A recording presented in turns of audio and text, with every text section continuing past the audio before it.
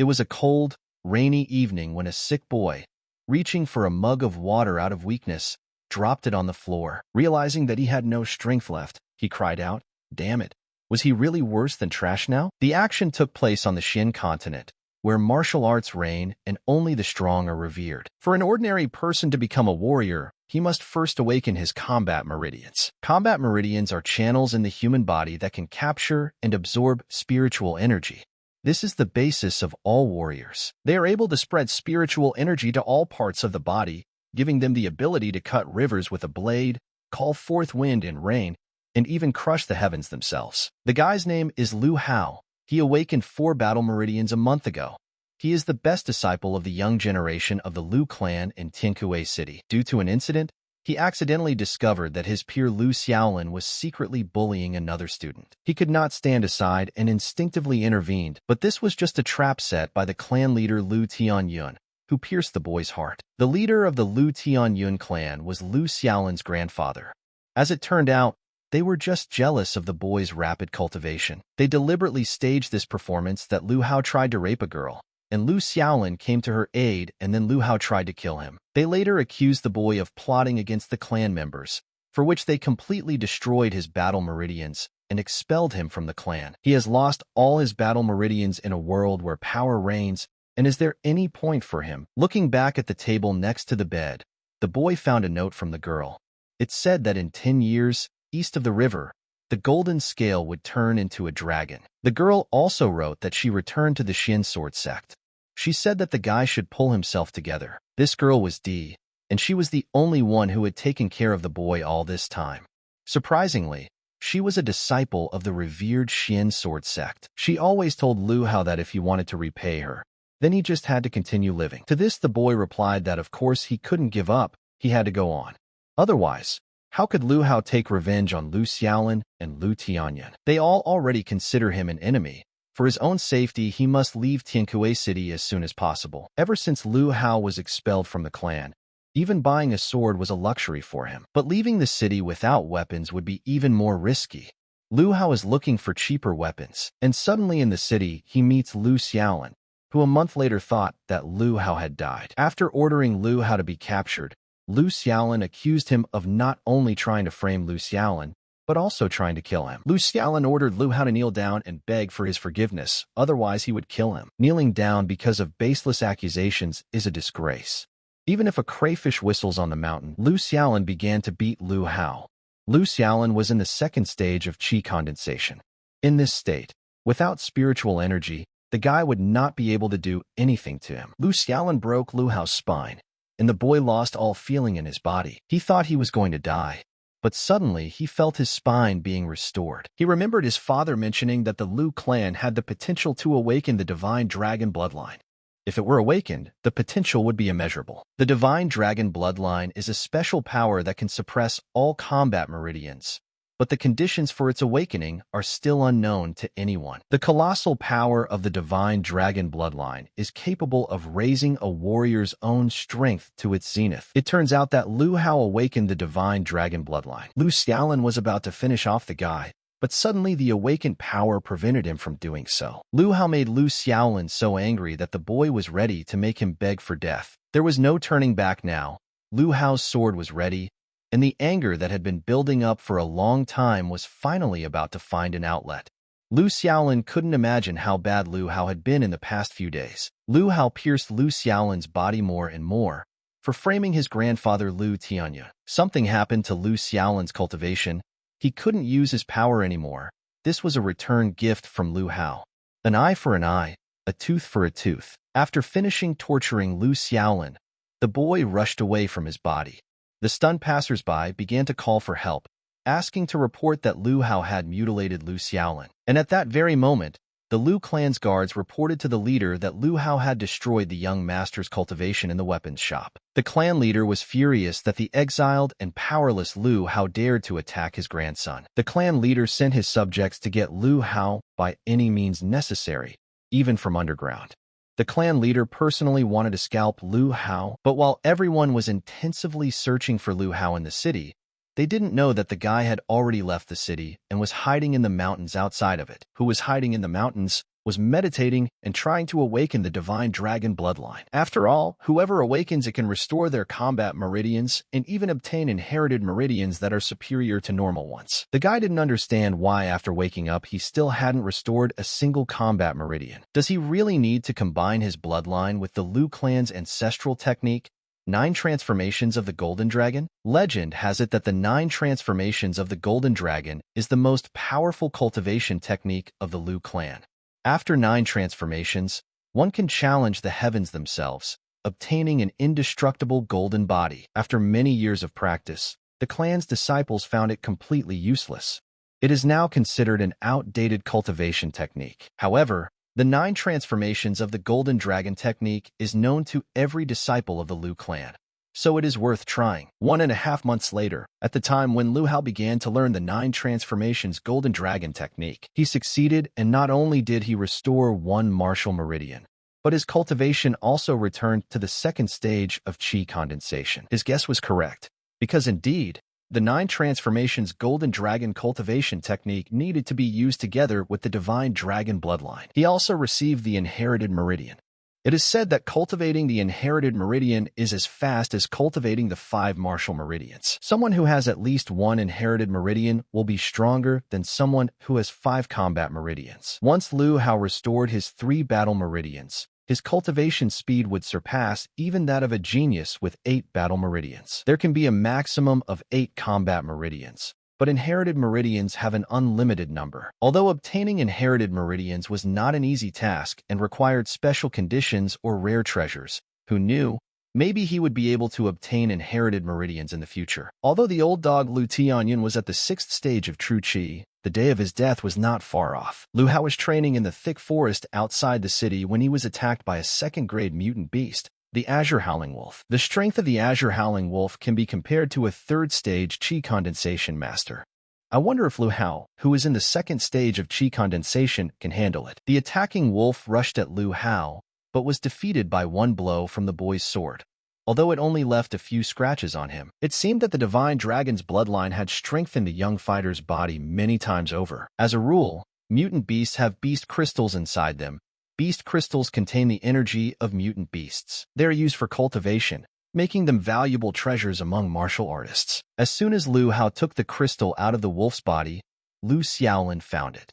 He was ready to cut Lu Hao into pieces and feed him to the dogs. Lu Hao was surprised because he thought he had destroyed Lu Xiaolin's cultivation. But what the boy didn't know was that after he destroyed Lu Xiaolin's cultivation, the main clan sent a secret stage expert to Tiankue City, and he saved Lu Xiaolin. Lu Xiaolin believes that Lu Hao was only able to cripple him with a sneak attack.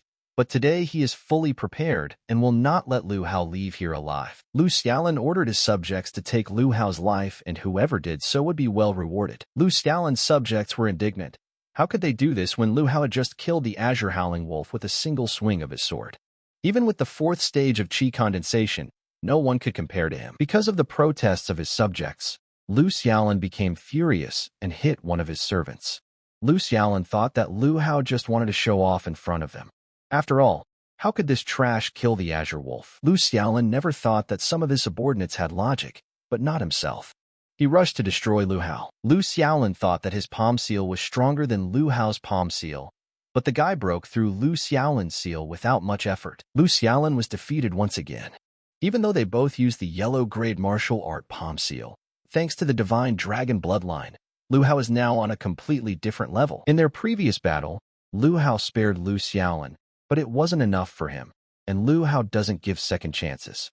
He trampled Lu Xiaolin to smithereens. Lu Xiaolin's subjects rushed to ask Lu Hao for forgiveness, saying that they were forced and did not want to touch Lu Hao. The boy spared the Lu clan's followers, but on the condition that they must tell Lu Hao about the expert Lu Xiaolin spoke of. The Lu clan chief discovered a new fertile land that could accommodate 100,000 people, and it was noteworthy that they sent a secret stage expert to Tiankue City. Moreover, they claim that this expert is looking for Lu Hao's parents and wants to prevent him from entering the main clan. But weren't the parents killed by mutant beasts on a mission when Lu Hao was still a child? They can't still be alive. By the way, martial arts have 10 main stages, each of which is divided into 9 substages. The main stages are the stage of body tempering, the stage of Qi condensation, the stage of true Qi, and the stage of holy martial art. Next comes the extreme yellow stage, the extreme profound stage, the extreme earthly stage, and the extreme heavenly stage, known as the four secret stages. Those who reach the secret stages, without exception, become the strongest in the entire continent. Although there are also legends about experts of the unity stage and the deity stage beyond the four secret stages. Lu Hao even felt uneasy because of this secret stage expert, but since it was related to his parents' death, he had to know everything. He returned to Tiankue City, to the Lu clan's estate, where he heard the voices of the Lu clan's disciples. They said that all the side disciples were trash, including Lu Hao. Even among the side disciples, he was real trash. Suddenly, the voice of a beautiful girl silenced the disciples of the Lu clan. This girl turned out to be Lu Shuer. She explained that the spiritual energy in Tiankue City was much worse than that in our main clan's fertile lands. It was only natural that it was weaker. Lu Hao was surprised to see Shuer. He didn't expect that she still remembered him. When Lu Hao was in the main clan, he was the only one who had not awakened the battle meridians. Everyone else thought he was worthless. In the conversation between Lu Wu and Lu Zhang, Lu Hao heard that his father gave up all his possessions to convince Lu Songshi to give Lu Hao the dragon spirit holy water when he was 6 years old, so that he could awaken his martial meridians. But Lu Songshi gave him ordinary water. After learning the truth, Lu Hao's father went to fight the deceiver, but Lu Songshi had more allies. Lu Hao's father was wounded and forced to leave the main clan. But now Lu Hao was expelled even from the side clan. What a loser. A ridiculous sight. The boys didn't even suspect that once the girl revealed the truth about Lu Hao and his family, she would make those who did it pay. Lu Hao also learned that Lu Songshi of the main clan had maimed his parents and sent Lu Xiaolin to kill him. And since Lu Songshi wanted to exterminate his family so much, he had to become stronger to trample him into the dirt. A month and a half after using the Azure Howling Wolf Beast Crystal, Lu Hao had not only stabilized his battle meridians, but even the 9 transformations Golden Dragon technique had reached its first perfect form. It is said that when the 9 transformations Golden Dragon technique reaches its perfect form, a unique skill can be attained. But why Lu Hao has not yet achieved it remains a mystery. Entering the market near Tiankue City, the boy heard 2 men offering to create their own teams and join the Xian Sword Sect. But it was dangerous for those below the 3rd stage of condensation to get in. Xian Sword Sect is the main power in the entire eastern region. It is the dream of every cultivator. If Lu Hao can enter Xian Sword Sect, not only will he become stronger, but he will also be able to repay Hua Di for saving him. Suddenly, strangers came up from behind and invited Lu Hao to join their team to enter the Xian Sword Sect. The path is very dangerous, and they need at least 5 people in the team. And Lu Hao's strength would be very useful for the team. Lu Hao had only developed the 2nd stage of Qi condensation and would only slow down the team, but they didn't care and insisted that Lu Hao come with them. Lu Hao found the guy's proposal strange, because no one wanted to take a person with the 2nd stage of Qi condensation into the team, but these guys seemed to be okay with it. It was not for nothing that Lu Hao was worried, because in the forest, they were waiting for the vile betrayal of their teammates. When they were already going to bed, 2 of them attacked their teammate, but it was not Lu Hao. The young head of the Gu family was the victim who had mastered the art of the ghost shadow at his young age, and the attackers received a bounty notice for the head of the young head of the Gu family. The guys will have a hard time, because the attackers have the 4th stage of Qi condensation. Their chances are too small against such experienced opponents. The head of the Gu family said to Lu Hao, "Brother, stand behind me. It's not your concern, but rather run." The Gu family leader's legs were wrapped in iron chains, and he could no longer use his strength. Lu Hao still couldn't stay on the side and stood up for the head of the Gu family, because in the future, he could be useful to Lu Hao. The attackers were outraged, because Lu Hao is only there for numbers. But since the guy wanted to play the hero so much, they would deal with him first. The head of the Gu family ordered Lu Hao to run away, because they were at the 4th stage of Qi condensation. They were no match for us. Lu Hao decided to enter the fight with the words, "Rather, they are not our opponents." The head of the Gu family was shocked, because Lu Hao did the impossible. He killed them instantly. The 9 transformations Golden Dragon technique, combined with the inherited meridian, is an excellent power, Lu Hao said. The girl from the team asked in a trembling voice, did he kill them? But he wasn't going to kill her either. Lu Hao hurried to console the girl. They were hired killers, the guy said, and he was not going to kill anyone else. The girl sighed in relief and pulled out a dagger from her back, trying to stab Lu Hao with it. She didn't expect Lu Hao to kill her subordinates, and thought that it would be better not to joke with the guy, but to kill him right away. The boys noticed that the girl who attacked Lu Hao was at the 6th stage of chi condensation and was stronger than the previous two. What an impudent boy. He shouldn't have meddled in other people's business. Now I'll have to kill him, the girls said, attacking young Lu Hao. The Gu clan leader became worried about Lu Hao and asked him to forget about him and insisted that the boy should flee. But Lu Hao continued the fight and almost suffered defeat at the hands of the girl. He did not expect that she would hide her strength. He used the Dragon Fist, his hidden technique, which resulted in the defeat of the vile attacker. The young head of the Gu clan was surprised that Lu Hao, at the 2nd stage of chi condensation, defeated a person at the 6th stage. At such a critical moment, Lu Hao was able to comprehend the unique skill of the Golden Dragon 9 transformations technique. Is the first unique skill really that powerful? In any case, he has no strength left at all. The Dragon Fist is certainly strong, but it will use up a huge amount of spiritual energy. The boy introduced himself to the young head of the Gu clan as Hao Lu. Thinking that it was better not to reveal his identity, he would now use a fictitious name. The Gu clan chief said his name was Gu Chun and said that he and his family had some problems, and he was now a wanted man. Gu Chun suggested that Lu Hao go to the Xian Sword Sect together, to which Lu Hao agreed. The Xian Sword Sect was recruiting, but first they had to pass a qualification test. In this test, it was revealed that the Gu clan chief had 7 combat meridians and was classified as a top-level person. Hao Lu only obtained 3 battle meridians and was ranked at the lowest level. This greatly surprised Gu Chun. How could he be so strong with 3 battle meridians? The others also mocked Lu Hao, thinking that he came here to work as a clown, but they could not even imagine that Lu Hao had an inherited meridian that they simply could not detect. Lu Hao decided that he would not tell anyone about the inherited meridians.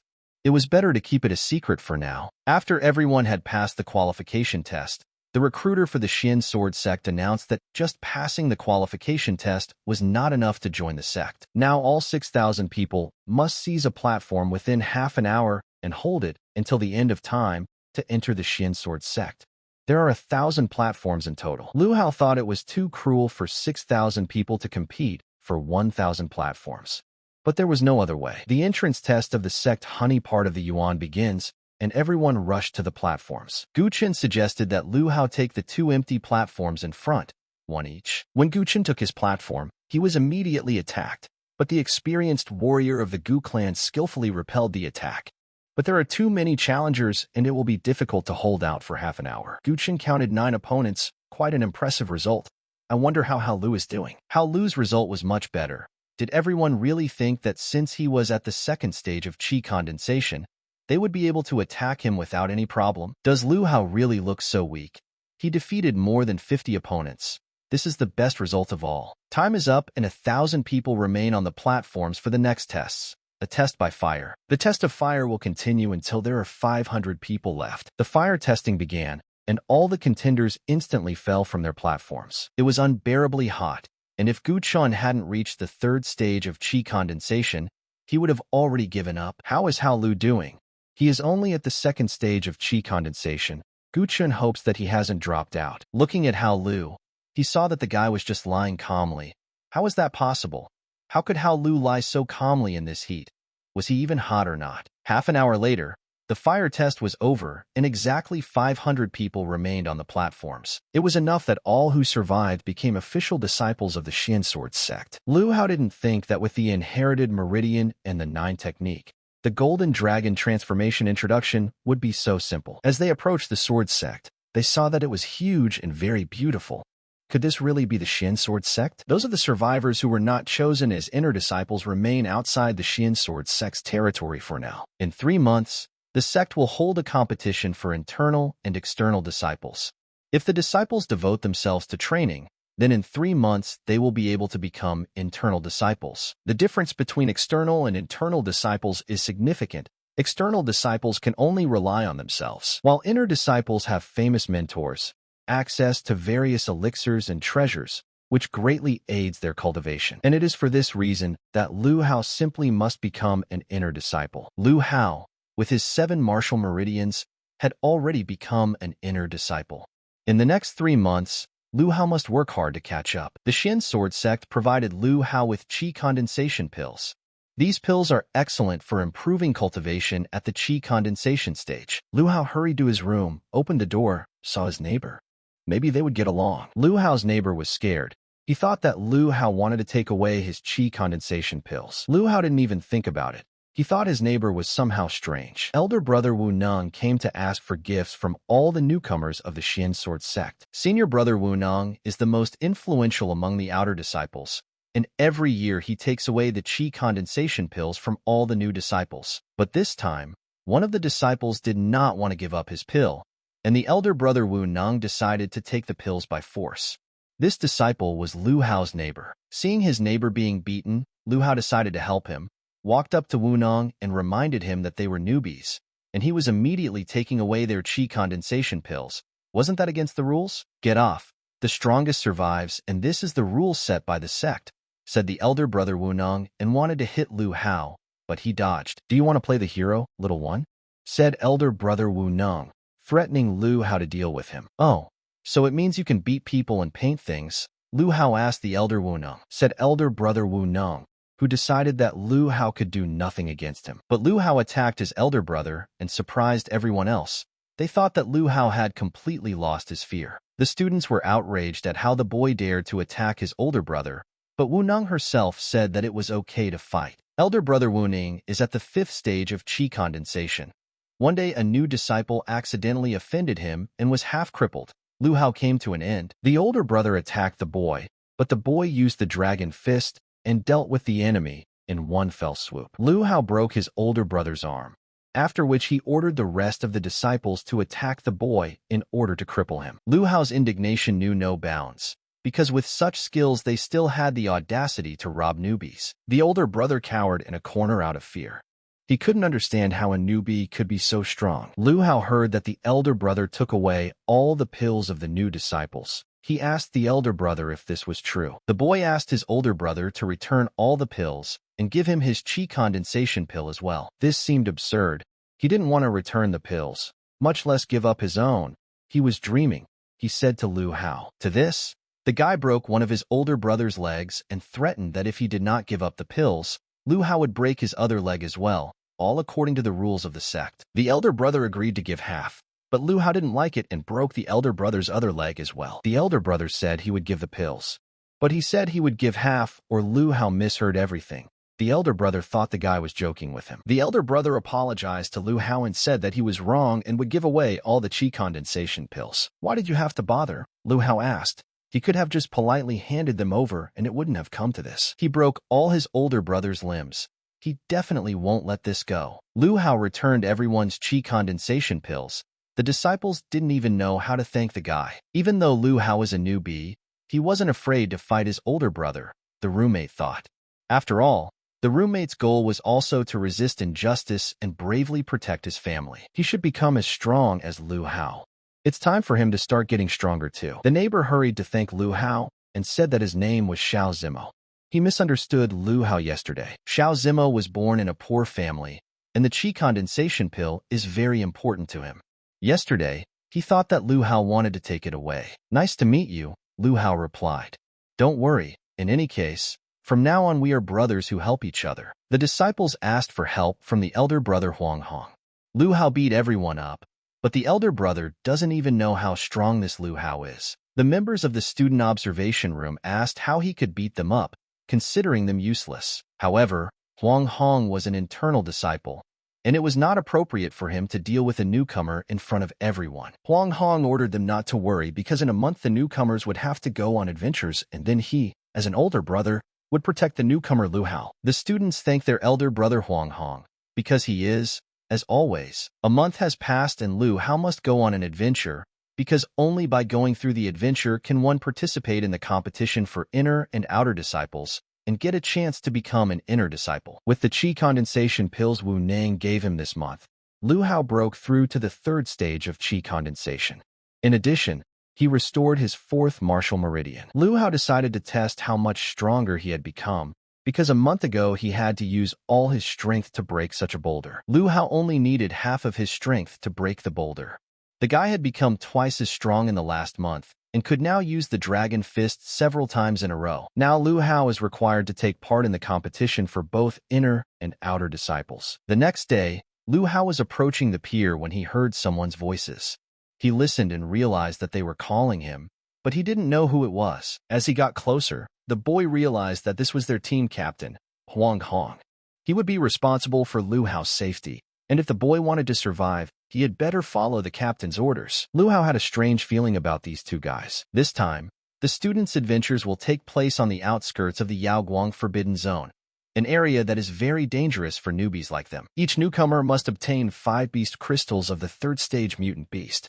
Those who complete this task will be eligible to participate in the competition. All students are given only 5 days, and all students must return to the ship in exactly 5 days. Lu Hao's team will split up to search for the beast crystals. Since Lu Hao is the weakest guy there, he will be with Huang Hong and Huang Li. Yaoguang's forbidden area was full of dangers, and Lu Hao didn't understand why the other teams were going together while his was separated. Lu Hao thought that according to rumors, Wunong had connections with the Inner Circle disciples. Perhaps it was related to Huang Hong. They told Lu Hao that they were taking him to search for beast crystals, but in reality they were heading towards the central forbidden area. But before going there, Lu Hao learned that high-grade mutant beasts lived in the central zone. Mutant beasts are divided into stages from the 1st to the 10th. Mutant beasts of the 1st stage correspond to the stage of body hardening. Beasts of the 2nd stage correspond to the stage of qi condensation. And the beasts of the 10th stage correspond to the stage of deity and above. And if on the outskirts of the forbidden zone of Yaoguang live mutant beasts of the 1st and 3rd stages, then in the central part live mutant beasts of the 4th, 6th stage. In the central zone of Yaoguang, even experts of the true qi stage will not be able to cope. There are strong mutant beasts further on, Lu Hao said. Even true qi stage cultivators won't be safe there. Let's look for mutant beasts here. They could kill Lu Hao right there, and no one would notice. As Lu Hao had guessed, these guys were indeed in league with Wu Ning. The boys wanted to believe that Lu Hao was already shaking with fear, so Lu Hao shouldn't cross their path. Huang Li threatened Lu Hao to just accept his death. Lu Hao wasn't ready to accept his death. After all, the guys were only at the 6th stage of qi condensation, and he doubted that they could kill him. The boys reminded Lu Hao that he was only at the 3rd stage, and asked him to say goodbye to his head. Using his most powerful strike, the Dragon Fist, knocked out his older brother. Lu Hao destroyed him, but how could that be? Huang Li was at the 6th stage of qi condensation. How could the guy kill him with one blow? Lu Hao easily dealt with him, but Huang Hong was said to be at the true qi stage, and Lu Hao needed to quickly return to the ship. Huang Hong was catching up with the guy and was ready to tear him into small pieces. He was amazed at how Lu Hao dared to kill his brother. Lu Hao realized that Huang Hong was much faster than him, and if this continued, his elder brother would catch him. Now he had no choice but to take a risk. Huang Hong only shouted in an attempt to catch up with Lu Hao, as the boy didn't even know where he was running. It was the central area. There are many powerful mutant beasts in the central zone, and Lu Hao ran straight to his death. But Lu Hao was confident that Huang Hong would not run there, and that he had at least some chance of surviving there. Did Lu Hao really think that he could survive in the central forbidden zone? The 4th stage Hua Yin Python was even stronger than the true qi stage, but Huang Hong didn't care about it, since it was easier for him. Lu Hao just laughed at Huang Hong because he thought the guy was dead. But before going there, Lu Hao carefully studied all the mutant beasts in Yaoguang's forbidden area, and the book said that the blood attracted the Hua Yin Python. Even the smallest drop of blood can attract the Hua Yin Python. The book also said that if you do not resist when swallowed by the python, you will definitely not die immediately. That was why Lu Hao deliberately inflicted a wound on himself to attract Hua Yin's python and gain a chance to get inside the python. Huang Hong thought that Lu Hao was already dead and probably already gone. A perfect way out of a hopeless situation. The Hua Yin python's stomach acid is so strong that it can digest a human in half an hour. The python is only strong on the outside, but its insides are soft. All Lu Hao had to do was get out of the python's stomach before the stomach acid ate him away. He was confident that he would succeed. Lu Hao managed to defeat the python Hua Yin and escape from it alive. Not only did the guy manage to escape from the belly of the Hua Yin python, but he also managed to obtain a 4th-grade beast crystal. The entire body of the Hua Yin python, filled with treasures, now belongs to Lu Hao. The python's corpse is too big, and the guy needs to find a place to hide it. Lu Hao noticed a cave with an icy wind blowing from it. Could this be a python's lair? The guy turned around at the sounds coming from behind. Oh no, those are 3rd-degree mutant beasts, celestial primates. The celestial primates may not be as strong as the Hua Yin python, but they usually move in groups. Could it be that the corpse of the python attracted them? Lu Hao understood that there was no escape from them in the forest. The guy had no choice but to run to the python's lair. The celestial primates were close, but suddenly Lu Hao fell into some kind of hole. When Lu Hao woke up, he couldn't believe that he was still alive after such a fall. Lu Hao noticed human remains everywhere. He didn't understand why there were so many of them. Perhaps this was a battlefield, Lu Hao thought, or perhaps they were just dumping corpses there. Walking a little further, Lu Hao noticed a sword. Picking it up, the boy noticed the inscription Holy Land. Could this be the remains of the Holy Land of Yaoguang? Lu Hao thought. Legend has it that in ancient times, there were 7 holy lands on the continent, representing the 7 strongest forces. The Holy Lands were flourishing and powerful individuals were plentiful. It was a golden age for martial artists. However, later, an inexplicable massacre swept across the continent, and all 7 great holy lands fell. These 7 holy lands have turned into 7 forbidden zones inhabited by various mutant beasts. Although these forbidden zones are extremely dangerous, many incredible treasures can be found within them. But now is not the time to think about treasures. The main thing is to get out of this terrible place as quickly as possible. While looking for a way out, Lu Hao wandered into a room that was completely covered with earth vein stones. Everyone knows that the stone of the earth vein is even more valuable than animal crystals, because it is formed as a result of the condensation of extremely pure natural energy. Even a small piece can be sold for thousands of zlotys. The earth vein stone can be used not only for cultivation, but also for alchemy and weapon enhancement. Martial artists often risk their lives for these stones. Unfortunately, Lu Hao doesn't have any spatial objects to take much with him. Okay, the boy thought, first he needs to find a way out. But suddenly Lu Hao noticed a light and ran towards it, thinking that there might be a way out. The guy found himself in some cave again. The walls of this cave were decorated with many crystals with the deceased. Perhaps this was a tomb of the primeval Holy Land. Approaching the crystal that stood in the center of the cave, Lu Hao saw a beautiful girl. She was like a goddess. Looking around, the boy noticed something that looked like a button. Maybe it was left over from the Holy Land of Yaoguang. Maybe I should try pressing this button, Lu Hao suddenly thought. After Lu Hao pressed the button, the boy thought that he had fallen somewhere again. He again did not understand where he was. But suddenly he heard someone's voice. More than 10,000 years have passed, and finally someone found this place. This is the same goddess-like woman from that crystal. When the massacre swept across the continent many years ago, this girl took away 90% of all living beings, as well as the existence of the Holy Lands. She had already thought that no one would ever find this place, and she didn't expect to meet Lu Hao today. Since Lu Hao had entered the looking glass of the Holy Land of Yaoguang, it was fate. The girl was willing to pass on the looking glass control technique and the martial chi technique of the Holy Land of Yaoguang. Lu Hao didn't understand what it was. His head felt like it was exploding. It seemed to him that there was not only this technique. The girl also transmitted a huge amount of other knowledge to the boy's mind. Now Lu Hao knows that the looking glass of the Holy Land of Yaoguang is in front of him. The Holy Land's looking glass Yaoguang is one of the 7 great artifacts of the Xian continent, and it is now under Lu Hao's control. It is capable of collecting spiritual energy inside the looking glass, making cultivation there twice as effective. Lu Hao also mastered the highest level technique of the Yaoguang Holy Land, the Yaoguang Martial Chi Technique. The Yaoguang Chi Martial Technique consists of 9 parts, each of which doubles a person's fighting power. 9 parts multiply the power 9-fold, but it requires a lot of energy. With the energy Lu Hao had at that moment, he wouldn't be able to activate this technique even once. The Chi Yaoguang martial art technique can be activated using items containing high energy. For example, the Earth Vein Stone can be used as an energy source for the martial art technique Chi Yaoguang. The effect of Yaoguang's martial chi technique multiplication is shown by the gems on the surface of the looking glass. Out of the 9 possible gems,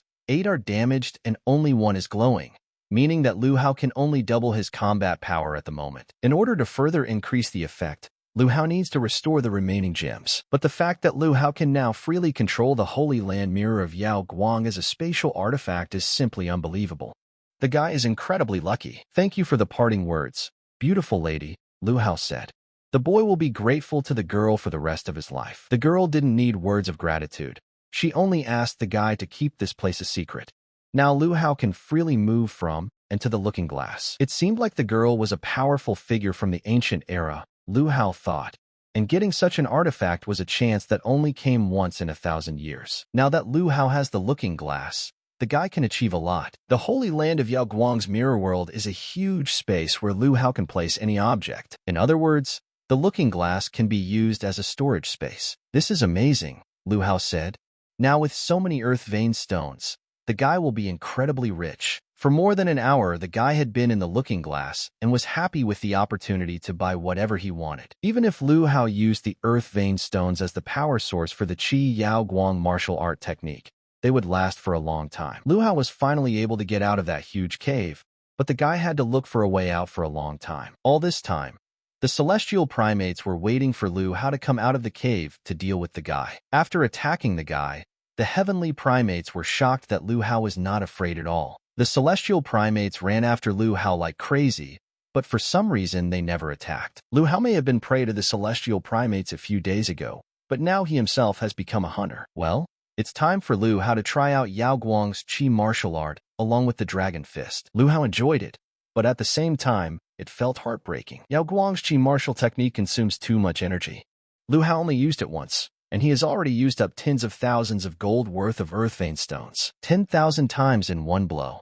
Looks like I need to finish this quickly. Sensing that their end was near, the celestial primates tried to escape from Lu Hao, but the boy caught up with them and killed every last one. Well, at least he got a lot of third-grade mutant beast crystals, Lu Hao thought, but it cost the guy more than 100,000 gold. Compared to the total number of stones in the Earth's vein and the looking glass, this is just a drop in the ocean. Time was running out, and it was time for Lu Hao to return and surprise Huang Hong. The time has passed, and each group leader must report on losses. The older brothers began to report, and almost every team was doing well. They were wounded, but no one died. Huang Hong announced that his team's junior disciple Lu Hao had died. The boy did not listen to Huang Hong and entered the central forbidden area. The disciples couldn't believe their ears. How could Lu Hao enter the central forbidden area? Because it was certain death. Huang Hong deliberately left Lu Hao in the forbidden area and accused Lu Hao of entering it himself. Lu Hao barely survived. Elder brother Huang Hong was shocked to see Lu Hao standing in front of him. After all, Huang Hong was sure that the boy had been eaten by the python Huayan. The more Huang Hong wants Lu Hao dead, the more the boy wants to strangle him. Lu Hao knew that even if he blamed Huang Hong for everything now, it would be useless. But Lu Hao would not miss the opportunity to repay Huang Hong in the future. Huang Hong was angry that he couldn't finish Lu Hao off in the forbidden area. After all, it would be more difficult to do so when they returned to the sect. Since Lu Hao had returned, the elder began to check the beast crystals collected by the disciples. The sergeant major reduced the requirement to 3 crystals. Anyone with less than 3 third-stage mutant beast crystals will not be able to participate in the competition for internal and external disciples. The students were delighted that the requirements had been reduced, since almost every one of them had 3 crystals. Huang Hong thought that Lu Hao definitely didn't have any beast crystals. The guy would not be able to enter the competition, would remain an outside disciple, and Huang Han would still have many opportunities to get rid of Lu Hao. Lu Hao held out his bag and announced that he had obtained 23rd grade beast crystals. How is this possible? Huang Hong was indignant. How could Lu Hao have so many beast crystals? The elders were outraged, because even the strongest students only had 5 beast crystals, and Lu Hao, who was at the 3rd stage of Qi condensation, had 20 of them. Everyone thought that the guy was cheating. Elder brother Huang Hong said Huang Li died, but in fact, it was elder brother Huang Li who protected Lu Hao at all costs and allowed the boy to escape from the mutant beasts. It was then that Lu Hao received the crystals. When Huang Li's elder brother was surrounded by mutants, his last wish was for Lu Hao to live for him. Thanks to the sacrifice of elder brother Huang Li, all the beast crystals were given to Lu Hao. The disciples did not expect that the story of these beast crystals would be so touching, and everyone cried except Huang Hong. Huang Hong cursed Lu Hao because the boy used lies against his elder brother. The headman announced the winner of first place. Lu Hao was the first disciple to return alive from the central forbidden area, and all the disciples admired the guy. Returning to the Xian Sword sect, Lu Hao immediately went to Xiao Zimo. The guy was interested in how things were going for him. After all, Xiao Zimo felt that he did not have enough strength and decided to stay in the sect for further cultivation. Wu Neng attacked Xiao Zimo, telling him that Lu Hao had died in Yao Guang's forbidden area. Wu Neng insistently asked the boy to give him the Qi condensation pill. Xiao Zimo didn't believe that Lu Hao would die, because it was impossible. And he had promised Lu Hao that he would never give up. Wu Neng seemed to want to exchange real fighting strength. Lu Hao thought and grabbed Wu Neng's hand. Wu Neng didn't understand what was going on or who the guy was who grabbed his hand. Wu Neng couldn't believe his eyes, because Lu Hao was alive and standing right in front of him. But how is this possible? Wu Neng thought. Huang Hong swore that Lu Hao was no longer alive. Instead of teaching real martial techniques, Lu Hao thanked Wu Neng, saying that it was a great equal experience. Lu Hao praised Zimo for not giving up, but Zimo only didn't give up thanks to Lu Hao. It was simply amazing that in these 10 days, Lu Hao had absorbed the 4th grade beast crystals from the Hua Yin python in the looking glass and broken through to the 4th stage of qi condensation. Plus, Lu Hao restored 2 more meridians. Now Lu Hao has 1 inherited meridian and 6 combat meridians. Moreover, Lu Hao feels like he will soon be able to obtain the 2nd inherited meridian. But something seems to be missing for Lu Hao. Zimo didn't understand at all how Lu Hao managed to break through to the 4th stage of qi condensation so quickly, and emphasized that he would try to catch up with Lu Hao. In recent days, a certain Gu Chun came to the guys and said that if Lu Hao passed the competition of inner and outer disciples, and the time came to choose the peak of the sect, he should not choose the peak of Taiyun. In the interior, there are 4 peaks and 1 valley. Fei Xing Peak, Haoyu Peak, Taiyun Peak, Xianzan Peak, and Dan Alchemy Valley. Every disciple who enters the inner sect must choose one of these 5 major powers. Except for the Dan Alchemy Valley, which specializes in alchemy, the rest of the peaks mainly practice martial arts, and each peak has its own heritage. No matter which peak the students choose, they all have the potential to become a strong martial artist. Even though all 4 peaks are strong, Guchen insists that Lu Hao not choose Taiyun Peak. Lu Hao still managed to gather some information about everything that was happening. Among the 4 peaks and 1 valley in Lu Hao's sect, there are many interesting stories. It is said that on other peaks everything is fine and full of disciples, but on Taiyun Peak the legacy belongs to only 2 people, the first master of the peak, Xiang Wentian, the second disciple, Mo Feifong. It is said that Mo Feifong was once a disciple of the sect leader and reached the extreme yellow stage. He was one of the most talented in the sect. Someone destroyed Mo Feifong's cultivation, and the boy was abandoned by the sect leader. Mo Feifong was left with only one option, to leave Xianzhan Peak and go to Taiyun Peak. It's hard to have broken meridians. Lu Hao went through it too. Lu Hao offered his help to his elder brother Mo Feifong, but Mo Feifong refused and ordered Lu Hao to stay away. Mo Feifong's cultivation has been destroyed, so it's very difficult for him to lift weights. Lu Hao feels like he has to help. After picking up the bags, Lu Hao was shocked by how heavy they were. Lu Hao was barely holding the bag at the 4th stage of qi condensation. How could Mo Feifong hold these bags without any cultivation? Mo Feifong noticed that Lu Hao was having a hard time lifting the bag and asked him to give it back. One student had already tried to help and ended up breaking his back. There is no problem at all, elder brother Mo Feifong. The other students couldn't even lift these bags, but Lu Hao even ran with them. Mo Feifong said, but you'll have to compensate for the damaged steps. Lu Hao couldn't even imagine how Mo Feifong, who had no cultivation, could easily carry these bags up the mountain. Lu Hao was so tired that he decided to go to the sect market and buy some ointment. I expected more from Lu Hao market, but it looks like they sell some kind of trash there. Suddenly, Lu Hao noticed the divine dragon bloodstone. As a child, Lu Hao learned that this stone came from ancient ruins. The stone is able to awaken the energy in the human body. Perhaps the stone will help Lu Hao obtain the 2nd inherited meridian. Lu Hao thought the stone was only worth 1 gold piece, but the seller said the stone was worth 100 gold pieces. You have the nerve to sell a useless stone for 100 gold pieces, Lu Hao said, and the seller chased him away. Suddenly, Shuer appeared out of nowhere and handed the seller a bag of money and bought a divine stone for Lu Hao and said goodbye. After so many years, Shuer still remembers, Lu Hao thought. Shuer was not originally from the Lu clan.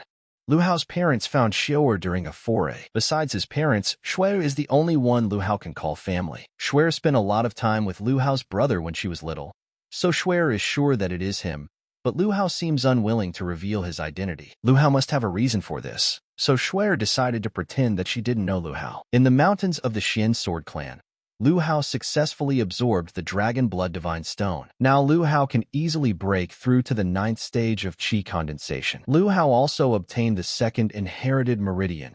Along with this, the 9 transformations Golden Dragon technique reached the 2nd level. It was probably twice as strong as the Dragon Fist, and with this, Lu Hao should definitely pass the competition between the inner and outer disciples. On the way to the dorm, Lu Hao bought something delicious for Zimo. When Lu Hao entered their room, he saw Zimo lying unconscious on the floor. Lu Hao tried for a long time to bring Zimo to his senses, but then he realized that it was useless.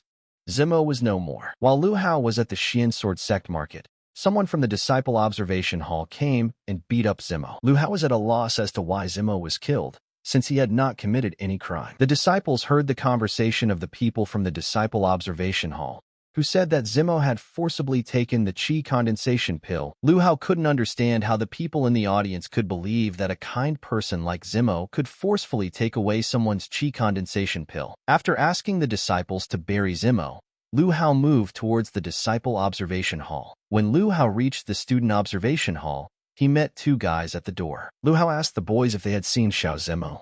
One of the boys said they had and laughed. Zimo had been in the hall not long ago when Zimo was being beaten. He was shaking with fear. The boys said that Zimo's death was funny and laughed loudly. Lu Hao punished the boys for their long tongues and went to the student observation room. The elders were very upset by what was happening in the hall. Apparently, Lu Hao had completely lost his fear and did not understand where he was. Lu Hao knew very well what kind of place this was, and it seemed like this was the last day of this hall's existence, because Lu Hao was determined to destroy the Disciple Observation Hall at any cost. Lu Hao's revenge today was so sweet. Wu Nong thought, after all, the people who killed Zimo came up with such absurd accusations. Where Wu Nong was, Lu Hao immediately grabbed onto Wu Nong. Wu Nong realized that Lu Hao had come because of Zimo and begged for mercy, claiming that Zimo's death had nothing to do with Wu Nong. Lu Hao didn't believe any of Wu Ning's words, treating them as mere excuses, and decided to finish him off. How could Lu Hao think that Wu Nong could order the Disciple Observation Hall to kill Zimo when the order to kill was received from Huang Hong? Lu Hao probably forgot that he had once crossed Huang Hong, and Huang Hong was clearly not the type to forgive such things. To prevent Lu Hao from taking revenge in the future, Huang Hong deliberately had Huang Hong kill Xiao Zimo to provoke Lu Hao. Huang Hong never expected that Lu Hao would dare to cause such chaos in the observation room. Now Huang Hong has a reason to kill Lu Hao. What did this Lu Hao hope for when he came to the student observation hall? Already unconscious, Lu Hao began to see the night before he set out on his adventure. Zimo did not allow Lu Hao to fall asleep. Lu Hao didn't understand why Zimo couldn't sleep, because Zimo didn't want to go on an adventure. But Zimo had no choice. He had to try hard, because his family was very poor. At home, Zimo had his grandfather and younger sister waiting for him. And in order to provide the family with a bright future and a good life, Zimo had to persist despite being tired. Since Lu Hao taught Zimo not to give up, Zimo decided that he should help Lu Hao hold on for a little while longer, no matter what. At first it was Zimo who stayed with Lu Hao at night, forcing him to study. This is what allowed Lu Hao to survive in Yao Guang's forbidden zone, using the knowledge he had gained. But Zimo taught Lu Hao not only knowledge, the boy also taught Lu Hao not to give up no matter what. Lu Hao accused Huang Hong of using his power to commit murder as the head of the Disciple Observation Hall. Even if it meant Lu Hao's death, the boy swore that he would take Huang Hong with him. Huang Hong didn't understand how Lu Hao could move calmly after his attacks. It seemed like Lu Hao had only gotten stronger. Huang Hong thought, this is far from over. Lu Hao intends to make Huang Hong pay for Zimo's life. What kind of power is this? Huang Hong thought. How can someone at the chi condensation stage be stronger than him? The head of the Xian Sword Sect and Huang Hong's uncle was shocked that Lu Hao would create chaos for no reason and plan to kill in a public place. Did this guy not respect the rules of the Xian Sword Sect? The elder used the chi field to neutralize Lu Hao.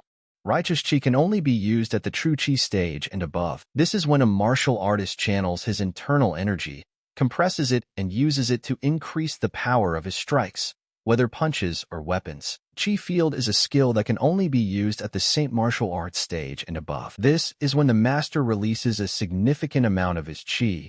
An invisible energy field is formed which is used to suppress opponents with a lower stage of cultivation. So this person is a Saint stage martial arts expert. The head of the Xian Sword Sect was told that Lu Hao had caused a disturbance in the Disciple Observation Hall, and the head of the sect immediately came.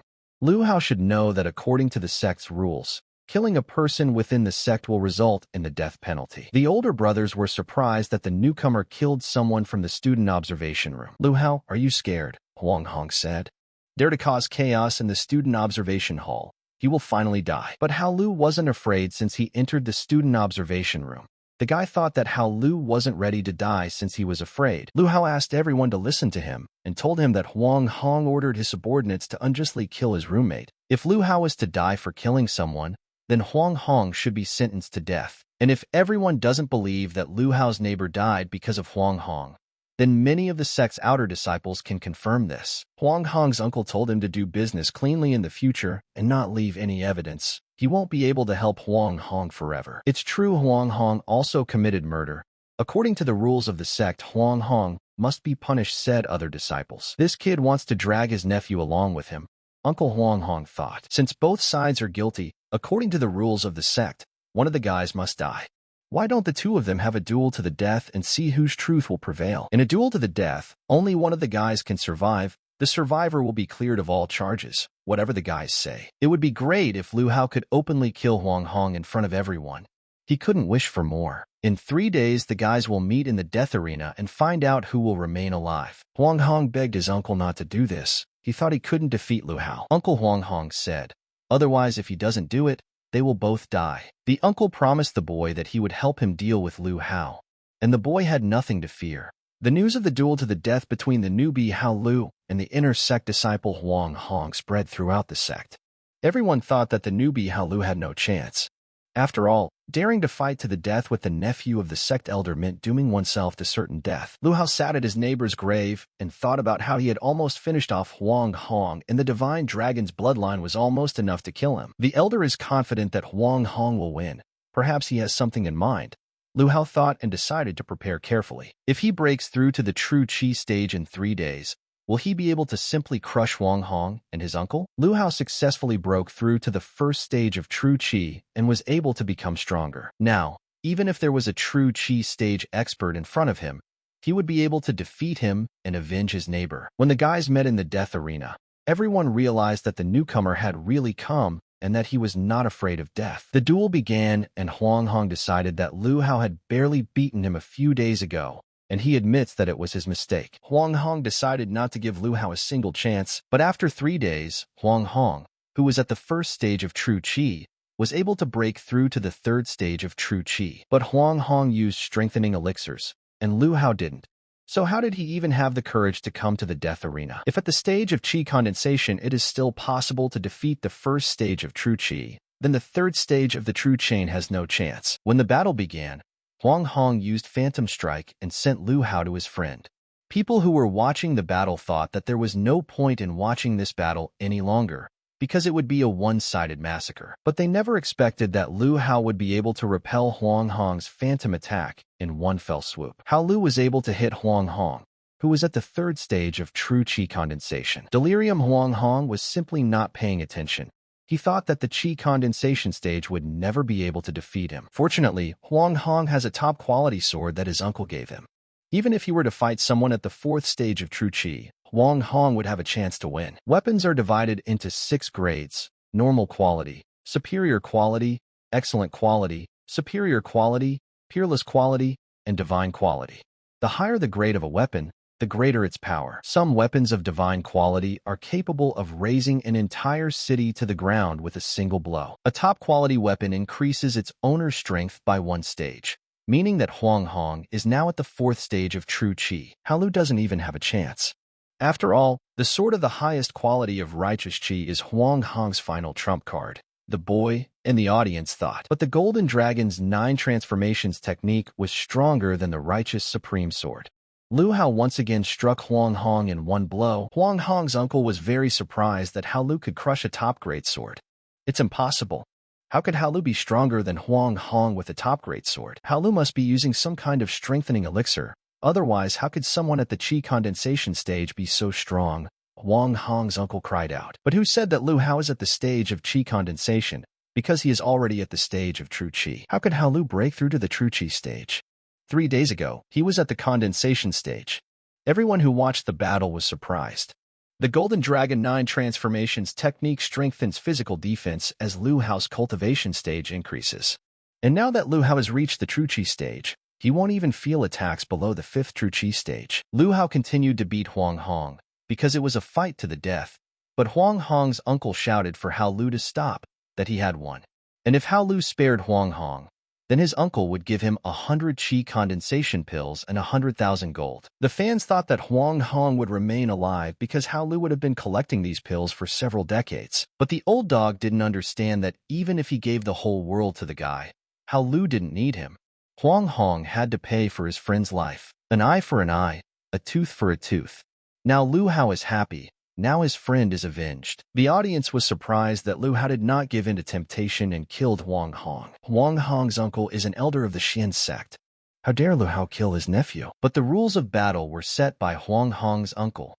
Now that Lu Hao has won, he goes back on his word.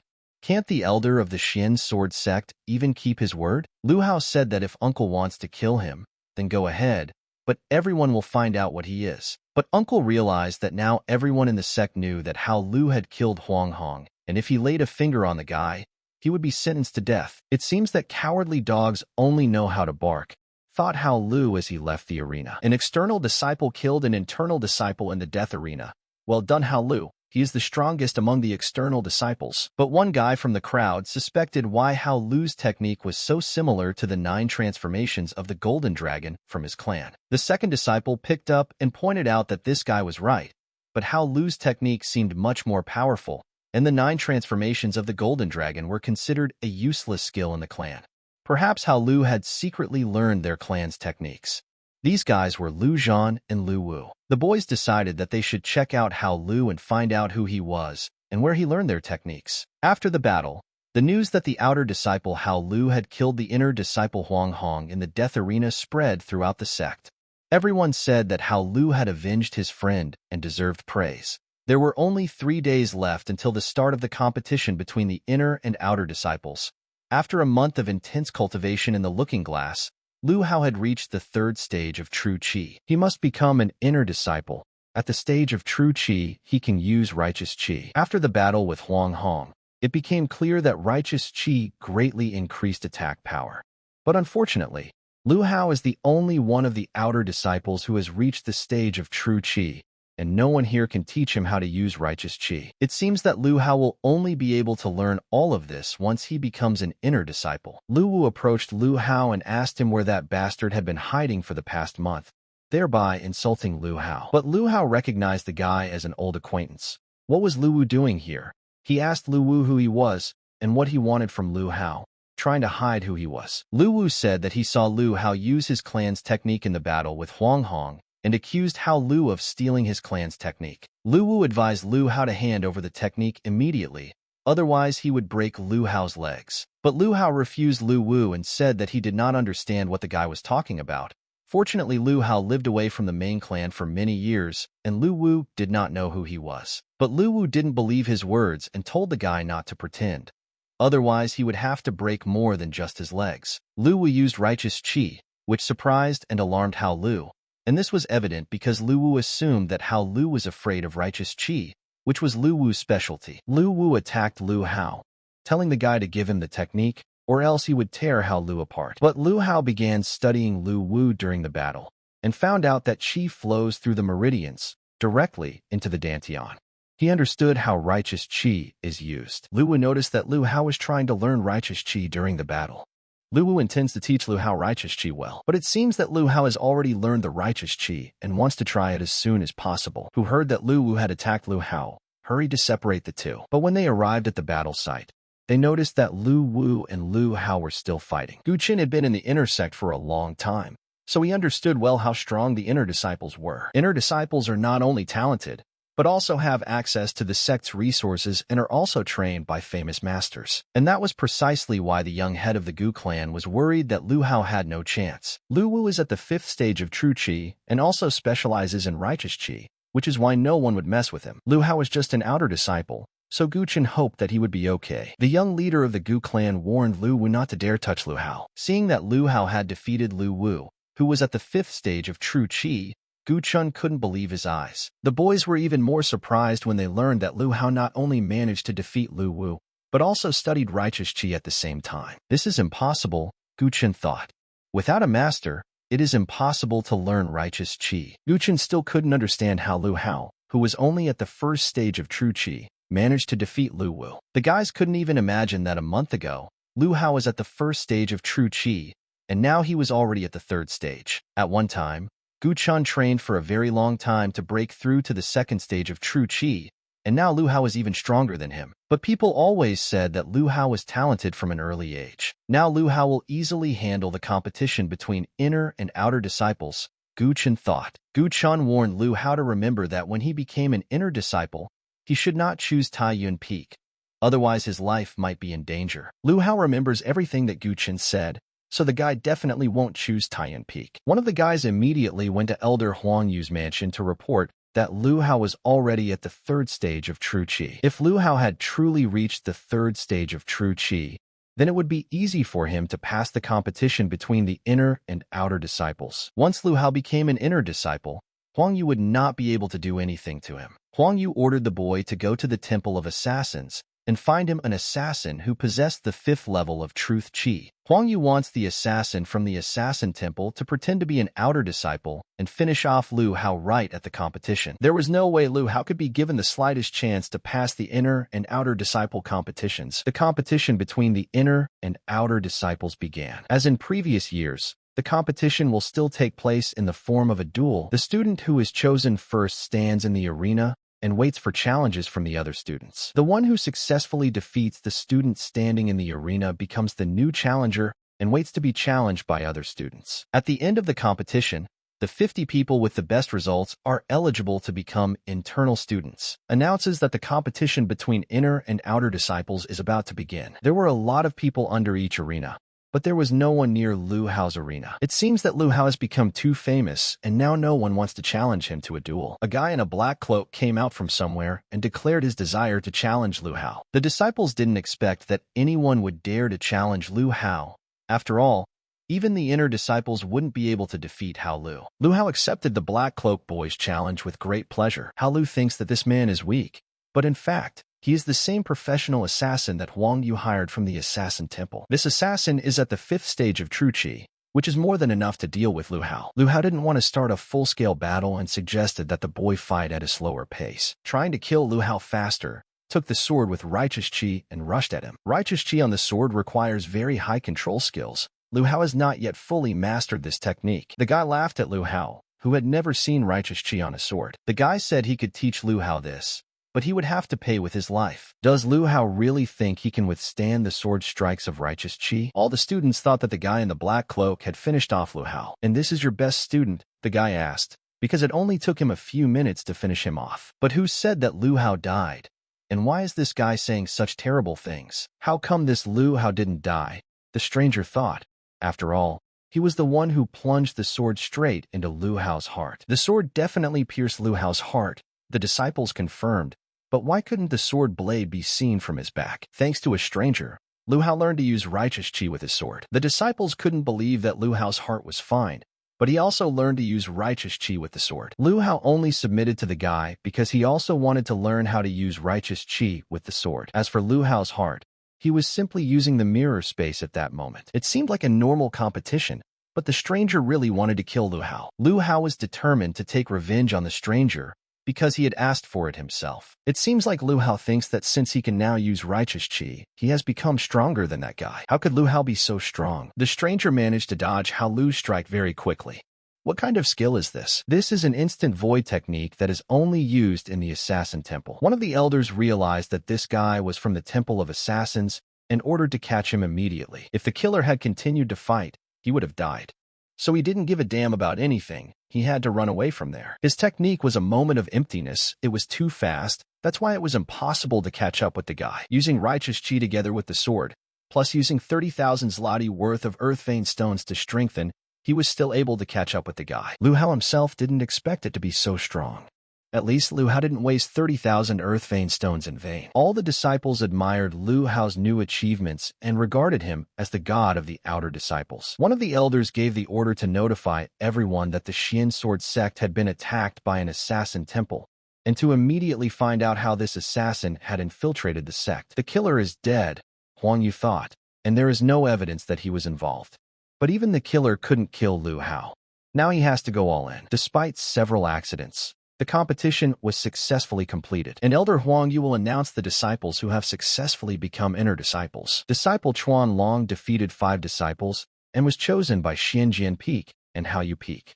He can choose one of the two. Disciple Li Jin defeated 4 disciples and was chosen by Fei Xing Peak and Dan Alchemy Valley. Finally, it was all over, Lu Hao thought, and he became very curious about which peaks had chosen him. Hao Lu's disciple defeated 1 assassin and was not selected by any peak, so he remains an outer disciple. But Lu Hao thought he did well in the competition.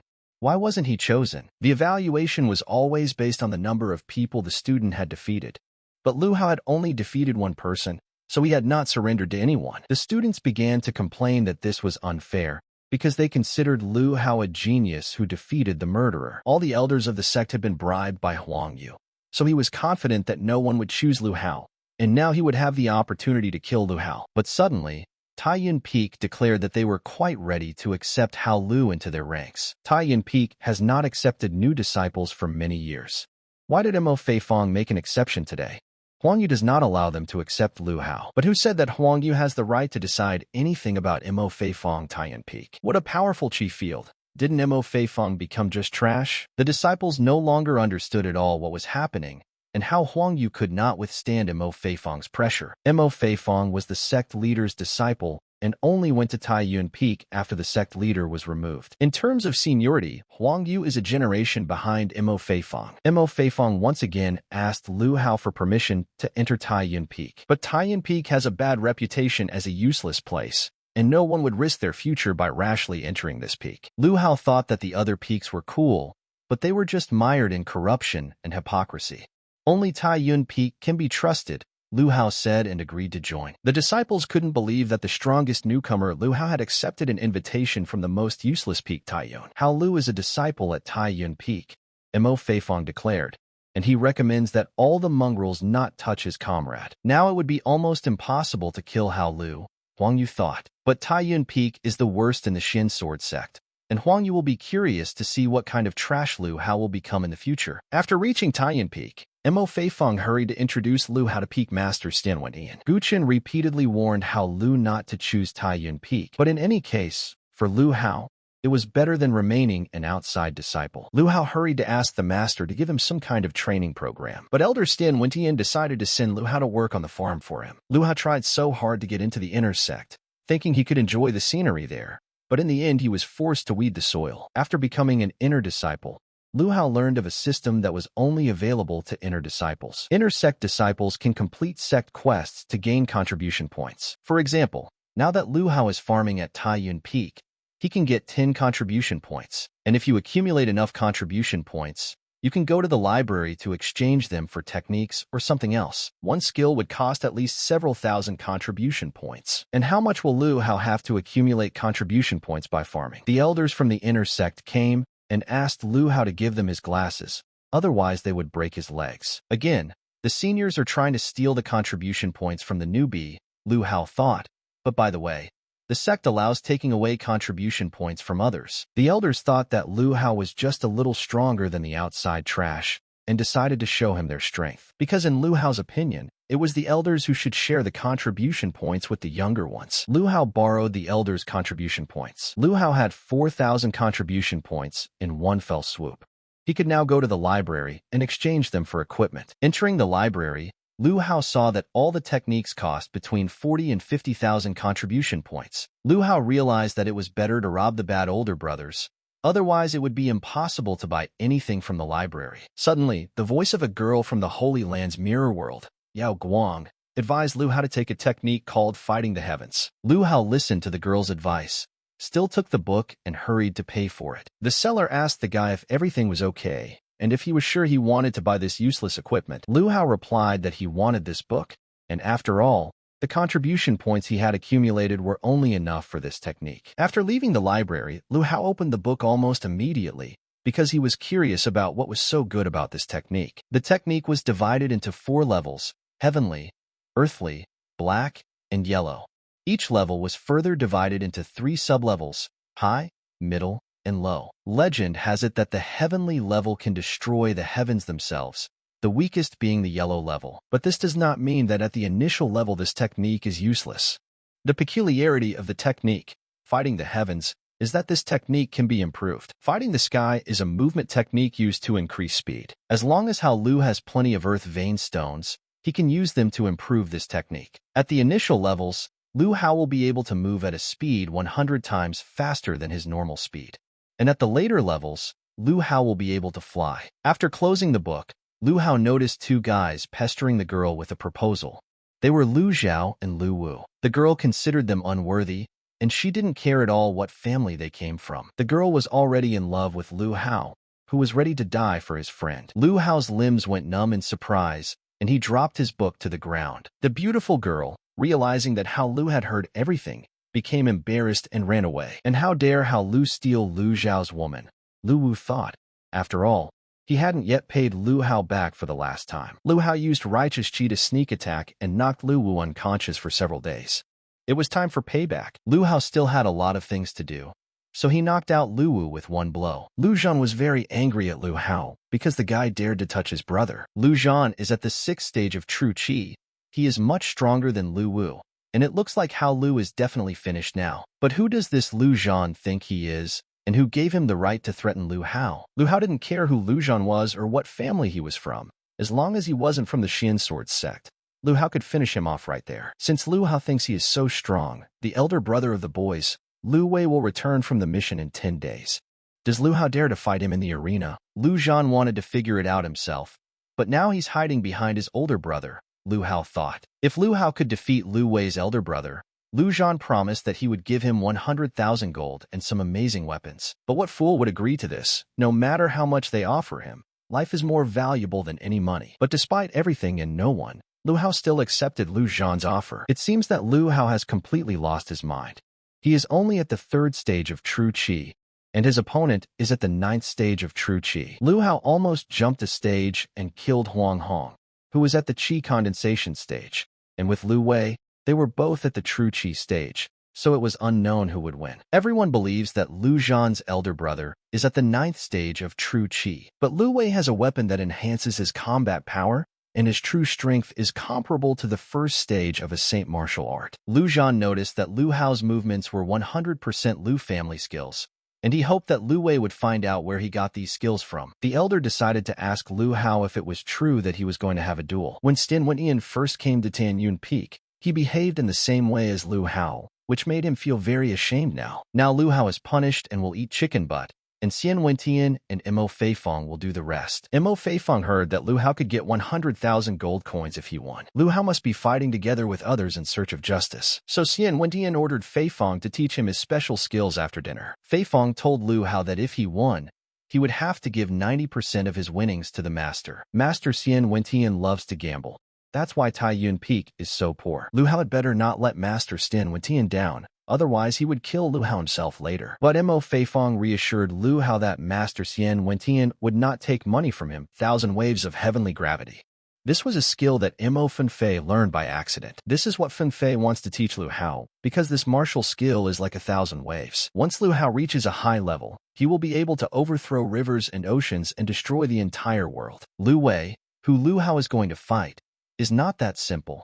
He is stronger than the 9th stage of true chi. In order to help the master win gold coins, Lu Hao must learn to use this skill. This will be Lu Hao's first time using this skill, so it is unknown whether he will be able to learn it quickly. Feifong was only able to use 5 waves, but Lu Hao is very talented, so he will have at least 2 waves. Feifong was delighted that Lu Hao was able to use 7 waves at once. Lu Hao hoped that it was not bad for the first time and did everything correctly. Feifong praised Lu Hao. Now he can definitely prepare to share money with the master. 10 days had already passed, and the day of the battle had arrived.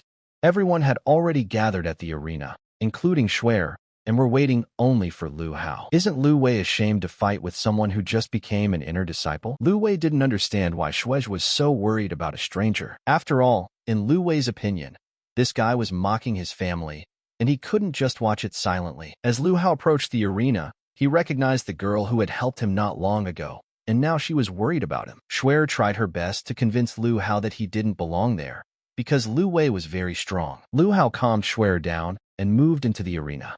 He was confident that he would not lose. Lu Wei didn't expect that Lu Hao would dare to come even though it wasn't a fight to the death. The rule says that you can do whatever you want, the main thing is not to kill. Lu Wei asked Lu Hao if he was willing to lose his arms and legs, and if he was willing to tell him where he stole the Lu family's techniques from. Lu Hao only found it funny that Lu Wei considered himself the winner even before the fight began. Lu Hao really is as arrogant as the rumors say, Lu Wei thought. Elder brother Lu Wei started the fight by using righteous chi straight away. Everyone thought that Lu Hao was finished, but Lu Hao repelled his opponent Lu Wei's attack with one light movement of his hand. Lu Hao thought that big brother Lu Wei at least knew how to fight, but it turned out that he didn't. Lu Wei was just testing Lu Hao's skills, but he really didn't expect that the guy was actually a little strong. The elder brother used the black level dragon thorn technique. Even at the 8th stage of true chi, it is possible that one may not survive this technique. But despite this, Lu Hao was able to block Lu Wei's attack and hit him back. Don't panic, Lu Wei said. Lu Hao was just taking advantage of his carelessness. Lu Wei just needed to pull himself together. Could this be all Lu Wei could do? Lu Hao thought. After all, he hadn't even used his full strength yet. Lu Hao still didn't want to use all his strength on such a weakling. But Lu Wei angered him. Lu Wei declared that he would torture Lu Hao to the point that death would be a blessing for him. High-quality weapons have their own spatial storage and can be taken at any time. Normal weapons increase cultivation by 1 stage, while excellent weapons increase it by 3 stages. Combined with the skills of his elder brother Lu Wei, all that awaits Hao Lu is death. Relying on weapons to reach the stage of a saint martial art is insignificant, Lu Hao thought. But the truth is, Lu Hao himself relies on earth vein stones for cultivation. However, in any case, Lu Hao with his new skills definitely wouldn't be able to lose. Lu Wei's brothers couldn't believe their eyes when Lu Hao managed to reach the 5th stage of true chi. Lu Hao was still able to win and take the excellent quality weapons the guys promised. Even with a weapon of excellent quality, elder brother Lu Wei couldn't defeat Hao Lu. It seemed like Hao Lu would soon become the strongest inner disciple, Schwer thought. Unfortunately, Lu Hao will give 90% of the gold coins he earns to the master, but at least he now has a weapon of excellent quality. Looking into the looking glass, Lu Hao did not find his excellent quality weapon there, although he clearly remembered that he had put it there. That weapon was no match for Lu Hao's technique, so the girl from the looking glass allowed the looking glass Yao Guang to absorb it. A weapon of excellent quality is a mere trifle, because the benefit from repairing the looking glass is much more important. Looking glass Yao Guang can restore his gems by absorbing weapons. The higher the quality of the absorbed weapon, the faster the gems are restored. Lu Hao can notice that the second gem has already begun to recover. Once the second gem finished restoring, Lu Hao's combat power would increase 3-fold. If Lu Hao could increase his combat power 3-fold, it would definitely be better than high-quality weapons. Now Lu Hao wants to find as many looking glass weapons as possible, as this is a great way to quickly increase his strength. The same girl who was surrounded by Lu Zhan and Lu Wu last time appeared on the threshold. The girl ran to inform Lu Hao that his friend Gu Qin was injured. Gu Qin was on a mission with a girl and suffered a sneak attack from Elder Huang Yu. Lu Hao could no longer contain his anger towards old man Huang Yu. He felt it necessary to find him and settle the score. But Lu Hao doesn't want Feng Yuan to drag him there too. The main task now is to find a cure for Gu Chen. Xiao Hong is an inner disciple of the Xian Sword Sect's Dan Alchemy Valley and the doctor who treats Gu Chen. Lu Hao's friend is seriously injured, and in order to heal him, Lu Hao must go to the Mountain of Gods and Demons and find the Blood Lotus there. The Mountain of Gods and Demons is extremely dangerous. Therefore, Lu Hao can either just watch his friend die, or risk his life and find the Blood Lotus. Of course, Lu Hao will go to the Mountain of Gods to find the Blood Lotus for his friend. But Lu Hao must remember that Xiao Hong can only keep his friend alive for 2 months, and that's why during this time, Lu Hao will have to find the Blood Lotus. But who would allow this outsider to stay in the Dan Alchemy Valley? Said Xing Lin, an inner disciple of the Dan Alchemy Valley and the grandson of the Valley Master. Xiao Hong wondered if Xin Lin really wanted to interfere with Gu Qin's rescue. Xing Lin couldn't allow the friend of the man who killed his brother Huang Hong to stay there. This is the grandson of the master of the Dan Alchemy Valley. He has great power here, and if he is against it, Gu Qin will not be able to stay there. Although Lu Hao killed Xing Lin's brother, he is not such a cruel person. And if Lu Hao can withstand 10 blows from him, he will let him stay. Lu Hao almost immediately agreed to Xing Lin's proposal, despite being at the 2nd stage of the holy martial art. Lu Hao was confident that Xing Lin would not be able to cause him any harm. And the guy turned out to be right after all, because he immediately knocked down Xing Lin with the first blow. Xing Lin didn't understand what was going on, and was surprised that Lu Hao really had such a strong physical defense. Xing Luan doesn't know that Lu Hao's bloodline, which is related to the divine dragon, strengthens his body. In addition, Lu Hao practiced the Yao Guang martial chi technique to double his physical strength. Now only the third stage of the holy martial art and above can do any harm to Lu Hao. How Lu was able to withstand 10 blows from Xing Lin, who was at the second stage of the holy martial art, and only Xing Lin was injured. Lu Hao didn't even feel anything, but he had to pretend so that Gu Cheng could stay there. Xing Lin, overjoyed at the fact that he had supposedly won, allowed his friend Lu Hao to stay. Xiao Hong didn't expect that Lu Hao would be able to withstand 10 strikes from Xing Lin. Since Gu Chen could stay in the Alchemy Valley,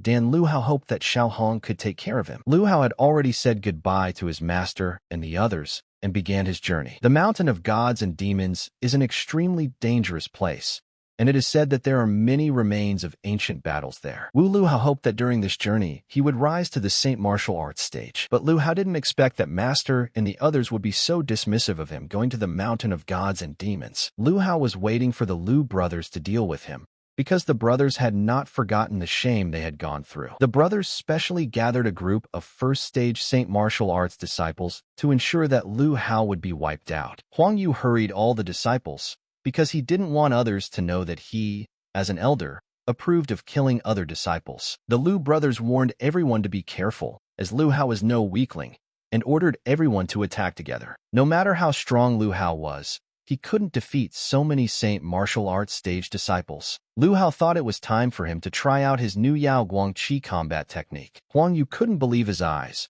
How Lu had killed a dozen disciples at the early stage of Saint Martial Arts. Huang Yu is at the peak of the Saint Martial Arts stage, and it won't be difficult for him to kill Lu Hao. But Huang Yu was very lucky because Lu Hao was in a hurry to get to the Mountain of Gods and Demons. But once Lu Hao came down from the mountain, he would definitely deal with the elder. Huang Yu wanted to know what kind of technician it was. Lu Hao teleported so fast that even he, who was at the peak of the Saint Martial Arts stage, Huang Yu realized that while Lu Hao was away from the sect, he needed to make preparations to eliminate him before he returned to the sect. Lu Hao really liked the Finshu Heavenly Martial Art. With Lu Hao's strength, he could only use it 3 times now, but that was enough to avoid danger at critical moments. Lu Hao's speed increased tenfold, but it was a waste of him to use it against a martial arts stage. According to the stories, the bandits in this city are not weak, and this city is the only way to the Mountain of Gods and Demons. All the people ran away. Only the old blacksmith remained in the city. But why doesn't he run away? Because soon the bandits will come. Grandfather was the first to know about the approach of the bandits. He would have run away earlier if he wanted, but he no longer has time to escape. Lu Hao didn't understand at all why his grandfather was the first one to know about the approaching bandits, but didn't run away. It turned out that the grandfather had been wounded by a bandit's poisonous arrow, and after he had informed people of the approaching danger, he realized that he had little time. Grandpa was severely poisoned, and he wouldn't be able to survive even if he left the city. So if Lu Hao wanted to help him, he could take his stubborn granddaughter. But the girl did not want to leave. Even if death was threatened, she wanted to stay with her grandfather in the city. But why does your grandfather forge weapons even when he is dying? Lu Hao asked the girl. Grandfather was once a forging master in the Valley of Divine Weapons. At that time, his blacksmithing skills were unrivaled, but during a blacksmithing duel, he was wounded. Grandfather lost this blacksmithing duel. The bandits deprived him of the ability to forge weapons, and as a result, he was banished from the Valley of Divine Weapons. Grandfather didn't believe that he would no longer be able to forge weapons, so he spent his entire life saving and wanted to create another rare weapon. The grandfather saw bandits running into the city to commit a massacre. He hurried back to warn everyone, but he was discovered and shot with arrows. The girl asked Lu Hao to leave them alone because she wanted to protect her grandfather and let him finish his last work. Blacksmithing is an extremely noble profession. A powerful blacksmith can forge artifacts that shake the heavens. Lu Hao would never have suspected that this old man had such a glorious past. The bandits reached the city too quickly, and it seems that Grandpa will not be able to finish his last job. Grandfather asked Lu Hao to take his granddaughter away while he delayed the bandits for a while, and if possible, Grandfather asked to take her to his grandson, Xiao Zimo of the Xian Sword Sect. Suddenly, Lu Hao was stunned by what he heard. Could it really be Xiao Zimo's grandfather and sister? Xiao Zimo's family was also his family, Lu Hao thought, and suggested that his grandfather continue. and he would make sure that his grandfather finished his work. The bandits did not expect that after everything they had done, there would be people who would dare to stay in the city. Lu Hao thought that they were powerful bandits, but it turned out that they were just a bunch of true Chi stage scum. After attacking Lu Hao, the bandit team captain got what he deserved from the guy. The bandits were shocked that Lu Hao had taken out their captain, who was at the 7th stage of true Chi. Would he now be able to complete his last work before he died? Thought the grandfather. But the bandits weren't going to just let this go, and they all decided to attack Lu Hao. But the bandits were nothing more than ants to Lu Hao. Despite their large numbers, Lu Hao was able to deal with them. After finishing with the bandits, Lu Hao decided to tell his grandfather about it, but his grandfather had long since passed away. The girl thanked Lu Hao for allowing her grandfather to finish his last work, and she handed Lu Hao the sword that her grandfather had asked her to give him. It was the heavenly dragon sword that he had just finished. Grandfather said that in this sword he used all the skills he had learned throughout his life. Grandfather originally wanted to leave him to Zemo, but from Lu Hao's eyes, he saw that something had happened to Zemo. Lu Hao can take this sword because his grandfather hoped that he would use his legacy. Lu Hao accepts the last legacy of the blacksmith Xiao Oxing and vows to use his sword from now on, promising to bring glory to his grandfather's name. Xiao Zilu is now Lu Hao's sister. He will take her to his safe place later, but for now, he has something to take care of. Lu Hao learned that there were still bandits somewhere. He must avenge his grandfather and destroy every single one of them. Meanwhile, the bandits were already in the courtyard of the mansion of the ruler of Xinxiang. They begged the ruler of the city of Xinxiang, but Lin Xian had no intention of giving the bandits an order. It would be better for them to just kill her quickly. The bandit leader Sha Biao could easily kill Lin Xian, but he wanted to have some fun with her first. Enraged, Lu Hao entered the courtyard of the mansion and saw that the bandits were mocking the city ruler. Lin Xian told Lu Hao to run away from there as she believed that he would not be able to defeat them on his own. But Lu Hao didn't come there to save Lin Xian. He only came for revenge. Sha Biao was very annoyed because Lu Hao dared to kill people from his team again. But Lu Hao was determined to take out all the bandits, including their leader Sha Biao. The bandits were shocked that Lu Hao, who was only at the 5th stage of true Chi, was able to take down their leader. But even though Lu Hao is currently at the 5th stage of true Chi, thanks to the divine dragon bloodline, his strength has reached the 2nd stage of Saint Martial Arts. In combination with the heavenly dragon sword, it increases cultivation by 3 stages. Now Lu Hao is strong enough to match the 5th stage of the Saint Martial Art. Even though he was only at the 5th stage of true Chi, he was so strong, Lin Xian thought. Lin Xian asked Lu Hao for help. She wanted to convey something to Feng Yun regarding the Shengwu Empire's security. Feng Yun is actually the princess of the Shengwu Empire.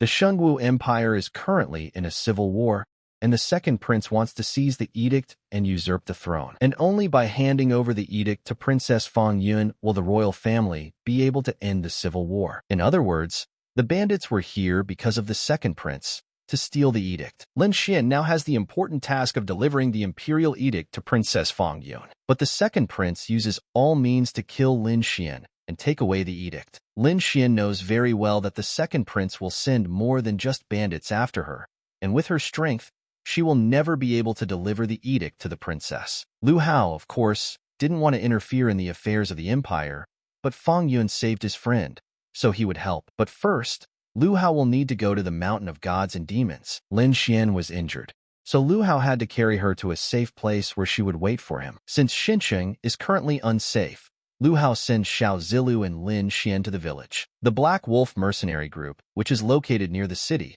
seeing what is happening in Xinxiang, they decided to block the road and earn some money from people. People didn't know what to do, because they didn't even have 100 gold pieces in total, but they didn't have to worry. Lu Hao would take care of everything. Approaching the mercenaries, Lu Hao took out his sword and killed almost all of the mercenaries. But the strongest member of the Black Wolf group was not a human, but a 3rd-stage mutant beast, the Black Evil Wolf. Despite everything, Lu Hao even killed the mutant beast, the Black Evil Wolf. The beast crystals of these wolves and the weapons of the mercenary group can be used by Lu Hao to improve the technique of the Looking Glassy. The Black Wolf Mercenary Group is definitely not weaker than those bandits, and they will definitely come for revenge. And since they might come back and attack again, Lu Hao will stay with the girls for the night. Xiao Zilu and the refugees will temporarily stay in the village, and Lu Hao will ensure their safety. This group of Black Wolf mercenaries are stronger than the bandits who plundered Shurchen, but Hao Lu said that he would guard the village alone. Lu Hao heard that the Black Wolf mercenary group was not very strong and was at the true Chi stage, but it was stronger due to its large number of people. Some people with the Saint martial arts stage already wanted to destroy the Black Wolf mercenary group. Any person is prone to get tired, but considering how many of these mercenaries there are, they can exhaust and kill anyone. But the more people the limit, the better. After Lu Hao killed the bandits, he discovered that the Heavenly Dragon Sword could accumulate pure energy by killing opponents. By absorbing the pure energy accumulated by the Heavenly Dragon Sword, one can instantly replenish lost physical strength. The effect is that of feeding war with war. The pure energy accumulated in the Dragon Sword is the best means for awakening the inherited meridians. Lu Hao seemed to have already begun to manifest his third inherited meridian. In other words, Lu Hao could now use the pure energy accumulated by the sword in battle to awaken the inherited meridians. And the more enemies Lu Hao has, the stronger Lu Hao will become. A group of Black Wolf mercenaries have already arrived at the village, and their numbers may be significant. All these mercenaries will become a stepping stone for Lu Hao on his way to becoming the strongest. The leader of the Black Wolf mercenary group didn't expect that a guy at the true Qi stage had such abilities. It seems that Lu has no more strength left, and now he will be shown what the consequences of attacking the Black Wolf mercenary group can be. Lu Hao used the Heavenly Dragon Sword technique to finish off the Black Wolf mercenary leader. Lu Hao only needed to absorb a small amount of pure energy accumulated by the Heavenly Dragon Ball in battle to fully recover. Lu Hao fought all night and left no bandits alive. Moreover, he collected many beast crystals and weapons. But at dawn, the refugees realized that they could stay in this village, because Lu Hao had destroyed all the members of the Black Wolf mercenary group. Lu Hao destroyed this group of mercenaries, and now there is no one left in the village who could threaten their lives. Lu Hao asked Lin Xian to take care of Zilu while he finished his business. After all the events, Lu Hao reached the 7th stage of the True Qi realm, and after absorbing the newly accumulated pure energy of the Heavenly Dragon Sword from the beast crystals, Lu Hao obtained the 3rd inherited meridian. In addition, thanks to the weapons of the Black Wolf mercenary group that Lu Hao sent to the Looking Glass, he restored the 2nd gem by 30%. It is said that there is no place for those below the Saint martial arts stage on the Mountain of Gods and Demons. Lu Hao's strength is currently at the level of the 6th stage of the Saint martial arts. Lu Hao is confident that it won't be difficult for him to obtain the Blood Lotus for Guqin. After reaching the village at the foot of the Mountain of Gods and Demons, Lu Hao had to find a doctor who could help him identify the Blood Lotus. But as soon as Lu Hao entered the village, he noticed a crowd of people surrounding a defenseless girl. The girl was a junior witch of the Heavenly Poison Sect, and she was at the 9th stage of the True Qi realm. She gave the girl a recipe written by her master. It was supposed to save this girl, but the girl's condition was critical, and her father decided that the witch should pay for it with her life. Lu Hao stopped him because he had no evidence to kill the witch. The guys thought that Lu Hao was also from the Heavenly Poison Sect. If he tried to stop them, they would kill him too. Lu Hao asked the boys to stop and see if the child they were talking about was okay. Everyone thought the girl was dead, but she was alive and no longer felt any pain. The girl Jiaor was completely fine. The medicine from the younger witch helped her. The girl's father realized that he was wrong and apologized to the younger witch for what they had done and thanked her. It turned out that there was a plague in their village, and due to the recent presence of the Heavenly Poison Sect nearby, they mistook the junior witch as the one who infected their village. The Heavenly Poison Sect specializes in the production of poisons and is known for its penchant for killing animals. Ever since the junior witch joined the Heavenly Poison Sect, she had long been accustomed to everyone treating them badly. But there were plenty of good people in the Heavenly Poison Sect as well. The recipe that cured Jiaor was made by the junior witch's master, and she wanted to make it for everyone. However, there was not enough medicine for everyone, and the younger witch had to go to the Mountain of Gods and Demons to collect more medicine. But the junior witch is only at the 9th stage of True Qi, and she won't be able to handle the ferocious beasts on the mountain. If the junior witch helps Lu Hao find the Blood Lotus, he will protect her on the Mountain of Gods and Demons. But on the Mountain of Gods and Demons, the strength needed was no less than the stage of the Holy Martial Art, and Lu Hao was only at the 7th stage of the realm of True Qi. The guys had very little time, and in order to save everyone, they had to hurry. On the way to the mountain, Lu Hao became curious about why the younger witch did not resist the villagers, since she was at the 9th stage of True Qi. But they were all members of her family, and she couldn't do anything bad to them. When the youngest, which was 3 years old, she fell ill with a strange disease and a special toxin appeared in her body. Anyone who touched the younger, which was poisoned and eventually died. Then her parents died because of her, and such a monster as she had to die under universal contempt. But the villagers did not abandon her. Later, although the people in the village did not touch her, they allowed her to stay and cooked for her constantly. Later, the heavenly poison sect master discovered the junior witch's illness and took her into the sect for treatment. The master learned that the village was suffering from a plague. So he wrote a recipe and asked the younger witch to come back, and later, everyone just thought that the medicine had harmed the little girl Jior. Lu Hao thought that the junior witch was very lucky to be born in this village. The younger witch thought so too, so she did not resist and was obliged to cure everyone. The guys reached the big medicinal valley. The blood lotus that Lu Hao needed was somewhere there. Finally, Lu Hao found a blood lotus, and surprisingly there were a lot of them there. Time was running out. Now the guys needed to find the medicines that the villagers needed. With this amount of medicine, the junior witch will be able to cure everyone. Suddenly, a holy martial arts stage snake came out from somewhere, which even the junior witch would not be able to suppress. The younger witch could use the poison on her body to kill the snake, but given the snake's strength, she would most likely die. Lu Hao shocked the junior witch by easily killing a 4th stage Saint martial arts snake. It turned out that Lu Hao had specifically attracted this snake. He just wanted to get some beast crystals, but it seems like the guys mistakenly entered the lair of the snakes of the holy martial arts stage. The younger witch suggested that Lu Hao leave quickly, but he was against it, because why leave when there were so many snakes crawling into his hands? After all, the more snakes there are, the more beast crystals there will be.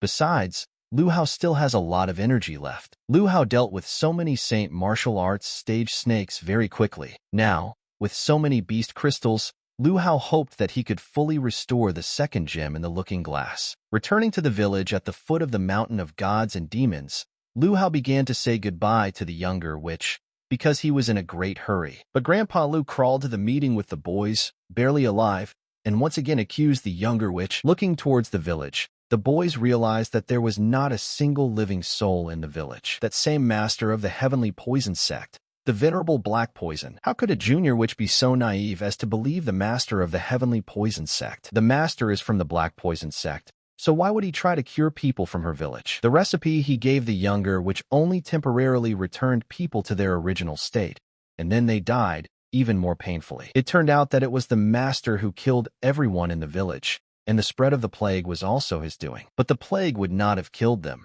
and with the medicine the master only wanted to torture them more and finish them off. Since the younger witch prepared this medicine, she is the person who actually killed the people. The master considered the younger witch a monster and wanted her to die too. The younger witch was very hurt by the thought that it was she who killed everyone in the village. To awaken the heavenly poisonous body, one must experience severe pain in adulthood. The master laughed. This is what he had been waiting for so long. The master was glad that this moment had come, and immediately dragged the younger witch along with him. Lu Hao realized that the master wanted to do something bad to the junior witch, but he couldn't leave her in trouble. When Lu Hao reached the heavenly poison sect, he didn't expect to see so many disciples there. 2 disciples of the heavenly poison sect snuck up behind Lu Hao. After all, it was impossible for anyone outside to find out about what was happening in the heavenly poison sect. Lu Hao noticed that the guys were only at the 1st and 2nd stages of the holy martial art, and he knew that he was beyond their capabilities. Lu Hao destroyed almost everyone, but left one single guy. And if this guy has the desire to survive, he must tell Lu Hao where the junior witch is. The guy said that the younger witch was behind a giant stone mechanism. The heavenly poison sect master was also there, but the mechanism had not yet been activated. After breaking the rock, Lu Hao entered the cave and was shocked by its huge size, but he didn't understand what kind of mechanism that guy was talking about. Lu Hao realized that the master wanted to sacrifice the junior witch to the heavenly poison dragon to revive it. Realizing that the junior witch was in danger, Lu Hao rushed to help, but it was already too late. The master still managed to revive the heavenly poisonous dragon after 10,000 years. Lu Hao wanted to avenge the death of the junior witch, but master was at the extreme heavenly stage, and Lu Hao couldn't even escape. The master sensed that Lu Hao was one of the descendants of the Shenlong clan, and the poison dragon died there, and was never able to obtain the blood of the Shenul clan. It seems like once he's resurrected, he'll probably get what he wanted right away, and finally complete his transformation into a dragon. The spirit of the divine dragon entered Lu Hao's body, because he was his descendant. The divine dragon did not expect that after tens of thousands of years, he would still be able to look at the world with his own eyes. The heavenly poison dragon was shocked to hear the voice of the divine dragon, as he thought that he had died long ago. When the divine dragon was attacked by 1,000,000 such snakes like the poisonous dragon, unfortunately he died. But the soul of the divine dragon never died.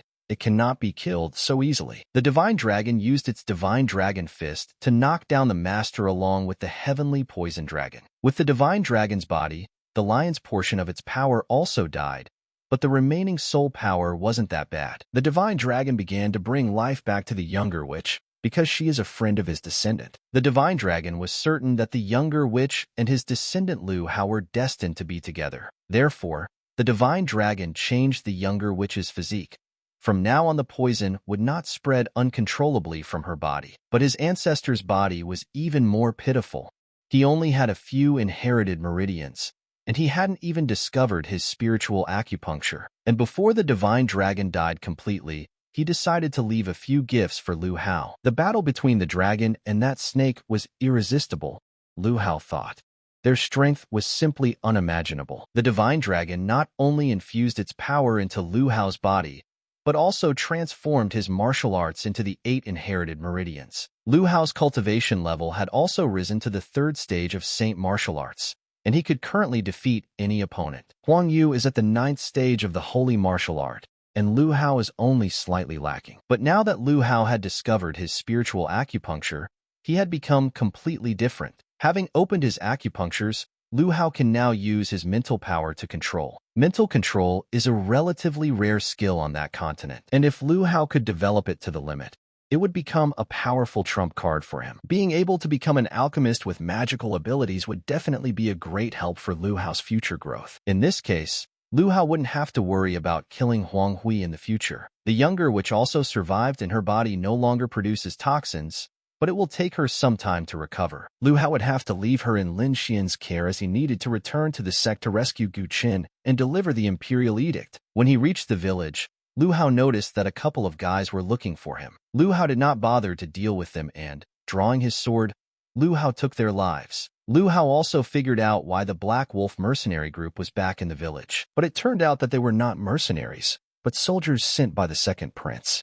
They reported that the prince was looking for an imperial edict. Lu Hao asked the man where Lin Xian and Xiao Zilla were. He replied that he was afraid that they might be recognized and hid them, but now he would take Lu Hao to them. When Lu Hao reached the place where the girls were, he told Lin Xian that the second prince had sent troops to take the edict. The second prince sent thousands of Saint Martial Arts stage warriors, the strongest of whom had reached the 7th stage. And it seems like they know that Lin Xian is returning to the sect. They must have already set up roadblocks everywhere on the way to the sect. The highest stage is the 7th stage of the Holy Martial Art, and because it is dangerous, Lu Hao should not return to the sect. But how could he miss such a great opportunity? Little sister Lu Hao was very worried that he was going somewhere. Lu Hao explained to his little sister Xiao Zilla that he had to go and set out. At the foot of Mount Xian Lu Hao, thousands of holy martial art guards were already waiting. Suddenly, the guards noticed Lu Hao's silhouette in front of them and were very frightened by this, because the guy is very strong. The boys noticed that Lu Hao was standing on a mountain of corpses. It looked like he had killed everyone who had been patrolling before. After escaping from Lu Hao, the boys returned to the Elite Forces Command and told the leader that almost all the troops outside were dead. The head of the Elite Forces Command did not believe the guy that Lu Hao could kill all of his subordinates. But if Lu Hao didn't kill them all, how could he safely bring in the Imperial edict that the second prince was so looking for? Lu Hao, having killed all of his subordinates, could have escaped directly to the sect and survived. However, since he dared to come to the head of the second prince's elite troops, he had no chance of being saved. The leader of the elite troops is the strongest god of war, who has never known defeat in hundreds of battles, below the Saint Martial Arts. But despite this, Lu Hao destroyed the leader of the elite troops with one blow. Lu Hao killed many people, and the sword energy was enough to open 2 inherited meridians. Now he has 10 inherited meridians, and now Lu Hao will definitely not have the slightest difficulty in destroying Huang Hong. After resting, Lu Hao returned to the Xian sword and immediately handed the blood lotus to Xiao Hong and asked her to quickly make medicine for Gu Qin. Lu Hao also handed over the Imperial edict to Fang Yun, and she immediately regained her royal power and went to suppress the second prince's rebellion. If Lu Hao healed Gu Qin and they reported Huang Yu's setup together, he would lose his position as an elder. Huang Yu believed that it was necessary to kill them even if they gained bad fame. Lu Hao told his master that he was going to fight Elder Huang Yu because Elder Huang Yu had secretly tried to kill Lu Hao several times, and now he couldn't stand it anymore. Lu Hao planned to kill Huang Yu and escape from the sect. He asked his master in advance to abandon him as his disciple if it would affect the master in any way. The master didn't care what Lu Hao was going to do.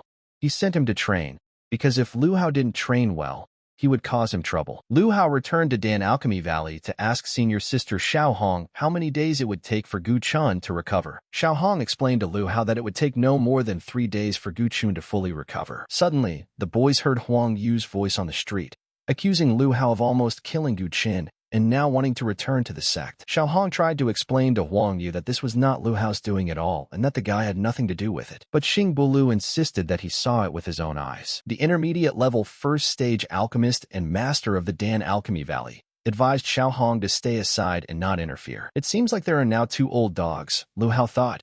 Why make excuses to the dogs? Elder Xing is Huang Yu's assistant behind the scenes, and he will cooperate with him to the end. Now Huang Yu can easily kill Lu Hao. Master Xing Buliu would only cause Huang Yu to take Lu Hao's life in order to eliminate the danger to the sect. Lu Hao pulled out his heavenly dragon sword and instantly struck down Huang Yu, knocking him down. Master Xing Buliu couldn't believe that his disciple was able to knock down a 9th stage Saint Martial Arts elder. How could Lu Hao hit an elder? Huang Yu thought. Is he also at the stage of the Saint Martial Arts? Huang Yu thought. Lu Hao waited for the moment when he would become stronger than the elder and be able to kill him.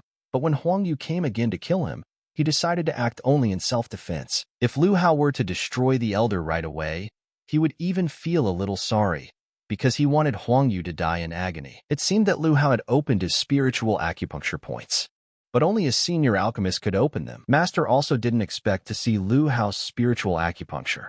How dare he show off his spiritual power in front of a first-stage alchemist? Valley Master Xing Buliu is a first-stage intermediate alchemist, and his spiritual power definitely surpasses Lu Hao. Each alchemist has a different spiritual power, but most have ordinary and invisible spiritual power. But it seems that Lu Hao has a very rare and ancient spiritual power in the form of a dragon. Out of fear, Huang Yu admitted that he was wrong and finally confessed that he was at fault. No matter how much the elder begged Lu Hao for mercy, it was too late.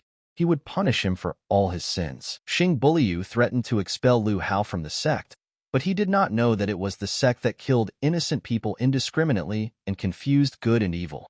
Therefore, Lu Hao did not care. Xing Buliu was very angry because Lu Hao had first killed the elder and was now trying to escape. This is a jade stick that can be used to summon the sect master, Xiao Hong thought.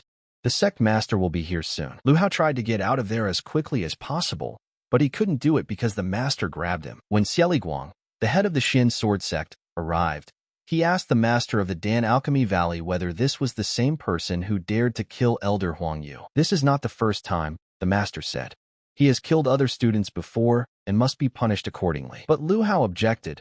After all these people tried to kill him first, so wasn't it wrong that he was forced to kill them? Xiaoliguang has everything he needs to carry out justice without caring about the truth of the matter, so it's easier for him to just find someone to answer for everything and then quickly make them pay. Xian Wentian had only been at his peak for a few years, and everyone had already forgotten about him. Does Xiaoliguang really think that he is not interested in the position of sect leader? Xian Wentian ordered Lu Hao to come and tell him the whole truth about what happened. Lu Hao apologized to his master for making the mistake of killing Elder Huang Yu and was willing to give up being his disciple. What kind of nonsense is Lu Hao talking about? Xian Wentian thought.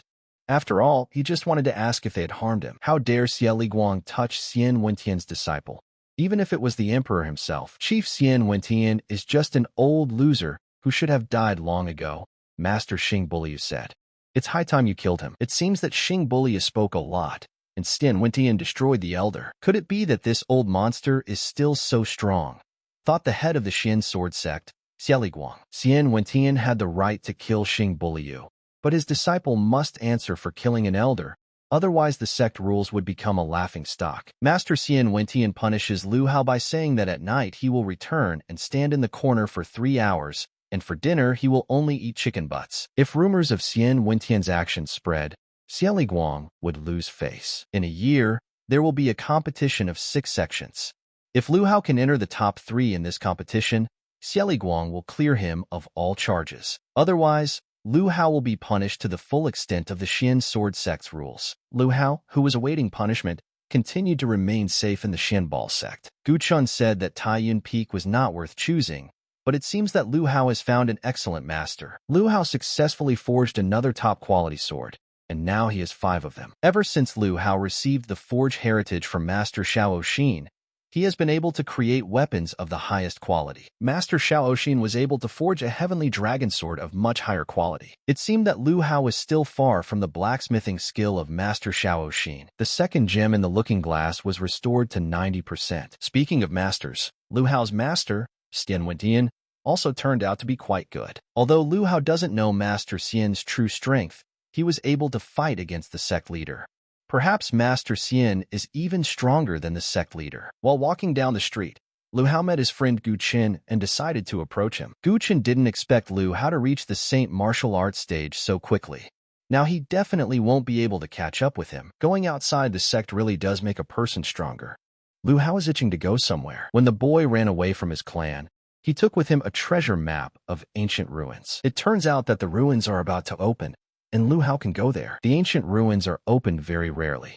It is not a fact that Lu Hao will ever witness their reopening in the future. Lu Hao just came back and now he wants to go to the Silver Sea Desert to train. Lu Hao was too comfortable in the sect, and he wanted to gain invaluable experience. The Silver Sea Desert where Lu Hao was going was not the friendliest place, Master said. Rumor has it that the Silver Sea Desert is the road to a fairy tale land with countless natural resources and treasures. But everyone who has been there knows that in reality the Silver Sea Desert is a terrible labyrinth of death, where even those who are in the 4 secret stages risk dying. If Lu Hao doesn't know the exact location of the treasure, he will most likely die in vain. But Lu Hao has a treasure map that shows the exact location of these very treasures. Lu Hao thinks he can safely obtain the treasure with this map. In order to avoid collecting Lu Hao's corpse bone by bone, the master wants to teach him the unique skill of Taiyun Peak. Legend has it that each peak of the Xian Sword sect has its own unique skill. The unique skill of Taiyun Peak has never been known to anyone.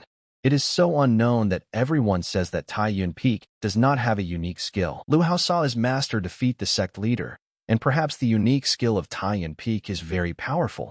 Now, he can finally learn it. Lu Hao listened attentively and asked the master to continue telling him what this unique skill was. The master had already finished his story, but Lu Hao seemed to not understand anything at all. So what is he supposed to understand from all this? It seems that Lu Hao's training was a waste of time. He is too stupid. The master even felt ashamed that he was his master. The unique skill of Taiyun Peak is Taiyun Sanhua. Lu Hao must not use any means other than his eyes to make these roasted beans sprout. But it was impossible to make fried beans sprout with eyes, Lu Hao thought. Lu Hao still couldn't figure out how the fried beans could sprout. Suddenly Lu Hao remembered that you can return these roasted beans to their pre-roasting state. Lu Hao understood what that circle meant. It turns out Taiyun Sanhua is not a specific skill or movement at all. This creates the basic principle for all laws.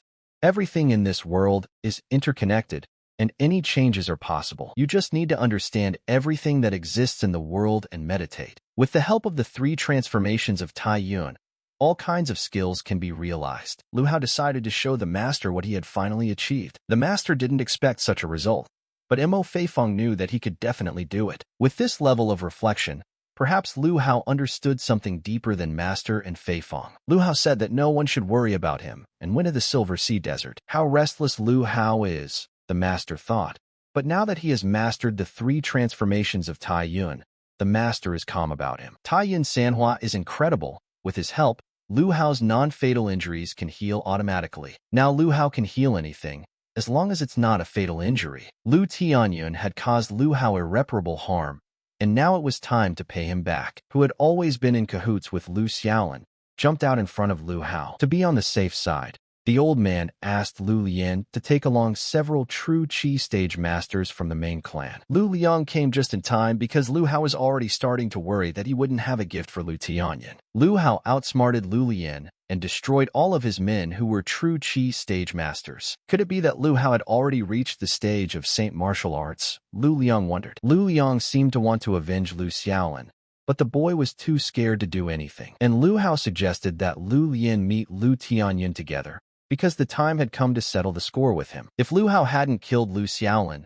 Lu Tianyun wouldn't have continued to search for him so diligently. Lu Tianyun just received the intelligence message that Lu Hao discovered, and he should most likely be dead by now. Suddenly, Lu Lian's body fell into his room. Shouldn't he have destroyed Lu Hao? Patriarch Lu thought. But based on what Lu Tianyun said, Lu Hao couldn't have died before him. But Patriarch Lu sent True Chi stage masters, which went wrong and they were unable to finish off Lu Hao. Patriarch Lu rushed to call for help, but Lu Hao destroyed all of his subordinates. If Lu Hao was able to kill all of Patriarch Lu's guards, he must be at the Saint Martial Arts stage by now, the Patriarch thought. Patriarch Lu is so active in exuding his strength.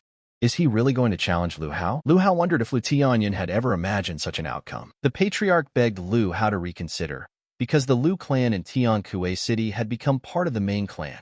If he killed the Patriarch, Lu Songshur would come after him. But Lu Hao is still going to deal with Lu Songshur sooner or later. Considering that Lu Tianyun was still the eldest, Lu Hao declared that etiquette could not be discarded and sent the Patriarch straight to hell. And from this moment on, there will never be a Lu clan in Tiankue City again. Lu Hao was finally able to reach that very city of 6 sects. Lu Hao heard that if you pass this city, you can reach the Silver Sea Desert. Unintentionally, Lu Hao witnessed a crowd running after a guy, trying to grab him. They called the guy trash and the Xian Sword Sect, accusing him of stealing the Beishan Sect's things. But this disciple of the Xian Sword Sect won what the Beishan Sect was interested in at the auction. The one who bids the most obviously wins, and thus the guys were trying to steal from the Xian Sword Sect disciple. Lu Hao came up from behind and hit the guy for bullying a disciple from his sect, saying that all the disciples from the Xian Sword Sect were complete scum.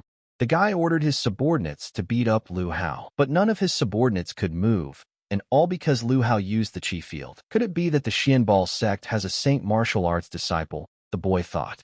And could it be that the Xian Sword Sect is also going to participate? According to the guy's logic, when the strong can safely bully the weak, then Lu Hao can also safely bully him. Lu Hao wanted the boy to understand that the Xian Sword Sect was much stronger than their sect. Lu Hao is certainly very strong and has already reached the stage of the Saint Martial Arts, but in the city of 6 sects, it is better for him to keep a low profile. 6 large sections were suddenly sent out on reconnaissance, and now it is full of masters. And the Xian Sword Sect is quite weak compared to other sects, so if something happens, no one will help Lu Hao. If these disciples also came to the ruins to look for treasure, it looks like it will be an interesting journey, Lu Hao thought. Lu Hao would take a day off in the city and would have time to buy some things to prepare for his journey to the Silver Sea Desert. Suddenly, Dugu Jian came up to Lu Hao from behind and wanted to make friends with Lu Hao, but Lu Hao had no time to make acquaintances. Dugu Jian saw Lu Hao beat up those guys from the Beishing sect, saying that he had some business. The guy invited Lu Hao to go with him on this business, but Lu Hao wasn't interested in this, because he didn't plan to stay in the city for long. Walking a little further, Lu Hao noticed someone who looked very similar to the younger witch. But this is the junior witch, Lu Hao thought. How did she end up here? Lu Hao wanted to immediately save the junior witch, but Dugu Jian stopped him. Although Dugu Jian didn't know what kind of relationship Lu Hao had with the junior witch, he still didn't advise saving her for now. The people who carried her were the Beishing sect people who were beaten by Lu Hao. The guy's name is Chong Lang, and the girl's name is Kuluing. The Beishan sect and the Tiandu sect had always maintained secret contact, and since they dared to carry her in public, it meant they had received the consent of the Heavenly Poison sect. It might be for some kind of deal between the two sections. So if Lu Hao acts rashly, he will definitely be in big trouble. Dugu Jian had a way to save her without getting into trouble, but after that, Lu Hao would have to help him. Chong Lang and Kuluing brought the junior witch to the right place. Jian Duzi will get her right after the boys get the relic treasure. The Heavenly Poison sect is so disgusting that Kuluing doesn't understand why they need to be with them. After seeing off his guest, Chang Lang wanted to take his younger sister to rest a bit. But when they entered the room, the boys found Dugu Jian sitting on a chair. Chang Lang was furious because junior sister Lu had long since rejected Dugu Jian. But Dugu Jian wasn't there because of her. He just wanted to share information about the treasures of the Silver Sea Desert. While Dugu Jian distracted Chang Lang and Kuluing, Lu Hao rescued the younger witch. Upon seeing Lu Hao, the junior witch cried, thinking that she would never see him again. Suddenly, a silhouette of a body belonging to Jian Duzi appeared at the door. Jian Duzi has the 5th stage of Saint Martial Arts, but he is no match for Lu Hao, Jian Duzi thought. It was just a pity that Lu Hao had directly touched his body with the 5 poisonous miasmas. Now the poison is penetrating Lu Hao's body, but even if he is a Saint Martial Arts master, He cannot avoid death. Jian Duzi was shocked when he saw that Lu Hao was able to extract the poison that was already approaching the heart. But if this was a trump card, then Jian Duzi was clearly very unlucky. Jian Duzi resisted for a long time, but despite this, Lu Hao knocked him out. All this time, Dugu Jian had been talking nonsense that everyone knew, and if he dared to say any nonsense again, Kuluing would kill him. Thinking that Lu Hao should have finished everything by now, the guy told the two that he was just messing with them and ran away. Suspecting that something was wrong, Chonglang and Kuluing moved towards the junior witch, but instead of the junior witch, they found Jian Duzi there. The disciples of the Baisheng sect were killed by Jian Duzi's miasma. Chonglang and Kuluing suspected that Jian Duzi had conspired with the Three Emperors Pavilion to eliminate the Baisheng sect. Dugu Jian thought that Lu Hao was a serious guy. He didn't expect that Lu Hao would be a person who took advantage of others. Dugu Jian had to arrange for someone to take care of the younger witch, and it was time for the boys to talk about a little matter. Lu Hao didn't understand what Dugu Jian wanted to talk about and why they returned to the city again. It was impossible to discuss anything at home, so Dugu Jian decided to take Lu Hao to a great place. But when they got there, Dugu Jian asked Lu Hao to wait for him outside and went into the building himself. There were a lot of angry guys on the street who were demanding to call Mrs. Xin. Hearing that Lu Hao was standing outside, Lady Shireen ordered her servants to invite him to her. The guys were clearly unhappy that Ms. Shireen only invited Lu Hao, since they had been waiting for her for a very long time. After learning that Lu Hao was from the Xiansword sect, one of the guys began to insult Lu Hao's sect. Lu Hao didn't want to dirty his hands with him, but since he had offended his sect, he would get what he deserved. A disciple of the Chang'e sect came out from the crowd, and it seemed that Lu Hao was now in big trouble. The Chang'e sect disciples wanted Lu Hao to apologize to them, and then they would forgive him for everything. Ignoring their threats, Lu Hao dealt with the Chang'e sect's elite disciple right in front of everyone. None of the boys showed even the slightest desire to stand in Lu Hao's way anymore. When Lu Hao entered the ladies' room and saw Dugu Jian there, he was a little shocked because he had arrived before him. But Dugu Jian had to greet his elder sister first. Lu Hao wanted to get straight to the point and asked the guys what we didn't want to talk to him about. Shireen asked Lu Hao if he knew what was in the ruins he was looking for. But Lu Hao didn't have the slightest idea what was there. Although there are many forces in that city, except for the Baisheng sect and the Boys sect, no one knows what is in those ruins. But Dugu Jian knew that there were many earthen black stones in these ruins, enough to teach all the disciples of the large sect. Besides the stones, the most important thing in these ruins is the pavilion of the Three Emperors. Suddenly, Chonglang, who had been looking for Dugu Jian for quite some time, Chonglang began to accuse Dugu Jian of intentionally trying to disrupt their cooperation with the Heavenly Poison sect and steal the higher skill from them. But that very high skill belongs to Dugu Jian's Three Emperors Pavilion. So what kind of theft are we talking about? There was only one thing that Lu Hao didn't understand. Why did Chonglang call Dugu Jian a relic of the Three Emperors Pavilion, who was at the 5th stage of Saint Martial Arts, was already prepared to kill everyone? Unable to bear all the words, Lu Hao pounced on Lu and I and seriously injured her. They were both at roughly the same cultivation stage, and it was strange that Lu Hao was able to seriously injure his younger sister with one blow. Chonglang ordered his younger brothers to form a battle formation and use the demon-slaying sword. Apparently, Chonglang only had the strength of the 7th stage of Saint Martial Arts. How could his strike be so powerful? Lu Hao borrowed the strength of the 5 younger brothers through the formation. His strength cannot be underestimated. Initially, Lu Hao slightly underestimated his opponent's strength, but after understanding his own strength, he hit Chonglang very hard. Shireen stood up for Chonglang and insisted that Lu Hao not kill him. Shireen had another use for Chonglang. She inserted the trembling heart from her Three Emperors Pavilion into his chest. Chonglang had no idea why they were doing this at all, but the boys only wanted one thing. The 3 of them wanted to go with Chang La into the Silver Sea Desert. 5 major sections agreed to go into the Silver Sea Desert to search for treasure. Lu Hao didn't understand why they couldn't wait until there was no one there to look for the treasure themselves. But there is no need for that, Shireen said. The entire Silver Sea Desert is filled with people from the 5 major sects.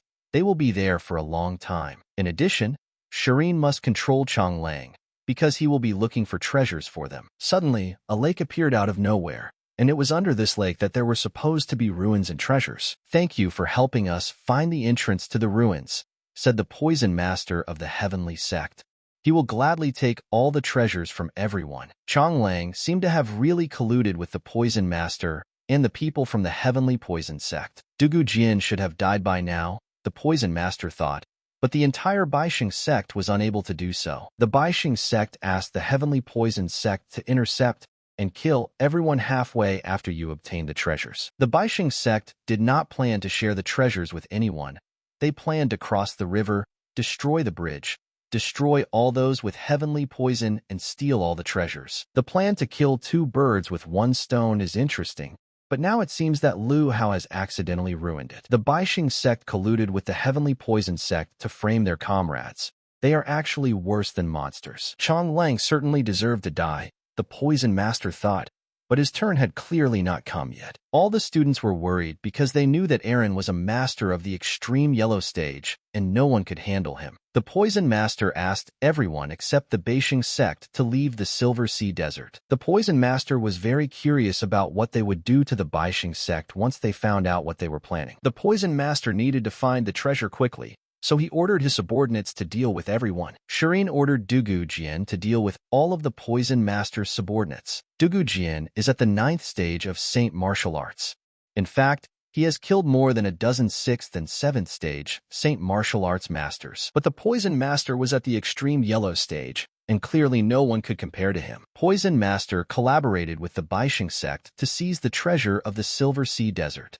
But didn't they tell him? The Silver Sea Desert has its limitations. The power of the 4 secret stages cannot be used there. Could it be that the highest level of cultivation available in the Silver Sea Desert was the 9th stage of the Saint Martial Arts? The Poison Master thought. Lu Hao wanted to deal with the Poison Master himself. He wanted to take out his anger for the junior witch on him. The Poison Master knew that he would not be dealt with, even by those who stood behind Lu Hao, and he was only at the 3rd stage of the Saint Martial Art. But Lu Hao knocked the Poison Master back with one light strike. But the Poison Master didn't understand who was standing in front of him, because this technique was definitely not from the Baixing sect. It's a pity he only realized this now, Lu Hao thought. Hao Lu, a disciple of Tai Yun Peak of the Xian Sword sect. The Poison Master couldn't understand how he, one of the strongest from the Heavenly Poison sect, could be defeated by a lowly disciple of the Xian Sword sect. Unexpectedly, the Xian Sword sect not only had a connection with the 3 Emperors' Pavilion, but also once again destroyed the plans of the Baixing sect. But Lu Hao only got involved in this to save the junior witch, and his sect had nothing to do with it. Before entering the lake, Xin sensed something was wrong. She stopped the boys and threw the Poison Master in, and he was instantly swallowed by the quicksand. It turns out that Chong Lang intentionally gave a fake entrance to kill the boys. Now he demands that they kneel down and beg him. Lu Hao destroyed Chong Lang with all his might. Now no one will be able to find the entrance, but Lu Hao has already roughly figured out the secret of this mechanism and will be able to find the entrance himself. The boys finally found the entrance, but it seemed they were lost, because the road they were walking on became more and more forked. Not only did the boys pass the same place several times, Lu Hao began to think that there was no mystery there. Gu Chen's treasure map was completely useless. It was only good for finding the entrance. After looking at the treasure map, Lu Hao noticed that there was something else there. Lu Hao saw that the surface of the card was uneven and thought that there was something else inside. It looks like the guys have found another dungeon map, and it looks like they'll definitely be able to find the treasures without any trouble now. The boys were very pleased to have found this map, and without further ado, they continued their search faster. When they reached the treasure room, the kids were shocked by how much stuff there was and how amazingly beautiful it was. According to the agreement, Lu Hao had to share 64 black stones with Shirin and Dugu Jian, as well as techniques. But Shirin was willing to give Lu Hao all the black stones just so he could help her. Lu Hao had to activate his dragon bloodline, otherwise he might die. Lu Hao still couldn't figure out what was going on and who these guys were. Shirin remembered Lu Hao asking her why they were called the remnants of the 3 Emperors' Pavilion. Shirin was ready to tell Lu Hao everything so that he could die with a clear conscience. There are more powerful beings. They call themselves Celestials, represent the Tao of Heaven, and rule the human world with absolute power. Xin's ancestors were part of this celestial race, but recently the Celestials have become much more cruel, and the human world has slowly begun to turn into ruins. The head of the 3 Emperors' Pavilion, unable to bear this, sided with the human world and fought against the Celestials together with it. And finally, after paying a high price, the Celestials were expelled. But after the sky inhabitants were expelled, people began to covet their skills. Taking advantage of the 3 Emperors' Pavilion's weakness, People hunted down and killed all the representatives of the pavilion. Now that the boys, the descendants of the pavilions of the three emperors, voluntarily left the heavenly world, and in the world of people they are always trying to destroy them, and there is no place for them anywhere else. Lu Hao guessed that now Shireen and Dugujian wanted to take revenge on all people, and he was absolutely right. Shireen needed Lu Hao's bloodline to become stronger. Lu Hao assumed that Shireen and Dugujian simply wanted to take advantage of his strength. But if Lu Hao voluntarily decides to pass on his divine dragon bloodline to Shireen, she will be able to save his life. By passing on the divine dragon bloodline, Lu Hao might become a cripple again, so the guys can only dream about it. But now Lu Hao has a forbidden power on him, and he won't be able to fight at all. But if Lu Hao is not going to give up, then Dugujian could only finish him off. He can't use the power of the divine dragon because it's completely suppressed. But even despite this, Lu Hao was able to knock out Dugujian. Shireen, despite all the obstacles, still continued to fight Lu Hao.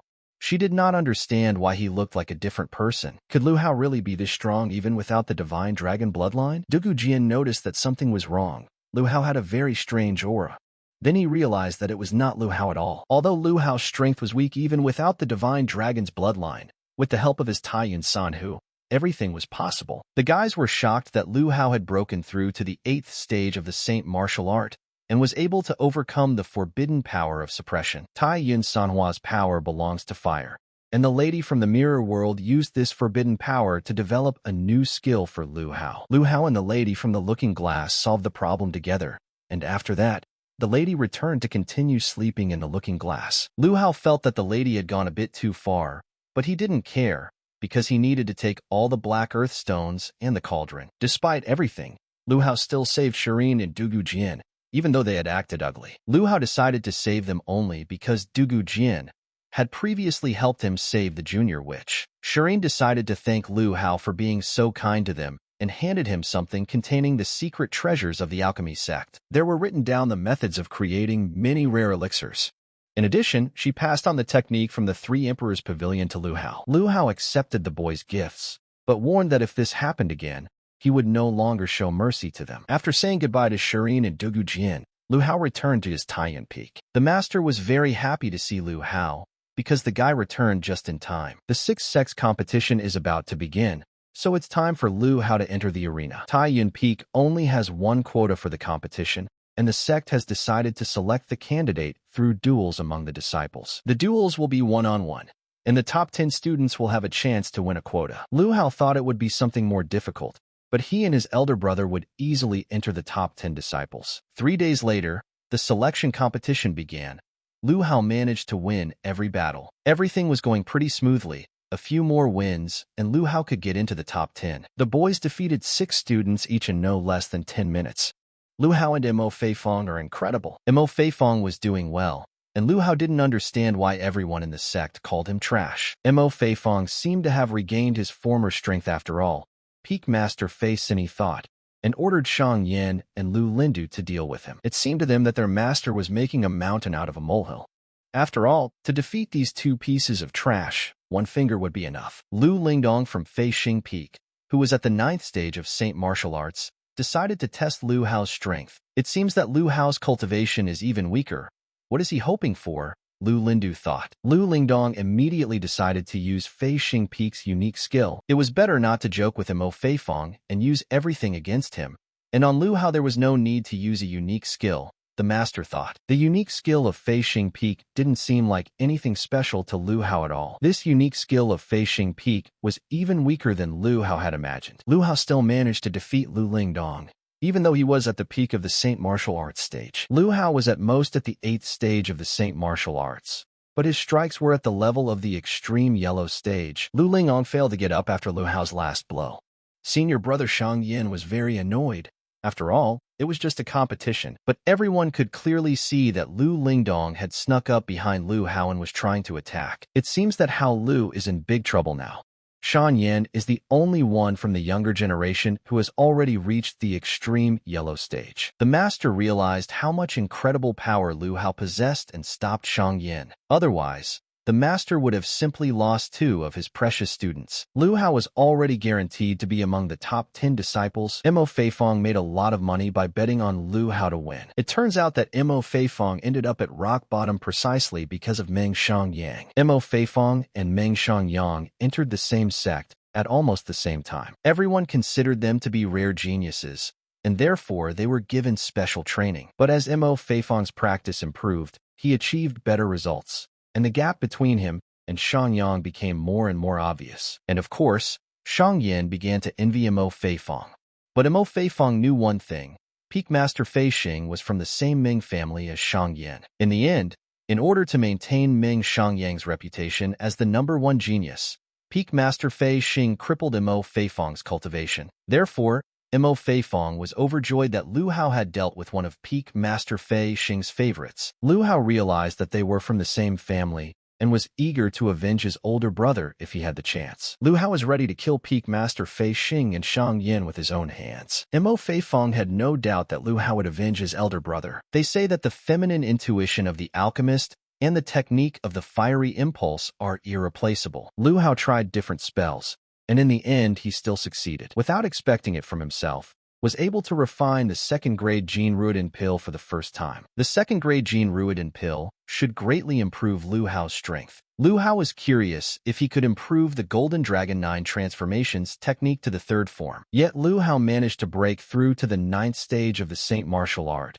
and also improve the Golden Dragon 9 transformations technique. There was an incredible noise coming from the street, and Lu Hao decided to go out and see what was going on. It turned out that Lu Songshi's son, Lu Xiu, had come to deal with Lu Hao for secretly learning his Lu clan's techniques and harming his brothers. Lu Xiu wanted to fight Lu Hao one-on-one at the foot of the mountain. Lu Hao agreed to go out with Lu Xiu one-on-one because his father, Lu Songshi, killed Lu Hao's parents, and this was a great opportunity to settle scores with him. And if Lu Xiu had already found out Lu Hao's identity, he couldn't be left alive. Lu Hao's strike was at the level of Lu Xiu's extreme yellow stage, and there shouldn't have been a single wet spot left. But Lu Xiu turned out to be a strong opponent, because he also cultivated the power of a dragon. Lu Xiu mocked the fact that Lu Hao had not yet fully learned the power of the Lu clan's dragon, but he already dared to raise his nose so high. Lu Xiu hit Lu Hao with all his might, but Lu Hao easily blocked his strike. Lu Hao didn't even need to use the dragon's power against Lu Xiu, since he was weak enough. Lu Hao demonstrated to Lu Songshi's son,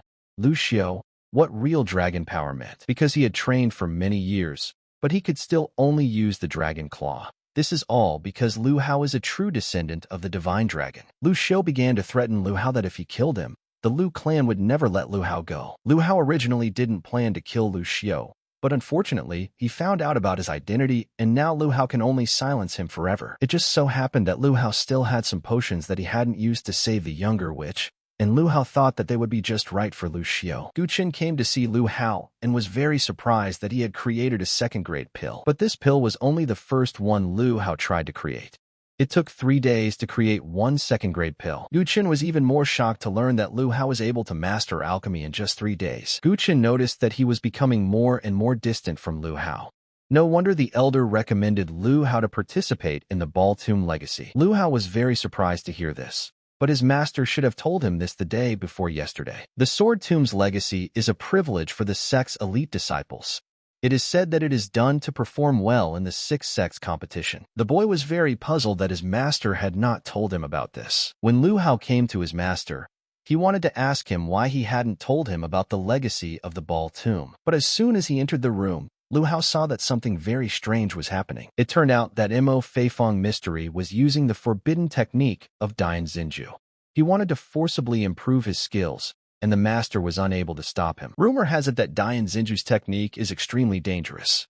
Why would an elder brother take such a risk? Mo Feifong was thirsty for revenge and wanted to take advantage of the moment to take part in the Ball Tomb's legacy, where he was going to destroy Shang Yin. It seems like Mo Feifong has simply gone crazy, since he is even attacking his own master. The master was afraid that using this technique would only make things worse for Mo Feifong, so he asked Lu Hao to quickly use Taiyan Sanhua on him while he was holding him back. But Mo Feifong's strength was becoming stronger and stronger, and Lu Hao had no idea what to do. The lady from the looking glass suggested that Lu Hao do the same thing that she did in the Silver Sea Desert. Lu Hao had to use his divine dragon bloodline to suppress Mo Feifong's strength. Lu Hao's strength is enough to suppress Mo Feifong's strength and transform it into his own. Lu Hao couldn't allow his elder brother to be harmed and began to absorb this power. Lu Hao still managed to absorb this power and save his older brother. Lu Hao not only saved Mo Feifong, but also returned him to the extreme profound stage. But Lu Hao was still tormented by the question of why Mo Feifong,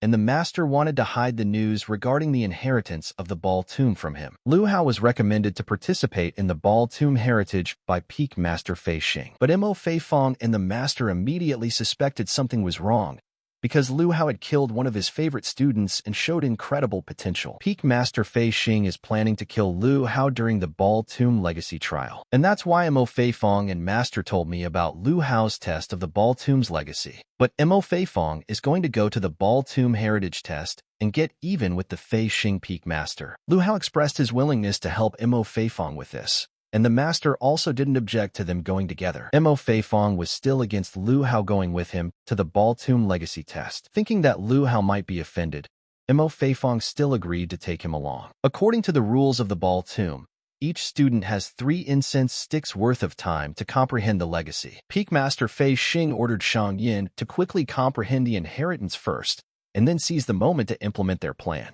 In the Ball Tomb, each sword was filled with the legacy left by the ancestors of the 4 secret stages.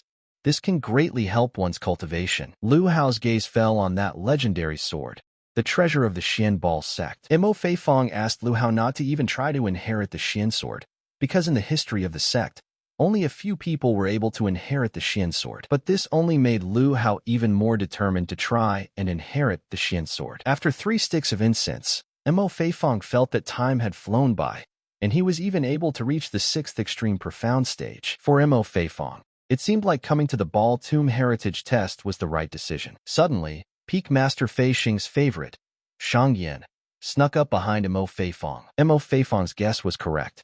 Shang Yin and his master were planning something bad towards them. With the exception of Mo Feifong and Lu Hao, the disciples who take part in the inheritance are all from the Ming family, and were not able to secretly arrange for them to enter the Xian Sword sect. Shang Yin was confident that Mo Feifong would not be able to escape this time. But Mo Feifong was confident that these bunch of losers wouldn't be able to do anything to him. Shang Yin plans to deal with Mo Feifong and become #1 in the Xian Sword sect, and everyone else will only help. Mo Feifong didn't understand at all how they, at the extreme yellow stage, were able to immobilize him. The star suppression pharmacy activated by 6 people at the extreme yellow stage can stop anyone, even those at the extreme heavenly stage. Just when Shang Yin was planning to deal the finishing blow to Mo Feifong, Lu Hao was able to obtain the Xian Ball's inheritance. After receiving the Xian Sword legacy, Lu Hao immediately reached the extreme yellow stage. Turning around, Lu Hao noticed that a bunch of trash from the Ming family had gathered around Mo Feifong. Lu Hao warned them that if even a hair fell from his elder brother's head,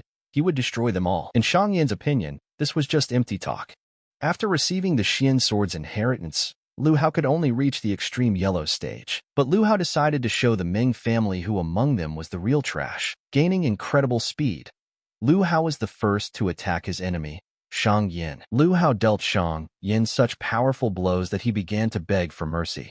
However, Lu Hao did not forgive such behavior. After finishing with Shang Yin, Lu Hao moved on to his friends, not intending to let anyone go. Mo Feifong didn't even have to do anything recently. How Lu had become very strong. Peak Master Fei Xing was confident that they had come up with a brilliant plan, and those 2 people from Taiyuan Peak were finally finished. When he opened the door to the street, the master saw a mountain of his people and was, to put it mildly, shocked by what had happened to him. But Lu Hao explained to the master that he would soon find out what had happened to them, because he would have to experience the same thing. The master began to accuse Lu Hao and Mo Feifong of using the Ball Tomb's legacy to kill their fellow sect members. But Lu Hao and Mo Feifong will not let the master blame them for all the sins he has committed. He began to threaten the guys that he would report everything that had happened to the sect master, and he would definitely finish them off. Seeing the silhouette hovering in the sky, he thought it was the sect master, and prepared to watch the guys suffer and scream in pain. But it was Xian Wen-Ian, the master of Peak Fei Xing,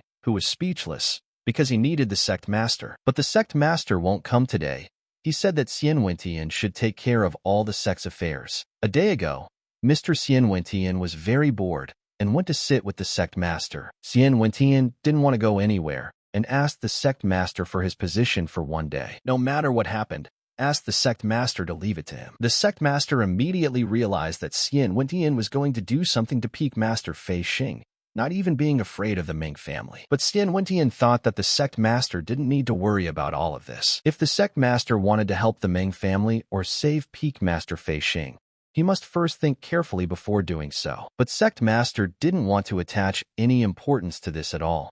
Xian Wentian can do whatever he wants. If Peak Master Fei Xing hadn't attacked Xian Wentian's disciples, Xian Wentian would have left him alone. Peak Master Fei Xing, having said that the guys had killed his family, attacked Xian Wentian. Xian Wentian blocked the blow and didn't understand how the master could still do anything with such insignificant abilities. Xian Wentian had seriously damaged Peak Master Fei Xing's cultivation, and now he could only use 30% of his strength at most. The rest was left to his students by the master of Taiyan Peak. Mo Feifong didn't want Lu Hao to interfere in the dispute between him and the Ming family, but Lu Hao still insisted on helping. After all, it was just the Ming family, and there was nothing to be afraid of. While the boys were negotiating, Peak Master Fei Xing decided to attack them. He thought that 30% of his strength would be enough to finish them both off. Luckily, Lu Hao and Mo Feifong reacted very quickly and immediately put the master down. Peak Master Fei Xing begged Mo Feifong not to kill him. The master wanted to talk, but it was too late. Mo Feifong only wanted his life. Without the help of Master and Lu Hao, Mo Feifong would not have been able to do anything, but he still finished in his place. Now that the elder brother's revenge is over, Lu Hao can safely inherit all the swords in the tomb and use them for the looking glass. Rumors had already reached the city that due to the incident at the sword tomb, Xian Wentian had forced the Sect Master to claim that everyone from the Ming family had died by accident. The swords in that tomb are truly extraordinary. Lu Hao was able to restore up to 4 gems in the mirror world at once, and now Lu Hao can continue to cultivate his extreme yellow stage. By combining Yao Guang's martial chi technique, Lu Hao will be able to deal with enemies at the extreme deep stage. And also Lu Hao will very soon be able to avenge his parents. It also turned out that Mo Feifong was also familiar with Du Gujian and considered him to be a very good and extremely sincere person. Elder brother Mo Feifong collapsed from exhaustion. It seemed that the backlash from Dian Ziyang's technique had penetrated deep into his body. The master began to worry more and more that this could last for months. Lu Hao had only suppressed his external technique power, but inside it was still raging. In order to help Mo Feifong, the only way out was to find the legendary healing medicine Zhugua. Zhugua is a unique healing medicine of the Moon Spirit tribe that has been extinct for hundreds of years. Now all that's left for them to do is try their luck in the secret kingdom of the eastern region, where the Moon Spirit tribe was last seen. Without listening to his master to the end, had already moved to look for a unique healing medicine for Mo Feifong. But Lu Hao heard everything he needed, and even if the chances were extremely small, Lu Hao still decided to try his hand. Lu Hao finally managed to reach the secret kingdom of the eastern region. Legend has it that there is a natural minefield there and mutant animals are everywhere, so you have to be careful. After stepping on the mine, Lu Hao realized that it was more like someone had artificially created it. It was quite possible that the Moon Spirit tribe still lived there. The sound from the traps attracted the demonic shadow wolves. Their strength was at the peak of the Saint Martial Arts stage, and it was quite easy for Lu Hao to defeat them even though there were 3 of them. But it turned out that there were far more than 3 of them, and they were not so easy to deal with.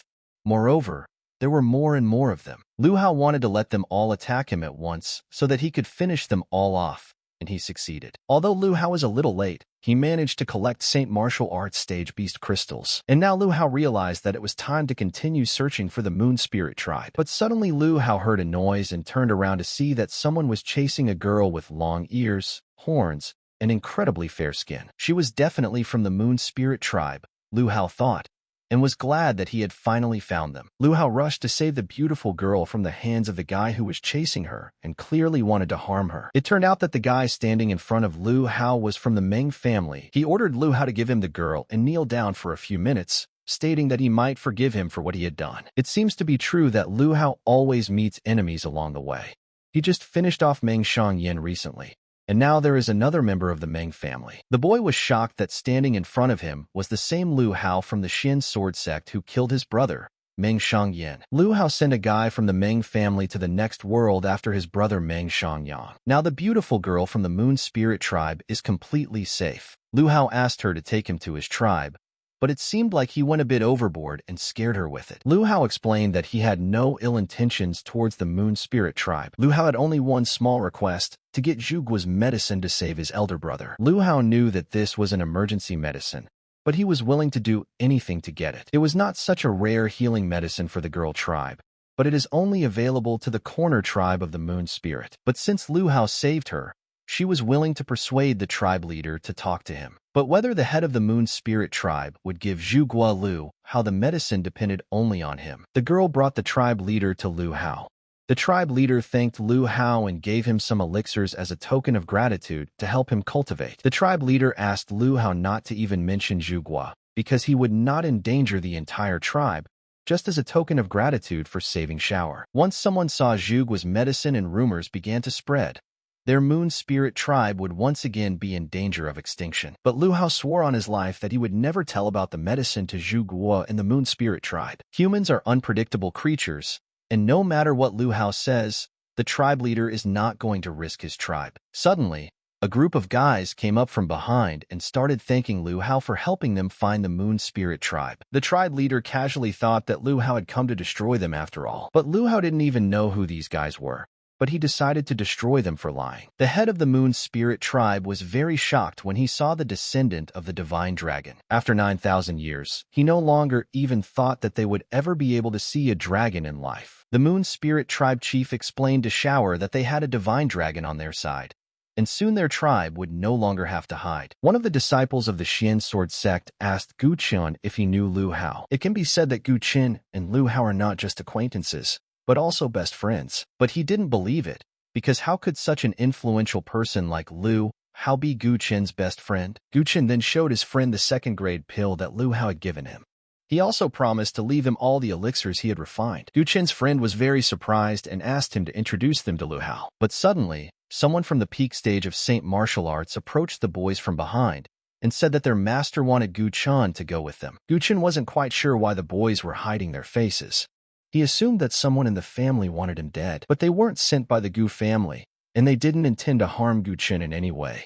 All they wanted was for him to come with them. They tried to attack Gu Qian, but Lu Hao arrived at the scene just in time and scattered them all. Lu Hao tried to find out who they were and who sent them after Gu Qian. The guys knew that Lu Hao was strong, but they still advised him not to interfere in the affairs of the Lulan sect. Everything they said was dust to Lu Hao.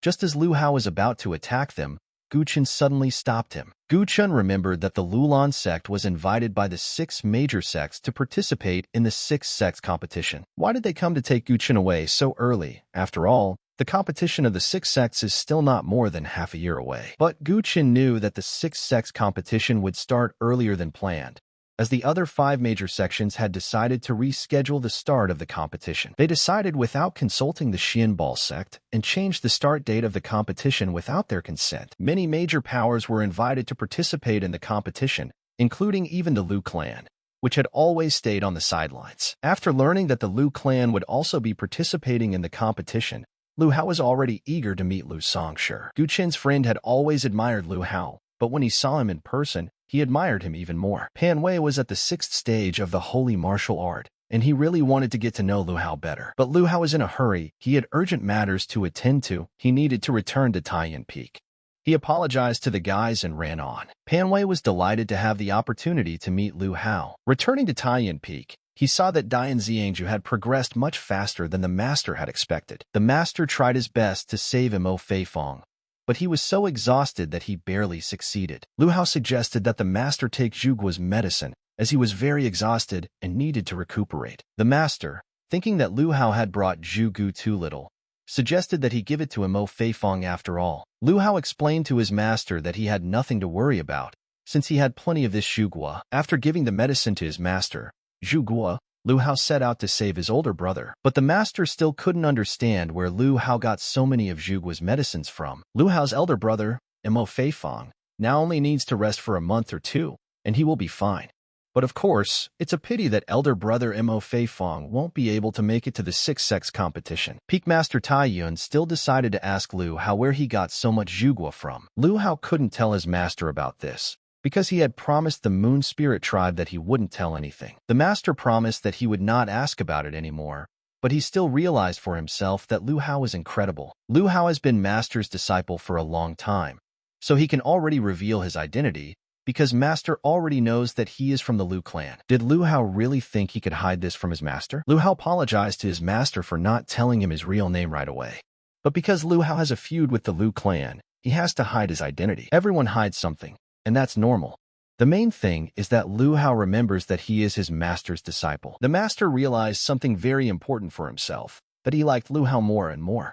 And if the Lu clan really dared to touch his disciple, there was still 1 month left until the Six Sects competition, and during this month, Lu Hao had to give it his all. Lu Hao must do everything he can to bring down the Lu clan in front of everyone. And if the opportunity arises, Lu Hao will also try out the divine sword given to him by the Moon Spirit tribe's leader. The lady from the looking glass asked Lu Hao not to be mistaken, because he would not be able to control it with his current strength. If Lu Hao were to use this divine ancient sword Julie with his current strength, the sword might kill him. Lu Hao is not strong enough for this ball, so he needs to train harder. A whole month has already passed, and on the eve of the competition of the Six Sects, everyone has gathered in the arena where the event will take place. The Six Sects competition is an annual event held between the 6 major sects. Not only the 6 major sects are participating, but the Ming family, Lu clan, Gu family, and Lulan sect will also participate. Lu Hao accidentally overheard the conversation between Lu Zhang. They talked about how the Xin sword sect was worse than trash,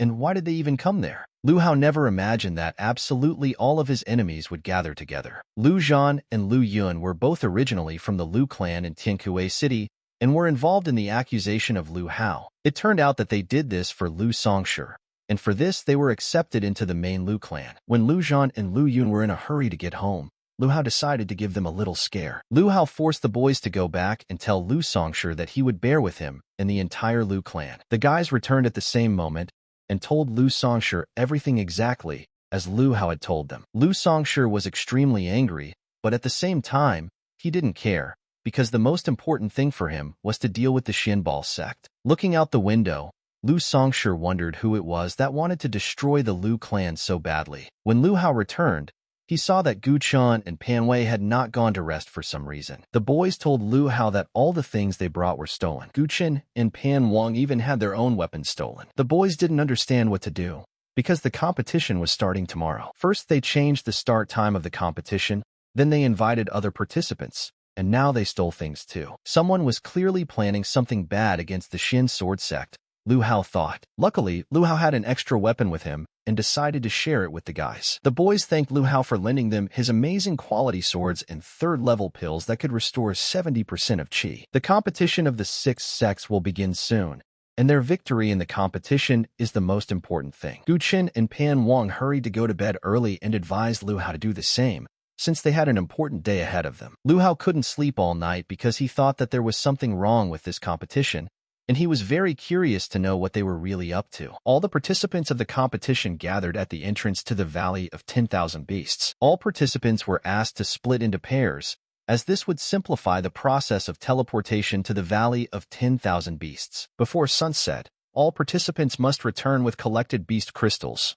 and the winner will be the one who collects the most top-tier beast crystals. Gu Chun and Pan Wang decided that the 3 of them would go to the competition together. The teleportation circle was activated, and it was announced that the 6 sects competition had officially begun. Lu Songshi wished good luck to everyone except the disciples of the Xin sword sect, because even that wouldn't help them. There shouldn't have been any particularly dangerous mutant beasts in the Valley of 10,000 Beasts, and so the swords of amazing quality that Lu Hao lent to the guys should be enough to deal with them. Lu Hao suggested that Gu Chun and Pan Wang hunt separately, as it would be much more efficient. Time was running out, so the guys had to complete the task as quickly as possible. Gu Chun was extremely impressed by the sword.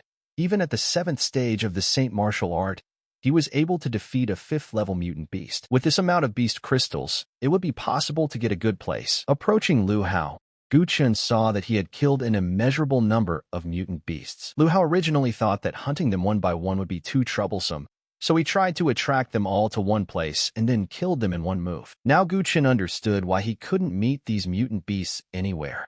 Lu Hao surprises him more and more each time, and Lu Hao found it strange that Pan Wei had not approached them, so they decided that they should look for him. Lu Zhantian didn't expect that his targets would include an old acquaintance. Lu Zhantian thought that Lu Hao had long since passed away, but it turned out that the guy was also representing everyone in the competition of the 6 sects. Lu Hao didn't expect to see his haters so soon, but he noticed that they hadn't seen each other for over a year, and this was obviously their last meeting. It turned out that the Lu clan had captured Lu Hao's friend and teammate, and apparently for a reason. Lu Hao was outraged that some bunch of trash from the Lu clan thought they had the strength to finish him off. Lu Zhantian explained to Lu Hao that it wasn't just the Lu clan that was hunting him and the entire Xian Sword sect. The entire competition between the 6 sects was just a ploy. Everyone there was against the guys. Master Fei Xing and Xian Wantian's conversation was interrupted by the people above them, who announced that the Xian Sword sect had lost its status as the 6 great sects and must immediately report the location to the Moon Spirit tribe. If the masters do not want their precious students to die, they must tell where the tribe is. Lu Hao finally realized that this was all for the sake of the Moon Spirit tribe. The Lu clan decided to threaten the boy and his sect until he told them where they were. All the elites from the various sects and clans were there, advising Lu Hao not to resist and to tell him where the Moon Spirit tribe was. Lu Hao explained to the boys that despite all their miscalculations, they still missed one important detail. They would never have the strength to defeat him. Lu Hao decided to show the boys his true power and used his 5th extreme yellow stage power. The boys were dumbfounded that a disciple of the Xian Sword sect could be so strong. Lu Zhantian recognized that same sword of Lu Hao. It was this sword that had previously destroyed Lu Yun, but now it was Lu Zhantian's time. Lu Zhantian couldn't believe it, because the Lu clan had no dragon descendants for over 100 years. Lu Hao explained that many incredible things happen in the world, and after finishing with Lu Zhantian, the guy moved on to the others. After everything that happened, Pan Wei decided to approach Lu Hao and thank him for saving him, because if it weren't for him, it's unknown how all this would have ended. Lu Hao explained to the guy that there was no need for thanks. After all, they were from the same sect. Lu Hao suggested that the guys continue on their way, because they still had a lot to sort out. The boys noticed that Lu Zhantian called Lu Hao and decided to check if he was hiding something from them. Lu Hao told them his story. The boys didn't think that their elder brother Lu Hao had such a sad past. Hearing it made them want to cry. Lu Hao's past reminded Gu Chen a little of his own past. The fact is that his grandfather was the patriarch of the Gu family. Gu Chen's grandfather trusted his father, so he was confident that he would become the next patriarch. But this made some family members jealous, and they destroyed the boy's father during a family competition. Since then, the elders of the family have ignored the boy's grandfather.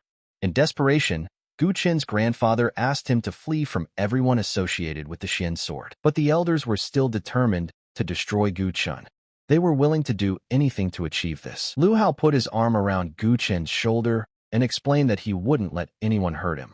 The boys moved on. The Lu clan only came up with this nonsense to attack the Xian Sword sect. The representative of the Lu clan, Lu Songshi, informed the head of the Sword sect Xian that they only wished for one person to take his place. The Lu clan will take its place in the 6 great sects in place of the Xian Sword sect, Lu Songshi declared. Suddenly Xian Wentian laughed, because in his opinion Lu Songshi had completely lost his bearings. A dog should know his place, the master said. First, Lu Songshi framed the master's disciple, and now he wants to displace the Xian Sword sect. But does he have enough strength? The master wondered. Lu Songshi knew that Xian Wentian was the strongest person in the Xian Sword sect, and perhaps even stronger than himself.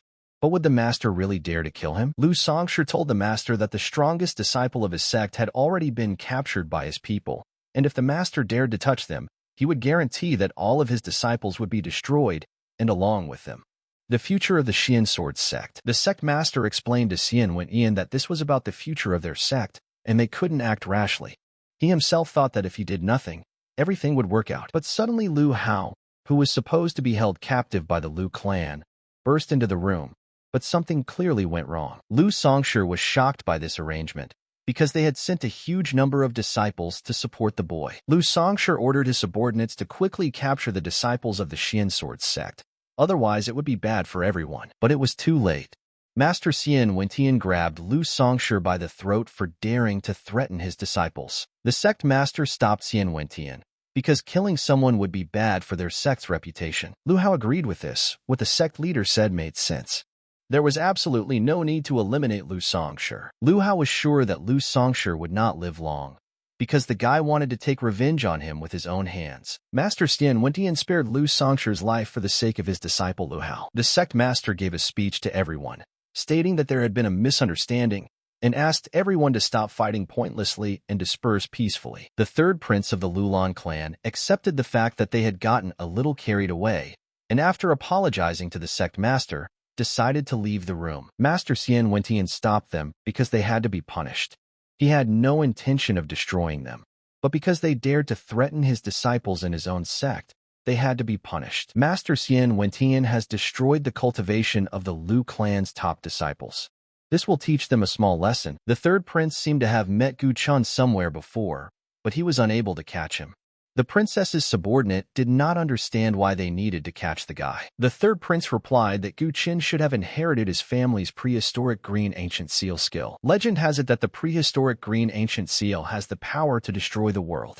Using it as a bargaining chip, the prince can exchange it for support from his Ming family. The third prince ordered his subordinate to personally go and capture Gu Qin. The sect master gave Hao Lu his due, because if it weren't for him, everything could have ended badly. The master felt that there might now be complete chaos between the 6 great sects, and asked the boys to go and rest, since they would be returning to the sect in the morning. Hao Lu understood that even though everything had worked out this time, he would have to be more careful in the future, since nothing was over yet. Suddenly, Hao Lu detected a strange aura in the forest and asked the boys to be careful. The guy from Lulan Kingdom felt sorry to kill such a talented guy like Lu Hao, so he invited him to join Lulan Kingdom. After hearing about the Lulan Kingdom, Lu Hao realized that this guy had appeared to catch Gu Qin. The guy explained that they didn't have to catch Gu Qin if he was willing to share his skills. Lu Hao asked what to do if Gu Qin, instead of saying unnecessary words, showed his 4th extreme earthly stage. Lu Hao finally had a worthy opponent,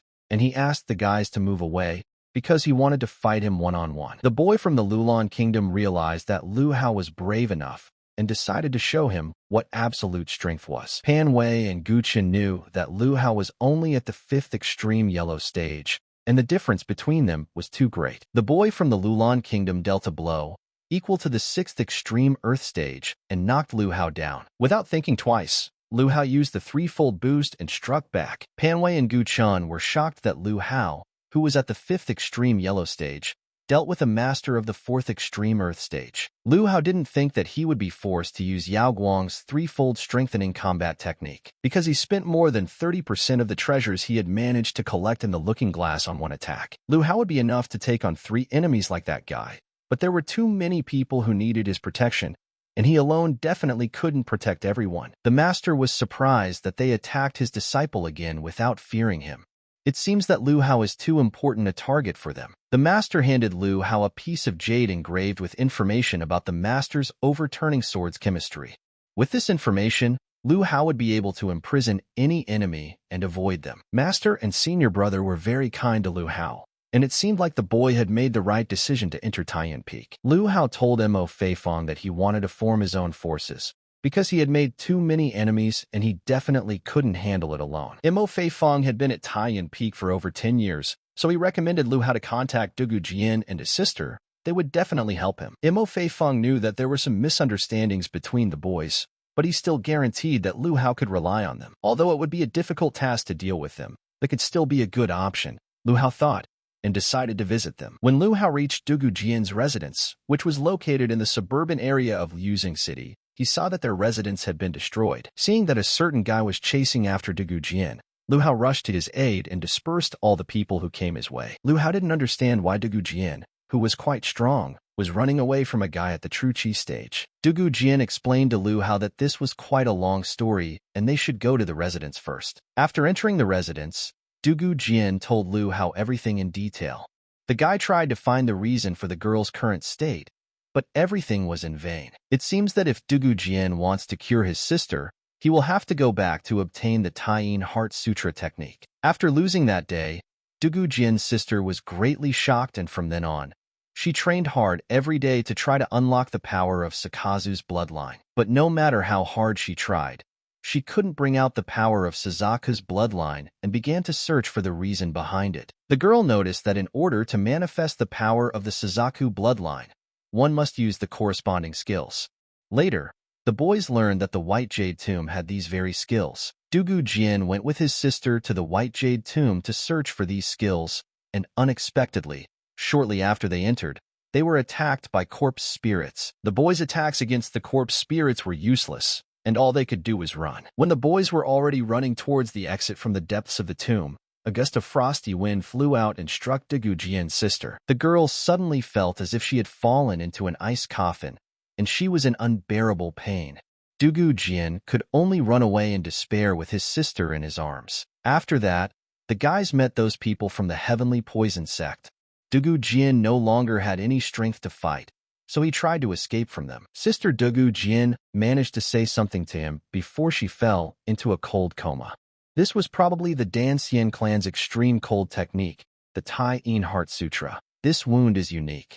Once this cold enters the body, it is impossible to catch, so there is no way to cure it. Only those who practice the Tai Yin Heart Sutra can stop this technique. Dugu Jian explained to Lu Hao that he needed the Heart Sutra technique to save his sister, and asked Lu Hao to go with him to the White Jade Tomb. It all sounded very convincing, but Lu Hao thought that it might be another trick. Dugu Jian admitted that they had done something terrible before, and if Lu Hao wanted, he could get the technique himself. The guy only asked to save his sister. Lu Hao agreed to go with Dugu Jian and cure his sister, but Dugu Jian had to do something for him. 3 days later, the boys entered the Tomb of White Jade, where they were attacked by corpse spirits. The boy tried to destroy them, but even his fire was powerless. The girl from the looking glass explained to Lu Hao that martial arts do not work on corpse spirits. One must use spiritual attack. Seeing the dragon-shaped spiritual power, Dugu Jian was surprised. This power was comparable to that of a third-grade alchemist. How could Lu Hao reach such a level? It was not for nothing that Lu Hao listened to the girl from the looking glass. With this blow, the guy was able to get rid of the corpse spirits. As Lu Hao walked further, he felt a cold sensation, and that stream of cold was clearly coming from the place where the boys were. After thousands of years, someone finally managed to break through the array of corpse spirits. Moreover, someone with spiritual power in the form of a dragon suddenly announced his arrival. Looking around, Lu Hao realized that this voice belonged to the spiritual body. Dugu Jian's sister told him about it. This is probably the supreme elder of the legendary alchemy sect.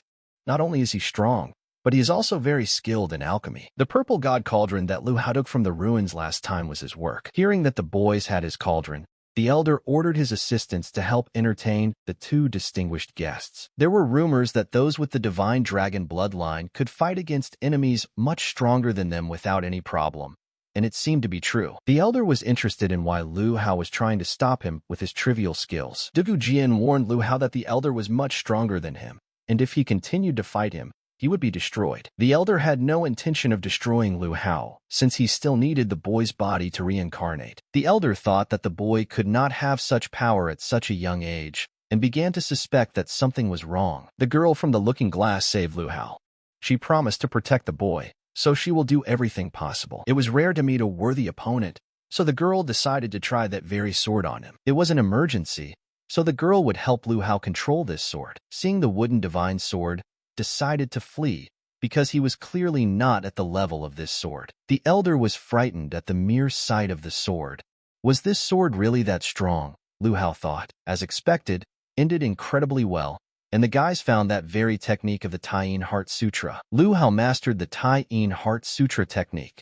He didn't expect that learning this technique could raise his own strength to the 6th extreme yellow stage. Lu Hao dispelled the cold power in the girl's body. She should be fine now. The girl's chi was still very weak, and Lu Hao asked Dugu Jian to give her a pill when she woke up. Dugu Jian thanked Lu Hao for saving his sister and asked him what his request was, since he was willing to go to hell for it. A little later, Lu Hao told him about his request, but Dugu Jian laughed, because the idea of creating his own sect seemed crazy to him. Dugu Jian's sister decided to ask Lu Hao why he came up with such an idea. Lu Hao explained that he had many enemies and people he needed to protect, and no matter how strong he was, he couldn't handle it alone. The girl didn't want to offend Lu Hao, but his idea was too absurd. The difficulty of creating a sect lies primarily in people. For any sect, you need to have a sufficient number of students, and for these students to be at least something. but no one will join an unknown sect. Moreover, if the master in the sect was not a member of a famous family, a famous person, or a great master, how is Lu Hao going to attract disciples? To establish a sect, a lot of resources and its own territory are required. Lu Hao's current state is clearly not enough for this. But Dugu Jian's sister had a simpler option: simply take over some section. Dugu Jian's sister was willing to give Lu Hao their 3 emperors pavilion. The girl asked Dugu Jian to stay where he was and asked Lu Hao to follow her. The girl led Lu Hao to the main entrance of the library on the top floor of the pavilion. All the books in their pavilion are stored there. Although this library is not as good as those of the first-class sects, it was full of everything. The library even contained the skills of the 6 major sects, and many other techniques were not inferior to those of the first-class sections. Where did so many books come from? The girl and Dugu Jian picked up many orphans, trained them, and then sent them to various large sections. Now these guys are considered to be among the strongest there. They copied the techniques of these sects and gave them to the guys. The girl did this in order to strengthen the pavilion. One could say that this is their investment in the future. This was all fine and good, but Lu Hao didn't really trust the guys. So before they could start cooperating, he needed to say something. Before Lu Hao became the pavilion master, everyone in the 3 emperors' pavilion had to respect him, and even the girl and her brother had to obey his orders without question. Besides, if the guys continued to use the name 3 Emperors Pavilion for the sect, it might cause problems. So Lu Hao would change the name. There is much injustice in the world, and Lu Hao was determined to correct it. He would help the weak and eradicate all the injustice in the world. Lu Hao will fill the world with righteousness and fear for the terrible people, and from now on, their sect will be called the Haoqi Alliance. The next day, Dugu Jian and his sister went further to find a better city. Since the 6 nearby cities had meager resources, the girl gave Lu Hao her token. With this token, the guy can contact them at any time. The guy revealed that his real name was Lu Hao, and how Lu was just a pseudonym to hide his identity from others. Dugu Jian was shocked that the guy from the Lu clan was from the eastern region, but Lu Hao explained that he no longer had any relation to that clan and would explain more about it the next time they met. Lu Hao left the guys to develop the branch and return to the sect, promising to visit them after some time. Lu Hao was a crippled wreck who couldn't even cultivate, but now he's not only strong, but he even has his own sect. Suddenly, Lu Hao heard Fang Yun's voice. As he got closer, he saw that several guys were pestering the girl. If they liked people with a hot temper, then they would like Lu Hao too. Lu Hao explained to the boys that he was the one who brought justice to the world and destroyed some of them. The boy ordered his subordinates to immediately capture Lu Hao and Fang Yun for daring to ruin his plans. Lu Hao was curious as to how these 2 third-stage masters could hold onto the princess of the Saint Martial Empire. These people possessed the strength of the first stage of the Huangji realm, and if they coordinated, they could even knock down the master of the Xuanji realm. In the opinion of the leader, it was already too late to understand anything, and he ordered that it be destroyed. Fang Yun explained to Lu Hao that it was all over and he shouldn't have come to save her, but Lu Hao wasn't as simple as she thought. The leader couldn't believe his eyes. All of his Huangji realm guards were wiped out by Lu Hao in one move. Fang Yun also couldn't believe her eyes. Lu Hao actually destroyed everyone with one blow. When did he become so strong? Fang Yun thought. The team leader was a prince of the Daxia dynasty, and if Lu Hao dared to touch him, the Daxia dynasty would not leave him alone. Lu Hao did not tolerate unnecessary noise and destroyed the prince of the Daxia dynasty. Lu Hao decided to ask Fang Yun what happened and why the people from the Daxia dynasty were pursuing her. Fang Yun explained to Lu Hao that it was quite a long story and asked him to talk about it somewhere else. Even in such a remote place where the guys decided to stay, there was a branch of Yue Tower. Dugu Jian and his people made an impression. The guys were stopped by a girl who said that this place was no longer the Yue Tower, but the territory of the Haoqi Alliance, and outsiders were prohibited from entering here. Lu Hao was amazed at how quickly they changed everything to the Haoqi Alliance. Shireen and the others must have moved quickly. Lu Hao explained to the young lady that he was not an outsider, but the leader of the Haoqi Alliance. The girl didn't believe Lu Hao, because if the guy was really a brilliant and powerful leader of their alliance, then she should be the leader's wife. Dugu Jian appeared out of nowhere and asked the girl not to be rude, because Lu Hao was indeed their leader. Jian Biao stated that she was pleased to meet the leader, but she still didn't understand how the boy could be their brilliant and powerful leader. Lu Hao asked why Dugu Jian was there. The guy explained that he came to help him recruit, and Biao was the head of that base. Fang Yun didn't understand what was going on and decided to ask Lu Hao why people called him the leader. It was quite a difficult question. Lu Hao promised the girl to explain everything when he had the opportunity. Lu Hao learned that Feng Yun had gone into the forest to retrieve the treasures of the martial god Xie, and he inquired whether the treasures were truly real. Feng Yun replied that she was not sure, since they had not reached the beast forest when they encountered the Daxians. Lu Hao guessed that the Daxians were also hunting for these treasures, since there were many parties involved in the search for treasures, and since the alliance was newly established, it would be better for them to wait and see for now. Jin Biao informed her leader that he needed to take action, as she had recently received information that the Xinjian sect had sent a team to investigate the treasures in the beast forest. Even though the Xinjian sect was Lu Hao's sect, they had no obligation to protect them. Last time, Xinjian sect offended the 5 major sects, and now the Xinjian sect team has been condemned by those sections. Lu Hao's brother, Gu Chun, was also on that team. Lu Hao was worried. Was his brother Gu Chun in danger? The girl confirmed that she suspected that the Xinjian sect team was in serious danger, and if they hurried, they could save them. Lu Hao asked Du Gujian to go with him to the beast forest immediately. The girl handed Lu Hao the Honghuang Qingmu seal cultivation manual and asked him to pass it on to young Master Gu Chun. Young Master Gu Chun inherited the Honghuang Qingmu seal, and now Lu Hao can let him practice this manual to increase his strength. Lu Hao was only concerned about one question. How did the girl know about the Honghuang Qingmu seal? Du Gujian explained that Biao was secretly working for the Assassin Temple. Gu Chun was already involved with the Assassin Temple, so naturally she knew. Biao confirmed that the Temple of Assassins' methods were unusual, and she could serve a leader with such skills in the future. Biao explained that the bloodthirsty king in the beast forest was about to awaken. It was a very valuable find, and if the boys encountered it, they had to catch it. The guys from the 5 sects intended to wipe out all the people from the Xinjian sect to take revenge, and then capture Gu Chun. Gu Chun approached the Chang'e sect and the Baixing sect and asked them not to persecute him, since they were not enemies. The boys told Gu Chun not to flatter himself. After all, catching them was only a side task. Taking out their anger on the Xinjian sects was their main goal. Gu Chun thought that everything was over, and he really didn't have the strength to wander around the forest like Lu Hao. As he was about to deliver the final blow, the leader realized that someone had parried his blow and became very angry, because no one dared to ruin his plans. Du Gujian certainly apologized, but he's been ruining the plans of bad guys since he was born. Du Gujian explained that he was just an assistant this time, and the one who would actually deal with them was Lu Hao. Using his 9 portals of the Golden Dragon technique, destroyed all those who threatened the lives of the boys. Since the forest was too dangerous for the boys, Lu Hao suggested that the Xinjian sect team take a rest in Yu's Tower. One of the guys knew that Yu's Tower was a good place, but it was too expensive and they couldn't afford it. Lu Hao reassured the boys by explaining that this was his place and that all they had to do was say his name when entering. Lu Hao sent the boys alone so that he could join the fun in the beast forest. Gu Qin asked Lu Hao to take him with him because he also wanted to train and become stronger with him. Lu Hao handed Gu Chun that very instruction and said that he would be happy to take him along. The bloodthirsty king's strength is close to that of a level 7 ferocious beast, and it is not easy to deal with him. Lu Hao and his team watched from the sidelines as the others tried to destroy the bloodthirsty king. Seeing that the king looked almost exhausted, they decided to take action. Du Gujian suggested that Lu Hao wait a little, because when the warring parties are exhausted, they can simply reap the fruits of others' efforts. The boys defeated the bloodthirsty king.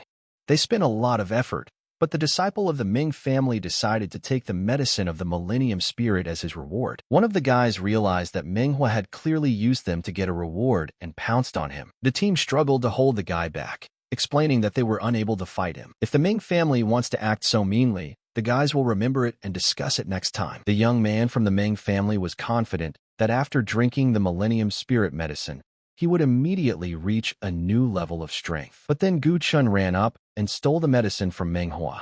Manhwa gave chase. Manhwa cornered the boys, realizing they couldn't handle him. Du Gujian called his leader Lu Hao to help. Lu Hao immediately came to the rescue. The boys decided that since the leader had come, they could rest and watch. Manhwa considered Lu Hao to be another one of those who didn't know his limits, but Lu Hao managed to interrupt his attack and decided to teach the guy a lesson. Manhwa was amazed by Lu Hao's skills. It didn't look like the strength of a 6th-level Huangji realm person. Lu Hao had what Manhwa thought was impossible and much more besides. It was said that the highest bloodlines could fight beyond their level. and it seemed like Manhwa needed to seriously work on himself. Manhwa began to explain to Lu Hao that the difference between the Huangji Kingdom and the Diji Kingdom was not just one character. At this point, Manhwa decided to show the boys the true power of the Diji Kingdom. Everyone thought that after such a blow, Lu Hao would be destroyed, but the guy managed to repel Manhwa's attack, shocking everyone with his skills. Lu Hao decided to strike back at Manhwa, and he was defeated by a guy from the Huangji state. Lu Hao handed Dugu Jian and Gu Qin some things and explained that if they used them, their wounds would heal after a while. Gu Chun was shocked to see that it was the Zhu fruit, a medicinal herb of the Yulin clan. Dugu Jian thought that this plant should only exist in books and wondered where Lu Hao got it from. Lu Hao explained that it was a long story and promised to tell it later, but for now he suggested continuing to search for treasure in the animal forest. Deep in the animal forest, Gu Chun noticed some traces, and the boys assumed that someone had already been there. Lu Hao thought that there was some special power in this place and asked for permission to use his divine sense to explore. Suddenly a strange voice was heard, which said that his name was Tsai, and he was waiting for his betrothed to help him find his way in the martial art. Dugu Jian and Gu Qin were shocked by what was happening and could not understand what was happening. After waking up, Lu Hao wanted to know where he was, but he heard someone's voice. The voice said that after 1,000 years, a qualified person had finally entered his mental space. The place where Lu Hao was a divine consciousness space created to store the consciousness of a divine creation. Lu Hao guessed that this man was the owner of the treasures in the beast forest, and he was absolutely right. The monument in front of this man's grave was a mental space formed by a fragment of his remaining consciousness. Before Lu Hao's arrival, a child named Xiamutian was unable to figure out the secret of this place and destroyed it in a fit of anger. Xiamutian was the crown prince of the Great Xia dynasty. Lu Hao realized that foreign troops were also in this forest. The man explained to Lu Hao that this place was his treasure, but the boy shouldn't think that just visiting this space was everything. The man explained that the treasures were his martial arts that he would pass on, but many exploded and died during the transfer, unable to cope with the man's legacy. The man decided to enter Lu Hao's subconscious and check if he had enough strength for it. Lu Hao saw Gu Chun, Hua Daiki, Dugu Jian, and Master, who were tragically dying one after another before his eyes. This was the future that Lu Hao would have to face. He had the blood of a divine dragon in him, and because his battle path was too smooth, he acted recklessly. The man explained that if Lu Hao continued to act arrogantly, not only would he be unable to protect himself, but he would also destroy those around him. Lu Hao understood everything the man said and decided to cultivate while waiting for the right moment. The man's task was completed, and he said goodbye to Lu Hao. But the boy stopped him and asked where the promised treasures were. The man laughed and told Lu Hao that the treasures had long been in his mind, and he could gradually comprehend them himself. Seeing that Lu Hao had woken up, the boys immediately ran up to him and asked what had happened, because he had suddenly become heartless and frightened them. Lu Hao explained that he was fine, and that he seemed to have seen the martial arts god Qi. Lu Hao told the guys that he didn't get any treasures, but he had perfectly completed his 9th level of the Huangji realm. Lu Hao felt that something had changed within him, but he couldn't figure out what exactly. Suddenly, the blood prince of the Great Xia dynasty demanded that Lu Hao give him the treasure, thinking that brats like them couldn't possibly possess such an artifact. Lu Hao realized that this was the guy the martial god had spoken of who had destroyed the stone tablet. Lu Hao explained to the guy that the treasure was in his head, and if he had the courage. The guys noticed that this guy had a 7th level DG realm and the highest quality human Imperial sword. It was said that the human Emperor sword could challenge the soul of a human Emperor with an extremely ferocious body and sword technique. So Lu Hao knew that the fight would not be easy. Lu Hao remembered the words of the god of martial arts, that the boy already possessed the legacy of his martial arts and could briefly look into the future to confront the enemy. The prince thought that Lu Hao was frozen in fear before the power of his human emperor sword. Now Lu Hao understood what Senior Qi's treasure was. He asked his friends to step aside and leave him alone with the prince. Dugu Jian began to understand that Lu Hao, like a mature martial artist, was deliberately attacking Xiaomunchen's weak points as if he knew his fighting style. Now Lu Hao could briefly look into the future, anticipate the enemy's next moves, and strike at vulnerable moments. In the heat of battle, Lu Hao's bloodline was boiling, allowing him to touch the edge of the Xianji realm. It seemed like the long-awaited breakthrough to the first level of the Xianji realm had arrived. It was not only Lu Hao's cultivation progress, but also his 9 golden dragon transformations had broken through to the 4th form. Despite the incredible difficulty of the fight, Lu Hao was able to defeat his opponent, The boys approached Lu Hao and noticed that his fighting style had become more mature, as if he had become a completely different person. Lu Hao explained that this was due to the treasures that Senior Chiya had given him. The god of martial arts gave Lu Hao a martial way that allowed him to anticipate his enemy's movements and train twice as efficiently with half the effort. Lu Hao was amazed at how powerful the god's treasures were. The journey was very fruitful. Lu Hao not only obtained the martial heritage of the elder Chiya, but also the human emperor's sword. Suddenly the sword broke right in Lu Hao's hands, and the guy did not understand what was happening. It is said that the human emperor's sword is extremely proud, and if defeated, it will self-destruct before becoming a trophy. Lu Hao suggested that the boys forget about everything that happened and go back, since it was already quite late. As soon as Lu Hao returned to the pavilion, Yu Panwei met him to tell him some important news. Panwei showed Lu Hao the Howren Alliance badge and informed him that he and the other members had now joined the alliance. Suddenly, Biao burst into the room and told Lu Hao that they urgently needed to talk. The girl wanted to discuss Yin Ran from the Yi clan in the north of the country, who possessed a void bloodline and a natural physique that was the envy of martial artists. Although the Yi family's bloodline gives one the advantage of void power, it can also lead to death from backlash. Lu Hao began to understand that Biao was saying that Yin Ran might also pass away. The girl said that the founder of the Yi clan, Yi Zhitian, had created the 6 arts of great emptiness to treat this condition, but unfortunately, he was already dead. His consciousness entered the Valley of Immortal Seals, promising to clear the void for the Yi clan every 5 years. But when the Yi clan went for treatment the last time, they discovered that Yu Zhitian's consciousness had gone crazy. Now the ancestors believe that life ultimately means death, so they chose to remain in the void and gain eternal life with him. Although consciousness and emptiness may be immortal, this state is akin to a lost soul and no better than death. People don't want to end their lives like their ancestors who went mad in the void, but they haven't found a way to cure this backlash. The girl's clan would perish, but she had just learned that Lu Hao could obtain the inheritance of the 7 Knights War God. The girl asked Lu Hao to go with her to obtain her ancestors' great void art and save the lives of her clan. The texts say that the great art of void is a powerful technique that can also become an opportunity for Lu Hao, and Yin Ran is a member of his alliance. Lu Hao promised the girl to accompany her on this journey, and she was overjoyed. Having reached the Valley of Immortal Seals, the girl showed the place where her ancestors' consciousness was sealed. Rumor has it that the Yi clan's progenitor was a top expert comparable to 7th Knight, and this mission might not be that easy. The boys decided to go into the cave and see what was going on.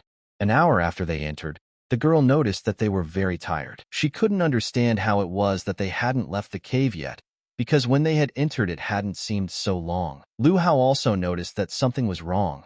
Since they had entered, it seemed to him that they were walking in place. Suddenly, they found themselves in a void area created by the girl's ancestor, and realized that the ancestor was attacking them. Suddenly, someone spoke to them, saying that the descendants of his clan had finally come looking for him. The voice suggested that the girl not to fight when her physical body dies, and he could give them eternal life by pulling her towards him. Lu Hao decided to first place Yin Ran in the Holy Mirror to hide her for a while. Lu Hao introduced himself to the clan's founder, Yi Zhitian, and explained that he was here to obtain the Great Void Art and save the lives of the clan members. The man thought that Lu Hao, who brazenly declared his mission, was trying to deceive him for the sake of the Great Art of Emptiness, and decided to test whether the guy had any skills. Lu Hao didn't have time to dodge because the man was too fast, which was extremely bad for the guy. The girl in the mirror tried to calm Lu Hao down, not allowing anything to happen to the guy. The old man was not a celestial being, but he wanted to play at immortality, thinking that he could touch the girl's disciple. The old man's strength was like an ant in front of the girl's strength. The girl asked Lu how to use Taiyun's triple transformation along with mental strength to absorb the old man's consciousness and obtain the great art of emptiness. Lu Hao decided to listen to the girl and do everything as she said, but he couldn't do anything. It was the first time the guy tried to absorb such a powerful consciousness. The girl, seeing that Lu Hao was not coping, decided to help, but the guy refused to help. After trying hard, Lu Hao was able to absorb the old man's power and actually did it himself. Although Lu Hao had not yet fully mastered the Great Void Art, he had at least inherited all of its power. Lu Hao asked if he could now treat Yin and the rest of her clan members. The girl replied that Lu Hao could not only treat them, but also completely cure them, and they would no longer have to undergo treatment every 5 years. The next step is for Lu Hao to head to the Northern Territory to heal the Yin Ran clan. When they reached the clan in the Northern Territory, They were met by a girl who explained that the clan leader had spoken of great danger and had forbidden anyone to leave him. Everyone thought that she would not return after 6 months of absence. Lu Hao asked Yanran who it was. The girl replied that it was her half-sister, a naughty girl. Yanrana was shocked by the news that the ritual had begun. This desperate measure involved sacrificing 3 people to absorb the empty power of 1. 3 against 1, and the one absorbed would only live for another 10 years. Yanrana told her sister before leaving that she would bring back the great art of emptiness. Why didn't they wait for her return? The head of the Yihua clan said that the ritual had not yet begun. But did the girl who was afraid of death and left the clan really think that they would wait for her? Lu Hao knew that if the ritual hadn't started yet, it meant they still had time. The elder told the girl to disappear, but what if she really brought the medicine for everyone, the guy said. The chief explained that they had been trying to find a solution for 3 years but had not found one, and would not rely on the girl. The leader ordered his students to maim the boys and then drive them out of the clan's territory. However, Lu Hao was certain that the leader did not have the skills to drive them out. The leader became very curious about who this boy was who dared to act like this on the territory of his clan. Yanrana dared to bring an outsider to eliminate Elder Hua, and now her sister is demanding their lives. But suddenly the head stood up and asked the girl to stop. All the students were shocked that their head was alive after such severe injuries. The leader knelt down in front of Lu Hao and explained to his disciples that it was thanks to him that the voids were cured. The leader asked his disciples to quickly bring a chair and invite Mr. Lu Hao inside. 5 days later, Lu Hao realized that the entire clan had been healed. Since everyone was healed, it was time for him to leave. The leader stated that they should pay him, since he saved their clan by healing it. The boss gave Lu Hao a dog, and he decided to ask why a dog. The leader stated that the dog should not be underestimated, because she is the wisest descendant of the heavenly dog clan, an ancient divine beast known for its ferocious strength that could swallow the moon whole. Although Huang Tian is small, he already possesses the strength of a 6th-order ferocious beast, comparable to a profound extreme martial artist. If Lu Hao can train Huang Tian well, he may become very fierce and even restore the powerful heavenly dog clan. In addition, the leader prepared a vein of Dixian stone for the boy to fully compensate him for his merits in saving their entire clan. The Dixian stones had been depleted after using Yao Guang's martial qi technique, so this replenishment would be very welcome. 3 days later, Lu Hao returned to the tower. Yanrana immediately began telling Bi Yao how heroic the leader looked while helping her. Lu Hao hurried to ask Dugu Jian what had happened during his absence. Dugu Jian reported that he had found something that would interest Lu Hao. He explained that the great Xia family believed that the Lu family had destroyed their prince and wanted revenge on Lu. This had thrown the Lu family into chaos. Lu Hao's father's best friend, Lu Hai, wanted to make the boy disabled. Now Lu Hao realized that this man was planning to harm not only his parents. This man personally sent Lu Hao to Tiankue City. It is said that he was also involved in the death of the boy's parents. Lu Hao's goal had always been to become stronger and then eliminate his enemy Lu Songshi. Now, even if the boy encountered his clan, he would have enough strength to fight. It was time to settle the score with Lu Songshi. Lu Hao asked Dugu Jian to continue managing the alliance while he went to the main tribe of the Lu family. 10 days later, Lu Hao found himself at the foot of Long Breath Mountain in a small town named after the Lu family. It was originally a small town where the ordinary Lu family lived. But now that the city has been destroyed, it seems like the Lu family has been attacked by the Great Xia. When Lu Hao's parents were killed, all the members of the Lu family turned a blind eye. Lu Hao didn't expect to find anyone in the city, but suddenly he saw his father's best friend dying. Lu Hao ordered the people who were trying to destroy that man to leave, because he himself wanted to destroy him. A ferocious beast of the 6th order, a devastated war elephant with the power of the extreme earthly kingdom. Lu Hao released his legendary divine beast, the heavenly dog, to show its true strength. The man knew that the boy wanted to destroy him, but he asked to be allowed to say a few words before he died, because he had something to say to Lu Hao. The man knew that Lu Hao hated him for helping Lu Songshi harm the boy's family, but he only did it to save his family. Lu Hao explained that his men had learned that the man had been training the people of Tiankue City to cripple the boy's fighting veins. The man didn't deny it, but wouldn't Lu Songshi only allow his enemy's son to live with his battle veins destroyed? The man held out the jade slips of life of the boy's parents. If they were not broken, it proved that they were still alive. The boy had seen the jade leaf of Lu Hao's parents' lives before, It was indeed possible that his parents were still alive. Lu Hao apologized to Uncle Hai, explaining that he did not understand why people had been persecuting him all these years despite his significant influence over the main family. The man explained that this was due to Grand Xia's attack, and also the death of the old family leader. The Lu family was preparing to select a new leader for their clan. The man was one of the strong candidates for the position, as was Lu Songshi, but he wants to fail the great Xia so that he will eliminate the man and ensure his own succession. However, how could he turn against him like that after all the help Master Lu Hao had given him? The boy promised that this time he would make sure that he would pay with his life. The master asked the boy not to be so impulsive because Lu Songshi's faction was very strong, and the great Xia's assassins were deliberately ignored. Lu Hao explained his power by saying that it goes beyond the deep extreme reality. The boy explained to his uncle that he had already decided everything, and all he needed to know was that he could destroy the old man. It may seem like the guy is in the deep extreme region, but in fact his strength is comparable to the heavenly extreme region. It was good that the main family had already started the competition in the Dragon Abyss to determine the next family head. Lu Hao can enter the battle as a candidate from his next generation master, as the head of the family evaluates the future potential of each branch. This is why there is a competition in the Dragon Abyss, where each branch recommends a member of the new generation to participate. The candidate who wins the competition will become the new head of the family, but Lu Songshi's eldest son, Lu Ya, has the strength of the 7th level of the profound extreme realm. Lu Hao asked his master to calm down, because he knew what to do and how to be. All members of the Lu family gathered at the Abyssal Dragon Arena to choose the next head of the Lu family. The branches of the Lu family sent their next generation representatives to participate in the competition. The member who wins will become the new head of the family, Lu Sheng said. Lu Ya and Lu Songshi's eldest son thought that in this competition, it might be their turn to become the leaders. Lu Sheng asked if all the branch representatives were there, and if so, he was ready to start the competition. No, the man answered the leader's question and explained that there was also his branch, Lu Hai's branch. The leader asked Lu Hai where he had been the last few days and why he had come so late.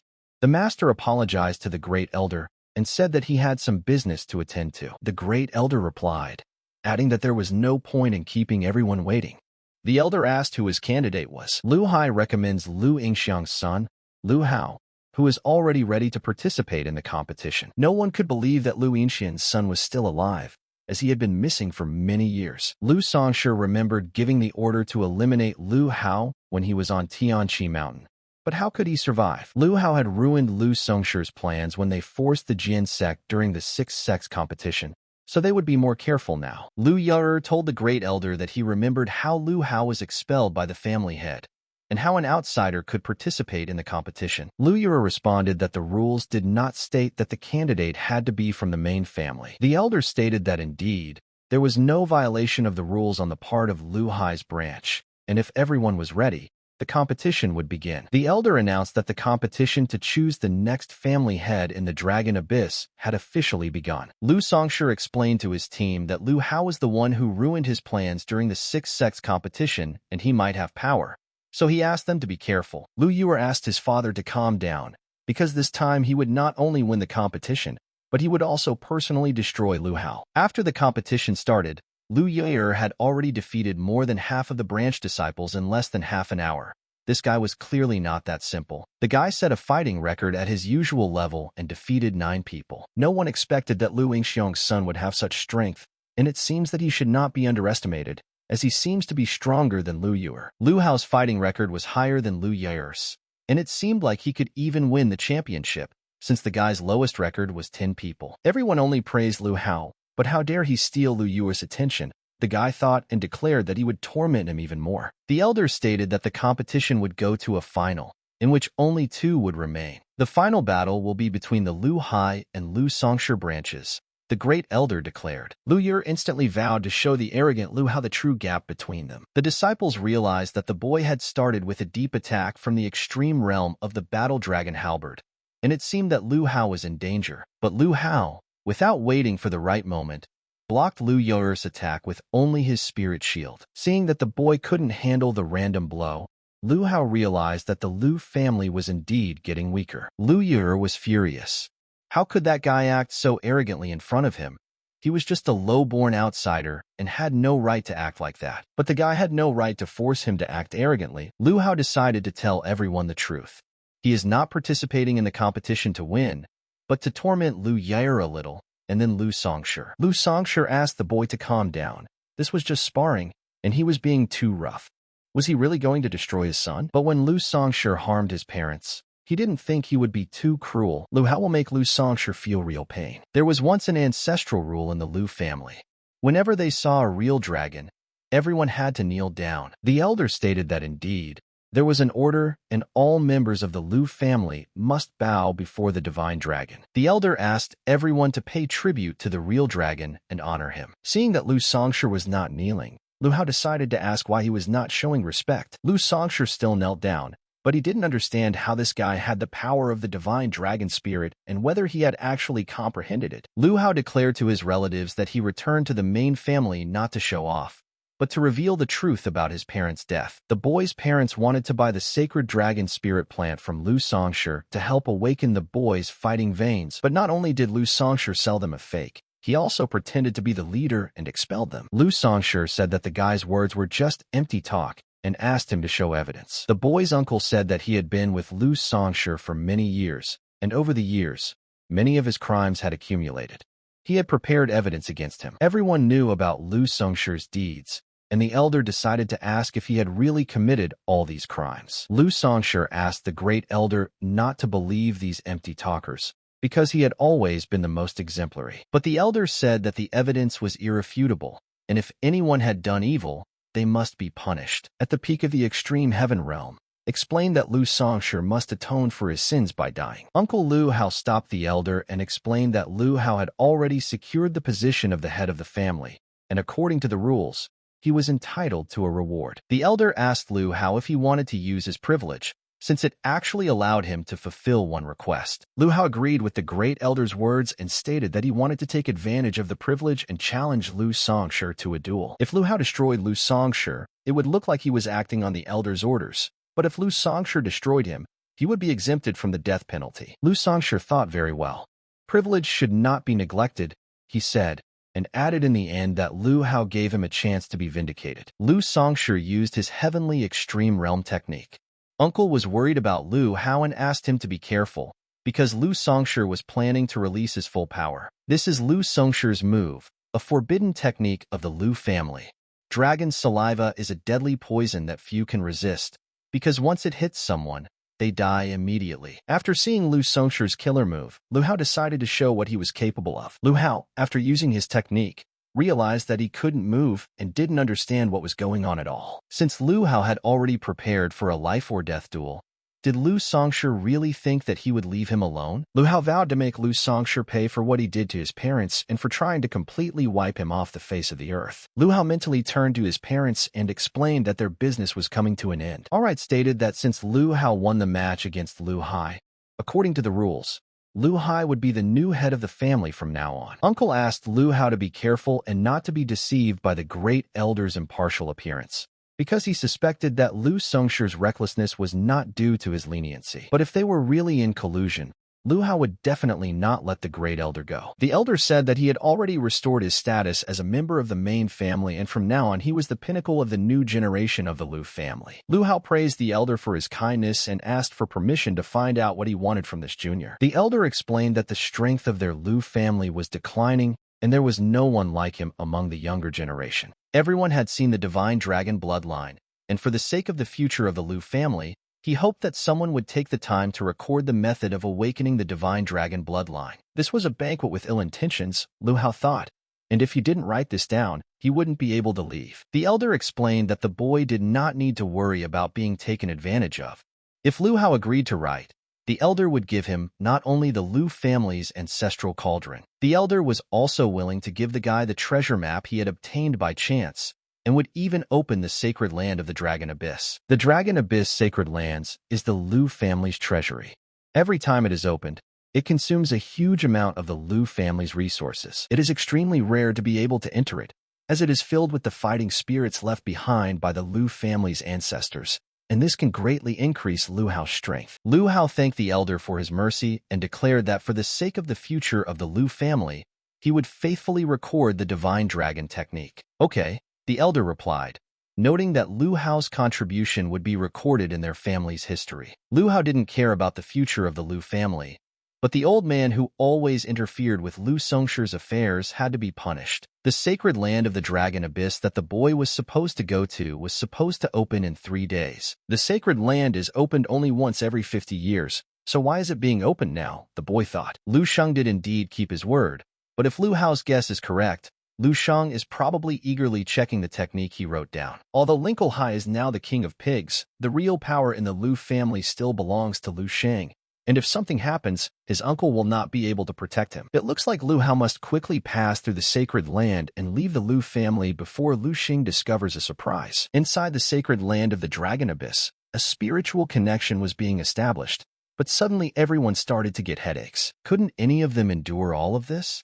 Each of those stone pillars represents the fighting spirit left behind by the Lu family's ancestors, and if it is absorbed, it will greatly improve one's cultivation. And Lu Hao needed to hurry up and try everything on his own body. The fighting spirits in those ordinary stone pillars were too weak. They weren't even stronger than him and couldn't help him improve. It is said that when a stone pillar explodes, it means the fighting spirit inside has been defeated. Lu Hao was about to challenge the fighting spirit left by the Fallanders, but didn't he know that this was strictly forbidden in the family? After all, until now, whoever tried to resist it, the result was always death. This stone pillar was different from the previous ones, Lu Hao stated, and it seemed to be saying something to the guy. None of the boys understood what was going on, but the boys wondered if Lu Hao had angered his ancestor and was killed. Lu Hao never expected that it was then that he would be able to connect with the Lu family ancestors' fighting spirit. Thanks to the knowledge passed down by his ancestor, not only did Lu Hao's culture greatly increase, but he also learned about the origins of his clan. Countless thousands of years ago, the Lu clan was founded by an ancestor named Lu Xiaotian. At that time, the Lu clan was ruled by a powerful being, the dragon god, but the ancestor Lu Xiaotian sought freedom. He created the divine dragon bloodline and the ninefold golden dragon technique, reaching the martial god level. The ancestor then slew the dragon and conquered the gods, opening a new era for the Lu clan, allowing the Lu family lineage to continue. But the ancestor was not satisfied with this. He continued to grow, fight, and travel between realms, eventually becoming a top-level martial god. Did the ancestor rely on the divine dragon bloodline and the ninefold golden dragon technique to become a martial god? If this story is true, could it be that Lu Hao will also become a being capable of slaying dragons and gods like his ancestors? The elder began to realize that Lu Hao had done something wrong and had already begun searching for the boy. The great elder was informed that Lu Hao was the first to exit the Dragon Abyss sacred land, and left the clan immediately after exiting a few days ago. This brat deceived the elder and escaped. Lu Hao gave the elder a fake technique. It was not only useless, but also greatly weakened his life force. The elder planned to declare Lu Hao as the main traitor of the clan and asked for an arrest warrant to be issued. Half a month later, in Fengzong City, the cauldron that Lu Hao received from Lu Sheng was quite decent, but the key information on the Tynewell Island treasure map was vague. HMF was not that generous, but fortunately, Lu Hao was careful and did not allow him to be tricked into giving up the divine dragon bloodline awakening technique. Now Lu Hao doesn't know where his parents are, so he will study the treasure map to find the treasures and become stronger by searching for clues about them. A girl approached Lu Hao and asked him to give her some food, and he gave her the whole plate. The guys sitting at the next table were unhappy that a beggar was allowed in, which spoiled their mood. If Lu Hao wants, he can go eat on the street with the beggars, the guy said, and asked him not to stay there, so as not to be a bomb on his eyes. The guys explained that they were from the Black Tiger Mercenary group and asked if they knew what happened to those who offended them. Everyone is eating, and can't anyone get along? Said Xiao Tian, a monk from the western regions. Twin assassins Lan Mei and Mei Lan said they couldn't stand it when someone prevented others from eating properly and asked the boys to let people eat in a calm atmosphere. The tavern owner, Lai Xiong Hla Lien, the innkeeper, offered everyone a drink on the house. The boys stated that it was too late for the lady boss to interfere, and for the sake of the dignity of their Black Tiger Mercenary group, they decided to eliminate Lu Hao and the girl. The boys all decided to attack Lu Hao, and seeing that the girl was very scared, he decided to teach them. The girl decided to calm the guys down and suggested that they consider this quarrel between friends and calm down by drinking a little. The guys happily stopped the charade and made some peace, noting that the place was much better than making fun of each other over food. But the guy still got the monk hooked, saying that he was using words in a funny way, and wondering if he was making fun of the monkey. Lu Hao continued to feed the girl and thought that if he had not managed to awaken his dragon bloodline, he would have been in a worse state now. The girl decided to approach the young hero and offer him wine, because all the heroes came to the city of Confrontation just to try it. Watching all this from the side, the guys did not notice only one thing. They came there many times and made a fortune, but Klein never fed them like that. One of the guys is completely unclear what this young man did to win the favor of Klea's boss. The girl approached the guy in this way, wanting to attract his attention, but he said that you usually don't need hands to drink wine. A little later, the guy noticed that the girl was just an ordinary thief, hiding behind her beauty. The girl didn't understand at all why the guy hadn't been affected by her orchid mist and was still saying it seemed like he wouldn't be easy to deal with. The girl turned to the guy and said that if he had enough courage, he could come to her room in the evening. One of the guys thought he saw Lu Hao somewhere. His friend picked up on this information, saying that he had seen him somewhere too. A little later, the guys remembered that this was the same guy for whom the Lu family received an award. Later, the man said that he would definitely share his reward with those who help him, because even without a reward, getting on the side of the Lu family is a rare opportunity. The guys on Nevsky, without thinking, decided to pounce on him, in order to then hand him over to the Lu family. The guy sitting at the next table could no longer watch a group of people attack one person. The guy wanted to help Lu Hao, but the girl sitting next to him said that the guy didn't need his help at all. If the guys wanted that reward so badly, the guy decided to see if they had something useful. The monarch admitted that if he couldn't defeat Lu Hao in a one-on-one fight, then the people on his team would be able to do it. How can this man want a generous reward when he's already shaking like a leaf after just warming up? The guy hit the monarch with such force that he flew to the side and decided to check with the other guys if they still wanted to get that award. Rumors quickly spread throughout the city that the traitor Lu Hao,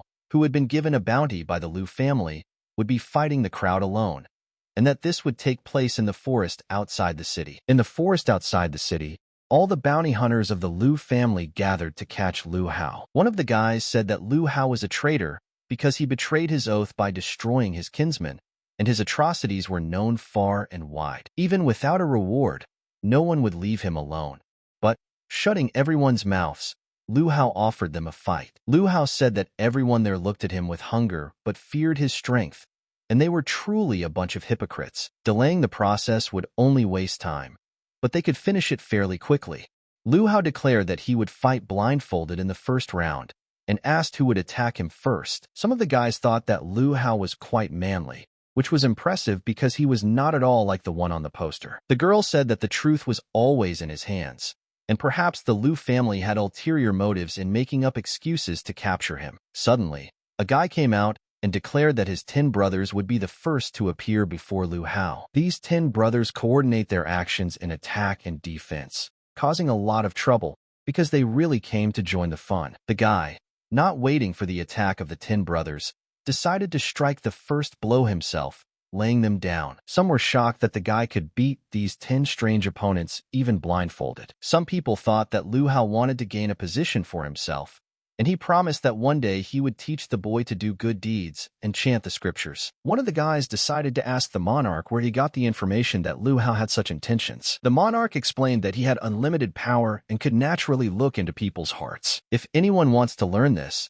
they must shave their heads and enter the monastic path, and he will teach them. Suddenly some guys ran into the hall and asked to allow their blood union to talk to them. It was actually the Blood Alliance, and it seemed like Lu Hao was in very big trouble now. The Blood Alliance is accustomed to using dark magic, striking in strange and unexpected ways. The boys explained to Lu Hao that he could be proud of being destroyed by their leader, Bloodweb. After Lu Hao destroyed the leader of the Blood Alliance, he decided to ask the guy what he was saying, because it was too loud and he didn't hear. The monarch increasingly realized that this guy named Lu Hao really was funny. Suddenly, a man from the Black Tiger mercenary group jumped out in front of the guy, who immediately recognized that the one standing in front of him was the same Lu Hao for whom the reward was set. And suddenly some guy started telling the deputy leader of the mercenaries, Black Yuan, that in front of him stood the guy who looked down on their mercenary corps, Black Tiger. Suddenly the monarch stood in front of Lu Hao and offered the boy his help, because he noticed that he was a little tired. Lu Hao explained to the boys that they had just met, but he appreciated their kindness. However, he was not tired, It was just that his Shao sword was not sharpened. The enemy, who could still be considered a worthy opponent, made Lu Hao feel a little impatient. And now that Lu Hao's identity had been exposed, any sign of hesitation could lead to even more trouble. Even the deputy leader of the Black Tiger Corps mercenaries was worried. He thought that even if the reward from the Lu family went to someone else, believing that Lu Hao was just asking for trouble, it was obvious to the deputy leader that Lu Hao was not an ordinary person. Deciding to attack, he rushed at the boy. Lu Hao noticed that the deputy had incredible strength, but even that couldn't stop him. Those watching the battle were shocked by the deputy's blows. They understood. Even if Lu Hao did not die, he would be completely isolated. The deputy told Lu Hao that if he laid down his weapons and kneeled, he might soften the blows. Lu Hao said that these were big words, but the deputy was not someone he should mess with and threw him away. Lu Hao explained to those watching that although the deputy had strength, he was too arrogant, and this doomed him to failure. Without thinking twice, Lu Hao destroyed the deputy, claiming that he had brought this disaster upon himself. No one present could believe that Lu Hao was able to defeat the deputy leader of the Black Tiger Corps mercenaries so easily. One of the spectators admitted that Lu Hao had already changed his perception of strength 3 times, and now no one would dare to provoke him. Suddenly, a stranger appeared with a little girl in his arms and threatened Lu Hao that if he did not give in, the girl would be harmed. The stranger threw the girl, but Lu Hao deftly caught her. The stranger noted that Lu Hao had successfully defeated the blood demon from the ghost family, but then stated that Lu Hao was too careless and was now suffering from his blood seal. The stranger explained that the blood hook technique acted like a curse, and those who fell under its influence experienced excruciating pain, as if thousands of maggots were gnawing at their bones. Lu Hao actually felt unbearable pain, as if thousands of insects were devouring his meridians. The stranger told Lu Hao that the Lu family had offered a generous reward for him, but he himself was more interested in the treasures that Lu Hao had. Since Lu Hao continued to resist, the stranger decided it was time to send him to his blood brothers. But suddenly the monarch appeared and stopped the attack, saying that the young man was still too young, and if he saw too much violence, his mind could be warped. The monarch handed the child over to his people and instructed them to look after him. At that moment, the stranger tried to hit the monarch from behind, but he was ready to attack. The monarch noticed that the stranger was frightened and invited him to follow him if he dared. Lu Hao was still suffering from the curse, but decided that he needed to deal with the monarch first. One of those present suggested taking advantage of Lu Hao's weakened state from the blood curse and attacking him. However, the warriors from Blue Charm declared that they would protect Lu Hao at any cost. The girl from the Looking Glass also realized that Lu Hao had fallen under the effect of the bloody hook of the Blood Alliance's deadly technique. She explained that this technique could only heal non-fatal wounds and gave Lu Hao some advice. Lu Hao began to recover his strength and thanked the girl for her help. Suddenly, he felt a familiar sensation and wondered, could this be another breakthrough? One of the enemies noted that although Blue Charm's powers were considerable, there were 2 of them, and they would not be able to fight against them all. But suddenly Lu Hao came to his senses, throwing all the enemies aside, declaring that this time he would spare no effort. The monarch noted that Lu Hao's murderous aura was incredibly strong and offered to help him find peace. One of the enemies, who had not heard of the monarch before, suggested that he might be on the enemy's side and stated that if he stopped fighting, he would be allowed to capture Lu Hao and claim the reward. The monarch replied that he was not interested in material goods, but by helping the enemy find peace. The angry stranger accused the monarch of forcing him to act. The Blood Alliance are known for their cruelty. They even have a technique that can drive a person to self-destruction. One of the warriors used the forbidden technique of reversing the sky and the sun, which could destroy the entire forest. However, his army self-destructed, and Lu Hao declared that it was time to settle the score. The enemy was shocked when he realized that Lu Hao was able to get rid of his blood mark. Lu Hao declared that he would personally send the enemy on his final journey. With one swing of his hand, Lu Hao destroyed Exile Wushan, stunning everyone present. The guy got angry and told the bald monarch that it was he who forced him to do this, and everything that happens next will not be his fault. The Blood Alliance are known for their ruthlessness and cunning. They are said to have a technique that can drive a person to self-destruction. Even if this means destroying 1,000 enemies and losing 800 of your own, it will still be considered a success. XLE Wushan decided to use the forbidden technique of reversing the sky and sun, which could turn the entire forest into ruins. He then used the 9 turns golden dragon technique, the 5th move of which was called Dragon Devours the Sky. However, he soon noticed that his self-destructing army had been devoured by Lu Hao, who declared that it was time to settle the score. Could it be that Lu Hao really got rid of my blood mark? Exile Wushan thought. If so, then things are bad. Lu Hao smiled and offered to Exile Wushan that he would personally see him off on his final journey. With one wave of his hand, Lu Hao destroyed Exile Wushan, shocking everyone present. Lu Hao addressed the remaining people, stating that the Lu family had slandered him in order to obtain his divine dragon blood. He explained that he did not intend to explain his actions, but wanted everyone to know the truth through battle. Who was considered a traitor by the clan, declared that those who tried to destroy him would receive no mercy. Suddenly, the monarch noticed that he was lucky to be away, otherwise his life would be in danger. Lu Hao thanked the three guys who helped him in difficult times. The monarch told Lu Hao that he should not be so polite. He noted that Lu Hao had great wisdom and asked if he would like to follow him. Lu Hao refused, citing that he still had business in this world. One of the boys accused the monarch of being a fraud, instead of minding his own business, and of misleading people into becoming monarchs. The boys noticed a certain treasure spot, and the monarch remembered the legend of an ancient sect in Confronting City, where treasures were said to have been hidden since ancient times. One of the guys decided to go inside the dungeon to explore it, ordering the others to wait outside. Much time passed, but the boy still did not return, and his comrades began to worry. Lu Hao consoled them, saying that Milan had excellent skills and was probably fine, but if he didn't come back soon, they would all go look for him together. Noted that if Milan was indeed in trouble, their attempt to help might be too late. One of the boys didn't want to believe the monarch's words, but wondered if his legend would be true, or if he had simply deceived them to lure his brother into a trap. The monarch reassured them, saying that their brother would soon come out. He just decided to joke. Seeing their excitement, Lu Hao noticed that the monarch might have been trying to provoke Milan, but soon he actually came out of the dungeon. The boy ran up to his brother and asked why it was taking him so long, since everyone was already starting to worry. Milan said that he had found the old city of the sword capital, but his brother did not believe him at first. The boy then explained to Lu Hao that inside there really were treasures from the long-forgotten city of the sword capital. He showed Lu Hao a map of the city and suggested that they explore it together since the two of them did not have enough strength. Lu Hao was surprised that he was invited to such a place. It was an ancient sect that once rivaled the Dansin sect, but was destroyed by a disaster. One of the guys noted that although the monarch knows a lot, it could just be rumors, since he collected information bit by bit during his travels. Lu Hao promised that if they needed his help, he would not hesitate, but he did not want to interfere for now. Lu Hao became curious about who Milan and Lan Mei were and how they got the map. One of the guys explained that their ancestors were students of the sword capital,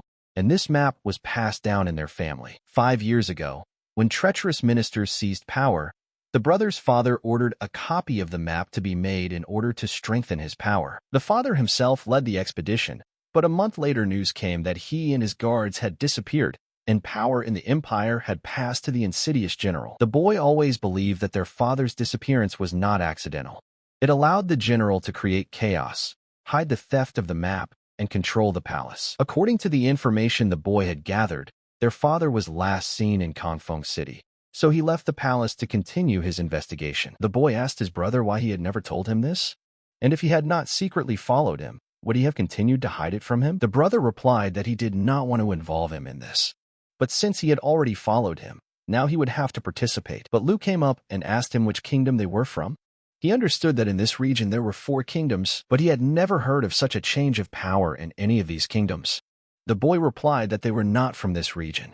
They were from the northern region, the kingdom of Lanling. Lu thought that although he looked rather cold, he was actually a person who valued his loved ones and justice, just like he wanted to find his parents. And he also left his hometown to find his father and protect his younger brother. Lu thought about it and said that he agreed to go with them. The guy took it as kindness and thanked them, but one of the monks said that he also wanted to go with them, and he hoped that they didn't mind. Lu also agreed and replied that he could go with them too. As he went down the tunnel, the guy looked at the map and went down with fear. The guy told the others that he had a map, so they would only follow him. The guy looked at the map and going down said that after the incense stick, there is a building. And seeing it, he said that here they are in the City of Swords. The monk told the boy that it turned out he had a talent for getting into such places. The boy replied that he had already come down here, so it was easier this time. And passing through these gates, they will find themselves in the square of the City of Swords. Let them be extremely careful. Suddenly, the youngest stepped on the trap, and everything immediately started shaking. Everyone was immediately scared by this. Lu started shouting that everything was falling apart here. Junior looked around and asked where these swords came from. Looking up at the sky, they saw swords and Lu said there were so many of them. The guy replied that there was nothing like that on the map, and he thinks that his brother accidentally stepped on something and activated the mechanism. The younger one was happy and told everyone to listen to him. The younger one said that maybe these swords were left behind by the students of the Sword City when they practiced fencing, and it would be great for them to practice here too. The monk immediately approached him and said that if he really wanted to understand fencing, he could turn to him for advice. The younger one asked what kind of a swordsman he was. Had he ever held a sword in his hands? And he thought he could figure it out better himself. The monk accepted everything and replied that the younger one may not believe him. But Lu sensed something and said that he felt the sword's intent strongly. And I saw that the marks from the sword looked chaotic, as if thousands of people had cut them at the same time. But it seemed that they were left by one person. And what's more, the destructive intent of the sword can enlighten some people and drive others crazy. The monk asked Lu if he needed help. Lu accepted his offer and replied that he was not against his help. The younger asked him if he really believed this monk. The monk was delighted and shouted with delight that finally someone believed in him. Let him look carefully and remember. The monk used his ability and saw his energy transfer to the sword. Lu was very surprised at this moment and saw how these swords react. The monk gave it his all to show his abilities, and everyone stood with their mouths open and watched. Lu asked in surprise, "What is this?" The monk shouted at him to use his spiritual energy faster. Lu heard his request and agreed. And immediately after that, he used his spiritual energy. Lu rose into the sky and saw a human form. He asked him who he was, and he understood that this was the space where his consciousness had entered. But the fiery form decided to show itself and used a sword destruction attack. Soon everything was destroyed. Lu didn't understand at first, because the sword light turned into hundreds of sword chi. Junior came to him and asked if he was okay. Lu kept muttering and saying that 1 turns into 2, and 2 turns into 3. The younger one didn't understand what was happening and asked him why he was standing like that. Was he crazy? But Lu shouted that 3 makes everything. Lu immediately pulled out his blade and said that this was the sword's intent, and now he understood everything. The younger one asked in surprise. Lu replied that everything comes from 1. All paths lead to the same place, just expressed differently. Lu decided to use his abilities and started to deliver devastating attacks.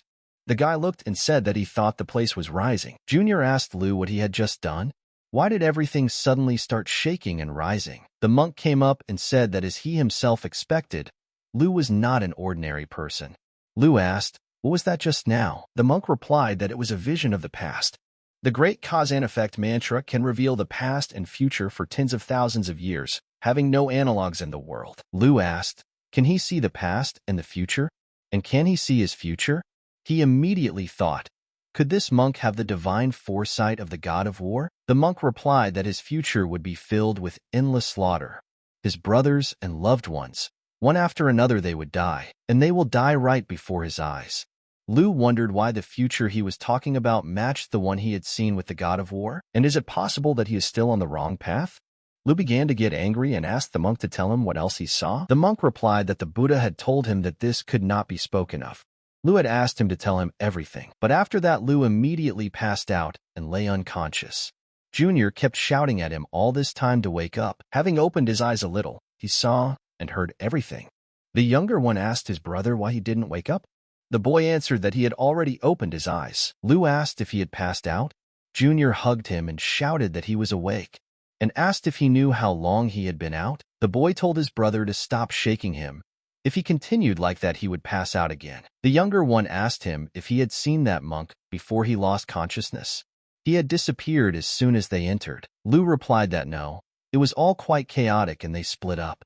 In any case, they needed to move on. The younger one said that's exactly it.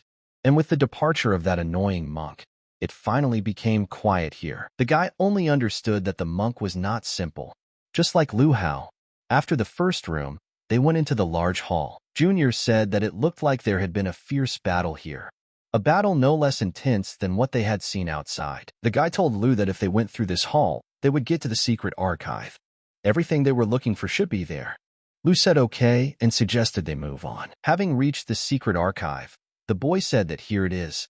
The younger one was happy and ran shouting that we need to go in quickly. But at the last moment, the boy told his brother to stop. But it was too late, because he activated the trap again. Lu asked what kind of formation it was. The guy replied that it was most likely a Great Guardian formation, and the secret archive is the most important place in the City of Swords. He heard that there used to be not only guards here, but also a defensive formation. It seems to be true. Lu told the guy that his ancestors were disciples of the Sword City. Does he know where the formation core is? The guy replied that he didn't know, but he thought he could guess, but he couldn't see it yet. And judging from the energy he had just released, the formation had not weakened at all, despite all these years. Lu thought that for the formation to work, it must have a core, runes, and a core. Usually, to break the formation, you need to start from the core. It is not clear where the core is here. Junior got angry and said it was a curse. They had come all this way for nothing? Wouldn't they end up in the secret archive? The guy replied that their ancestors wouldn't leave a dead end for their descendants. There should be a clue here. Lu said there was no need to worry so much. Junior asked him if he had found the core. Lu asked back, who said that to destroy the formation you need to find the core, and decided to use his abilities. But the guy shouted that it was not necessary. Let him stop. If he were to force his way through, it would cause a response. But Lu was not afraid and decided to use his sword to destroy the seal and enter the archive. Junior said things were bad and shouted at him to run away. But Lu said everything was fine. He had figured out the formation. The guy said that he couldn't handle the Great Guardian formation alone, so they decided to help him. At this time, Lu said that when one sword strikes, 1,000 swords follow, and he released a whole stream of energy onto the seal. The younger one saw this and told his brother to look. The boy replied that he really did it, but suddenly someone started laughing from behind and said that someone had actually broken this formation. What luck! They had been looking for so long and so hard, but they had found him without any trouble. After that, suddenly dark energy spilled out from the seal. The guys immediately turned to Lu Hao. Suddenly the stranger said that the two of them must be descendants of the City of Swords, and their friend was captured in his bone umbrella. The stranger said that in half an hour he would already turn into a pool of blood. The younger one asked. The stranger replied, and as for the two of them, if they don't want to repeat the fate of their friend, then they should be kind enough to get out of here. Junior took out his sword and told them to stop talking. He would cut him to pieces. The stranger replied that he was overestimating himself and ordered the others to kill them all. But the guys were not simple and were ready to fight to the last, and even killed one of the enemies. The enemy said they were useless idiots and shouted at them to kill them all. There were so many of them, and they still couldn't handle two brats. And if they can't even handle them, he'll personally finish them all off. And he ordered them to surrender right now, and maybe he'll let them live. The younger one asked him, does he think they're afraid to die? If he has enough courage, then let him attack them himself. His sword can't wait to taste his blood. The stranger told his men again to finish them off. But the boy came to the defense of the younger one and decided to fight them. The stranger saw the upstart's death before him, and mocking him, he shouted for him to die. The boy, seeing a strong attack, did not know how to deal with it. But Junior came to the defense and decided to cover his brother with his body. The guy realized that he wouldn't have time to save him and shouted the name of his brother Lan Mei at the end. Suddenly, everything began to change, and fiery energy completely covered the Dark One. The stranger was surprised and asked. Lu said that he had broken through, and he had risen to the second extreme heavenly stage. And that was not bad. The younger shouted that Lu Hao was fine. He thought he would turn into a pool of blood. Lu replied that before they entered, he noticed that the blood stains at the entrance were of varying freshness, and some had not yet dried, indicating that there had been a large-scale massacre here recently. And yet it was quite clean, as if someone had specially cleaned it up. So he was on guard and prepared. His precious treasure turned out to be too weak. He just slightly warmed it up. The stranger said he was a damn brat. Not only did he destroy the precious bone umbrella, and now he's talking such arrogant nonsense. The stranger shouted that they would all attack together. The younger one told Lu to be careful. Lu asked in surprise, all at once? He was getting excited. He stood there and told them to give it their all. Let them try harder. The enemies tried to break his defense in different ways. The younger one told his brother that it seemed that they were worrying in vain again. The enemies started saying that they can't do it anymore, and their hands seem like they're about to fall off. And this barrier is like a steel wall. Lu started laughing and asked them if they were tired already, and did they know what he hated the most? He certainly says that unity is good, But weren't there too many of them attacking him? The enemies began to run away and asked the leader for forgiveness because they couldn't handle him. The guy asked the stranger, "Is he trying to escape, right?" The stranger realized that they noticed him, but the guy didn't leave him just like that, and after killing him he said what a man carries is what he will reap. But Lu looked and said, "Something is wrong here." The guy asked him what he was talking about. Lu replied, "Doesn't he think this mercenary leader is too weak? And he is too weak to be at the 5th extreme heavenly stage," and pulled the mask out of his face. Lu immediately asked, "Where's Lan Mei? Where is he?" But Junior replied that he found some kind of seal here. The boy shouted to the younger one to stop. It was dangerous. But suddenly something exploded in the house, and the younger one flew out of the window. The boy caught his brother and saved him. But Lu didn't stop there and jumped into the house to find the enemy. Lu walked inside the secret tome pavilion and looked under the table to see a book lying there. The enemy immediately pounced on him and was ready to kill him because he had put him in an awkward position. Lu said that it seemed like the respected mercenary leader not only enjoyed torturing children, but also enjoyed these vile attacks. But Lu did not stop and repelled all his attacks and even broke the enemy's weapon into small pieces. The enemy got angry and told him that he was a brat. Had he completely forgotten his place? He was always getting in his way and ruining his plans. And the enemy took all his will into his fist and said that he would simply finish him off. And he attacked him immediately with his swords. Lu wasn't afraid of anything and simply used his blade at the last moment and destroyed all of his attacks. But at the last moment he stopped and thought, why did these shadows from the spears multiply the more he hit them? Does he really think that he has never encountered such skills before? Using clones to fight against an illusionary spear is pure stupidity. He realized that this was an illusion. Attacking without a strategy and relying on brute force would achieve nothing. He had to find the source of these copies and aim there. The enemy said he had no more time to play with him. It was time to send him to meet Yama. Lu stood his ground and looked at him carefully and said, "What have you found?" The enemy wondered why his smile made his hair stand on end, even when he was on the verge of death. Lu said that he had to end this once and for all now, and used his attack to kill him. The enemy was surprised that he had just pierced his illusory spear, but when he saw the yellow light in front of him, he realized that he was finished. The attack was so strong that he couldn't even cope with it, and the fire beam hit his body. And so, outside the pavilion of secret folios, the guy held his younger brother in his arms. The younger one said that he really looked like himself when he was little, crying after being beaten and hiding in his arms. The boy said he would get him out of here, and they would find a doctor. The younger one said no, just let his brother listen to him. The younger one told his brother that ever since they were little, he always gave him trouble. Even this time, coming here, he still made him nervous. But today he doesn't think he was that stupid. Let him see what it is. The guy replied that it was the Qilin seal. But didn't he activate it? The younger one replied that he had activated it. It was a fake, and this was the real thing.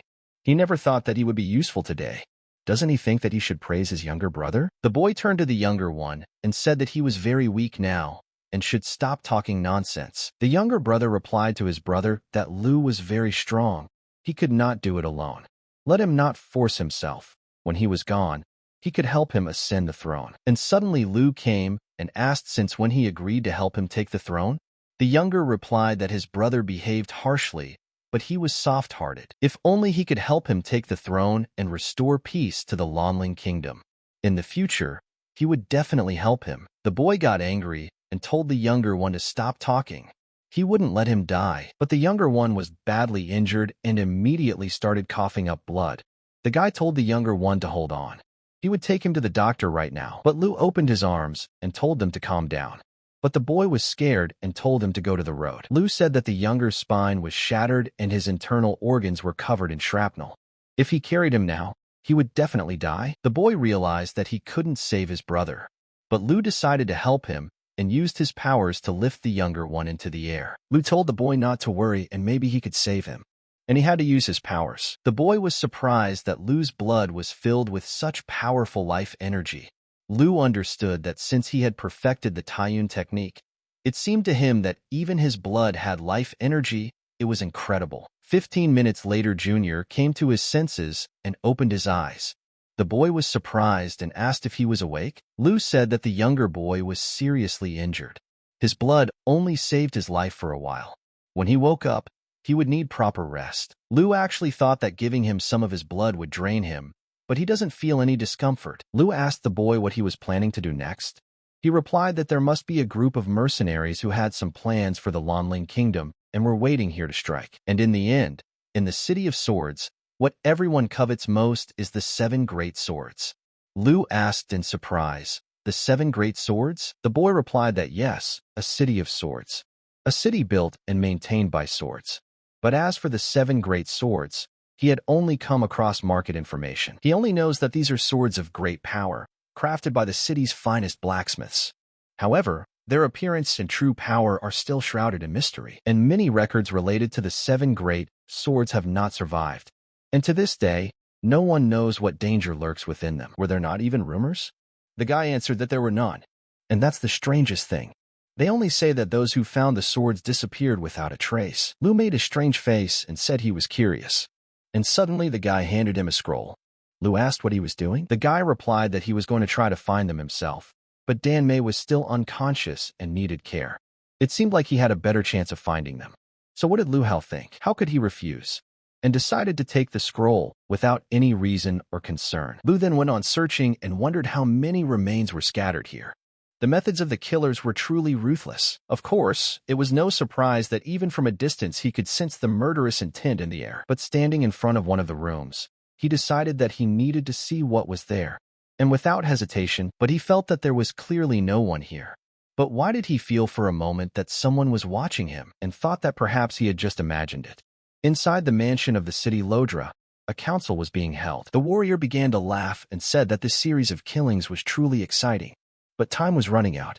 He suggested that maybe they should take the 7 swords to Kongfeng City and decide what to do next. Zhuo replied that it sounded reasonable, but, "Elder brother, are you planning to leave right now?"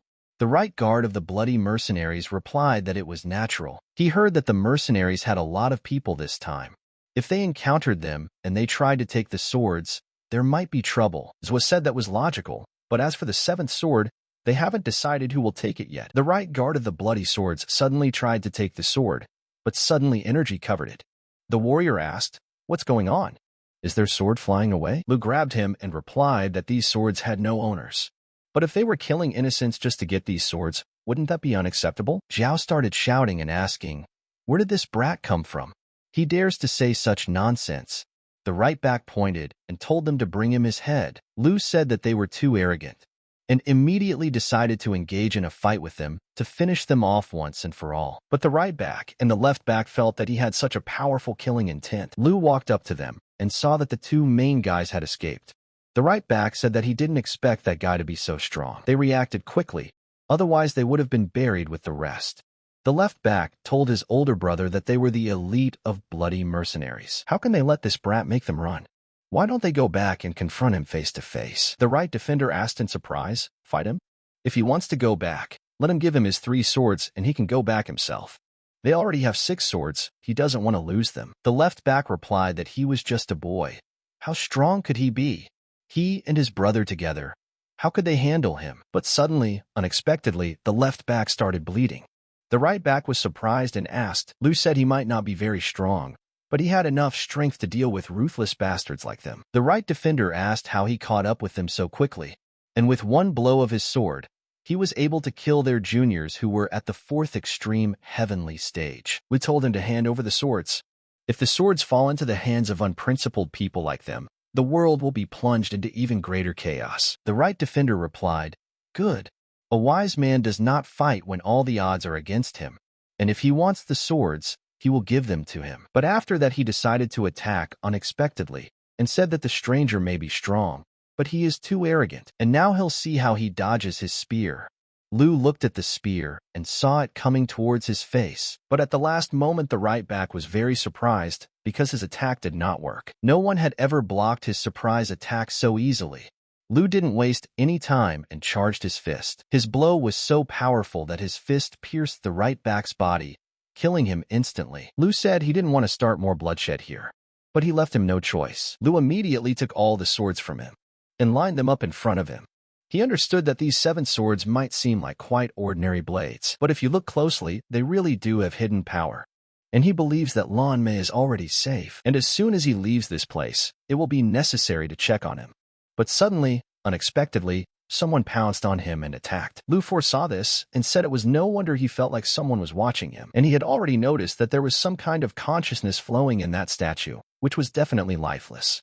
And now, standing before him was the black demonic Tiger King, a 9th-level beast. The spirit immediately said that if he was hit by his thunder energy, his soul would be destroyed on the spot.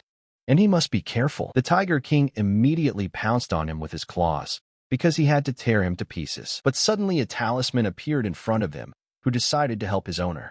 Lu said that it had been a long time since he had helped him. The talisman immediately transformed into a huge and ruthless wolf, who was ready to tear the king of tigers to pieces. Lu looked and said that this wind was just right, and perfect for his fire skills. The talisman managed to defeat him and brought the king's tail to the tiger. Lu was surprised and asked if he could bite off his tail, but the talisman immediately evaporated before his eyes. 15 minutes later, Lu ran after him and asked if this was the same square they had ended up in at the very beginning and why he had brought him here. Or does the talisman want to say that the Black Demon Tiger King is here? But a beast of this size is unlikely to be able to hide here. The mascot walked towards the statue and started barking. Lu asked if he had found anything, and suddenly he saw a cat in his teeth. Lu said that meant that the legends about people disappearing without a trace were mostly the work of his paws, right? And let him stop pretending to be cool. He doesn't even have a tail now. The lady suddenly appeared and spoke to Lu. She asked if he knew that the Black Demon Tiger King itself was a treasure, and the blood of the Black Demon Tiger King can change a person's physique, and its beast core contains pure energy, and the tiger's claws and bones can be used for the blood of weapons, and the tiger's unique soul is what his little dog will like. Is it so valuable? But since he caught it, he was unlucky. But the lady decided to talk about stone swords. Lu said that when he first came to the ruins of the Sword City, with the help of a monk, he mastered the sword technique alone with everyone, using these 12 stone swords. The lady said that these swords were forged from 12 stars, so naturally they are unusual. Lu asked in surprise, 12 stars? The lady replied that it was. They were very unique. And now these swords surrounded him. Lu felt that the aura emitted by these stone swords seemed to carry endless destructive intent. The lady cast a spell and ordered him to act. She surrounded all these swords with her magic. Lu was very surprised and said, "What power she has?" The lady replied that the earth submits to form the sea, and man submits to become a king. She told Lu to leave quickly. There was something sinister about the Sword City. When he had gained strength, let him come back and take those 12 stone swords, and then everything would become clear to him. Lu agreed and thought that since she didn't want to say anything, she must have her reasons. He wouldn't insist anymore. After half a month, Lu trained nonstop and raised his abilities to a new level. Lu understood everything and said that the lady was right. The core energy does contain pure energy, and despite the fact that he had to endure a lot over the past few days, now he does not feel the slightest bit tired. He had reached the 4th extreme heavenly stage. Lu used his powers and said that as expected, upon reaching the 4th stage, his entire body had undergone another major transformation, and every bone feels dense, like a legendary weapon, and his muscles are filled with explosive power. And now that Huang Tian has absorbed the blood and souls of the Black Demon Tiger King, he has fallen into a deep sleep. He is confident that when he wakes up, he will be much stronger. And he also donated the bones and claws of the Black Demon Tiger King to the Looking Glass. And he already had the 6th gem glow. But suddenly some boys came to the mountains, and the younger one said that it was them. Lu replied that it seemed that he had recovered well. The younger one replied that his brother had told him that if it weren't for Lu, he would have died long ago. Lu said he should just read it as payment for helping him in the forest, and that's how they're even. The younger one replied, "How can this be considered a big problem?" The boy told his brother that his wolf had just been healed, so he shouldn't bother him. Junior told Lu that there was no need to be humble. If it weren't for him, they wouldn't have been able to destroy the formation in the Secret Arts Pavilion, let alone do it alive with the Qilin seal from Sword City. The guy also decided to say that the West should do them a big favor. If he ever needs help, they will not hesitate, even at the cost of their lives. Lu replied that was fine, and in that case he wouldn't refuse. So what are their plans for today? He and his brother came today to bid farewell to him, and they have the seal. They plan to return to the Lanling dynasty, overthrow the treacherous ministers and rebels, and regain power. The guy said that besides the situation in the city, the father must have already been bad, and while the younger one was being treated, They spent half a month in this mountain, so they needed to hit the road as soon as possible. Lu said that was good. Then he wished them a speedy victory in destroying the traitors. He thought that the two brothers and sister were so loyal and righteous that they couldn't even rejoice. But he only regrets that they still have their own mission to complete. Otherwise, if they could join his Haren alliance, that would be even better. Lu wondered how the Seven Swords were doing. He knew that they were truly forged with amazing skill, and even after so many centuries and days of perfection, the sharpness and ferocity of these swords remains unrivaled. Lu said that although he already owned the Longshao sword and the Oli thorn, these seven swords were not as convenient as the Longshao sword, and not as strong as the Juli sword. And if Yu Guang's sacred mirror were to absorb these seven ancient swords, it would be a waste of time. So let them unite with his sword in solitude. An hour later, Lu wondered what materials these swords were forged from. They had already been tempered for many days, and now, after an hour of processing in the full force of the cinnabar bird's fire, they showed no signs of melting. And suddenly he realized, there it was. That sword had just shattered into pieces. Did something fall out of it? Could it be that these are just a few fragments of jade?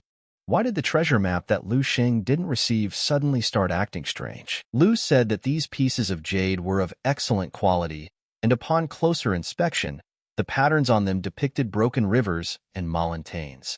But could this be so? He asked. Lu gathered his strength and said that he wanted to try it. After using his strength, he realized that this is how this treasure map works. Lu took a closer look and asked, "Is this really Tianwu Island?" He thought, why should the seven ancient swords contain jade stones that would correspond to the Tianwu treasure map? But what connected the City of Swords and Tianwu Island? But for some reason he decided to forget about it. He had long since secluded himself in this mountain, had not eaten or rested. As for the secret treasure map of Tianwu Island, they would have time to investigate it later. Suddenly after that he went to an unnamed cave. But suddenly he felt a strong smell of blood nearby. At this time in the forest the warrior grabbed the captive and asked, "Is she trying to escape? And isn't she still falling into his arms?" Huayan told him to let her go. The warrior said that it was her good fortune that he had become attached to her, and if she did not obey, he would simply hand her over to his men, and then they would see if she could still be so tough. Ke thought about it and suggested that if she obeyed and told him where Lu was, he would take her to Lu's family to enjoy a good life. Huayan asked him, "Is it true?" And then he better not lie to her. Ke replied that of course it was true. She thought of it herself, didn't she? Huayan told him to come a little closer, and she would tell him everything. Ke knew that this woman's life was in his hands, and he believed that she would not dare to use trickery. Ke said that was great. She saw him coming very close, and bit his nose with her teeth. Ke started screaming in pain that a fool had bitten his nose. Huayan said he was a fool. Lu was just a guest in her inn. How could she know where he had gone? And even if she did know, considering that her Lu family was killing innocents like this, she would never tell. Ke got angry and ordered them to kill her. And what is he worth? Let him kill this poisonous witch immediately. Huayan said that even if she died, she would never let him succeed. And one must bow to this in order to cherish one's own life. Lu came and said to Huayan that they had not seen each other for a long time. The girl was surprised and asked, surprised? Ke said that it was true. Lu and Huayan were really in cahoots, and he immediately ordered them to catch Lu for him. Huayan told him to be careful. All these fighters are experts above Tianji level. Don't underestimate them. Lu told Ku that he was looking for death and immediately showed his powers. Ku was very surprised and asked in surprise, "Is this the spiritual power of the ancient dragon?" Ku thought that so many experts from the Tianyu realm were instantly killed without the slightest chance of resistance. Lu destroyed all his men and approached the enemy and said that it was his turn. Ku immediately fell to his knees and begged Lu not to kill him. Ku said that he knows the secret of the hidden map of Tianwu Island, and he also knows where his father is. Lu was surprised and asked what he said. Ku replied that he overheard it by accident. It was a long time ago. It turns out that when the ancient sword sect was destroyed, the elders of the sword sect had already gone to Tianuli Island before the disaster, and he also left a mysterious treasure there. Although he did not catch that there was a treasure, and he knows it concerns the life force of the world. Lu asked, "So what does this have to do with his father?" Ku replied that it was related. Later, he accidentally saw the genealogy of the Lu family and found out that it was his father. He was the mysterious man who met Lu Sheng that night. Lu said it was not true. He tries to slander his father by claiming that he is related to that hypocrite Lu Shang, who replied that it was true. He helped the entire Lu family, and he is not lying. And his father also told Lu Shang to give him the incomplete map of Timelife's treasury when the time came, because only he would be able to open everything in the future. Hell would be waiting for them there. Deceived by any of his tricks, was seriously injured. Now, in addition to revenge, he is also pursuing them because he wants to take the treasure map from them as soon as they open it. Lu thought, how could this happen? How could his father deceive him? Ku said that he told him everything. He promised not to kill, but Lu attacked hard and asked when he promised not to kill him. For the senseless killing of innocents, Lu released Hualyan. She said that today she thanks young Master Lu for saving her life. The guy asked if she was injured, and there was no need for such formalities. She wouldn't have faced this disaster, and so many innocent people wouldn't have died because of him. Hualyan said that evil people will hurt others whether there is a reason or not. Although she is Hualyan and has not read many books, she understands some basic principles. She asked Master Lu, is he really going to Tianwell Island? Does he believe what that scoundrel said? Lu replied that whether he believed it or not, he would go to Tianwell Island tomorrow to see for himself. Hualyan told young Master Lu that she must be honest. The Lu family was going to capture her at the Hero Inn, but young Ku warned her in advance and told her what to do. And she also told him that if she met Mr. Lu, she should give him this note. Lu took the letter in surprise and asked, young girl? Lu immediately recognized that it was Daya's handwriting. He asked why she anonymously left him such a note. And what exactly did she know? Could it be that this monk Xiaoyan had the same abilities as Wu Shenqiye? The monk had previously told him that his future would be filled with endless bloodshed, where brothers and beloved companions would die one after another. Lu understood that at that time, both Wu Shenqiye and that monk were saying the same thing. Shouldn't he really be stubborn and go to Tianwell Island? The lady asked the boy what he was afraid of. Lu replied that he was afraid that his choice was wrong. The lady said that the future is like a seed. It sprouts, blossoms, and bears fruit, following its own path, unless something unexpected happens. But if suddenly a strong wind blows, it can be destroyed in this its uncertainty. Therefore, the future is full of uncertainties. The lady asked Lu if he could tell her what was right and what was wrong. Lu replied that there was only uncertainty, there was no right or wrong. The lady told him to follow his heart and do what he believed in. But in the morning, Hualyan turned to Mr. Lu. Lu was in the forest at this time, and thought that the mysterious treasure trove on Tianwu Island controlled the life force of the entire world. But the sinister force of Lianka left in the underground city of the Sword Sect. And where are his father and mother? Why is Day avoiding him? And where did this monk Xiaoyan come from? He must figure it all out. Lu asked if changes were happening in the heavens and human efforts were in vain, and if fate was really so unfair. But then Lu Hao, will challenge the heavens and change his fate, and all this will end once and for all.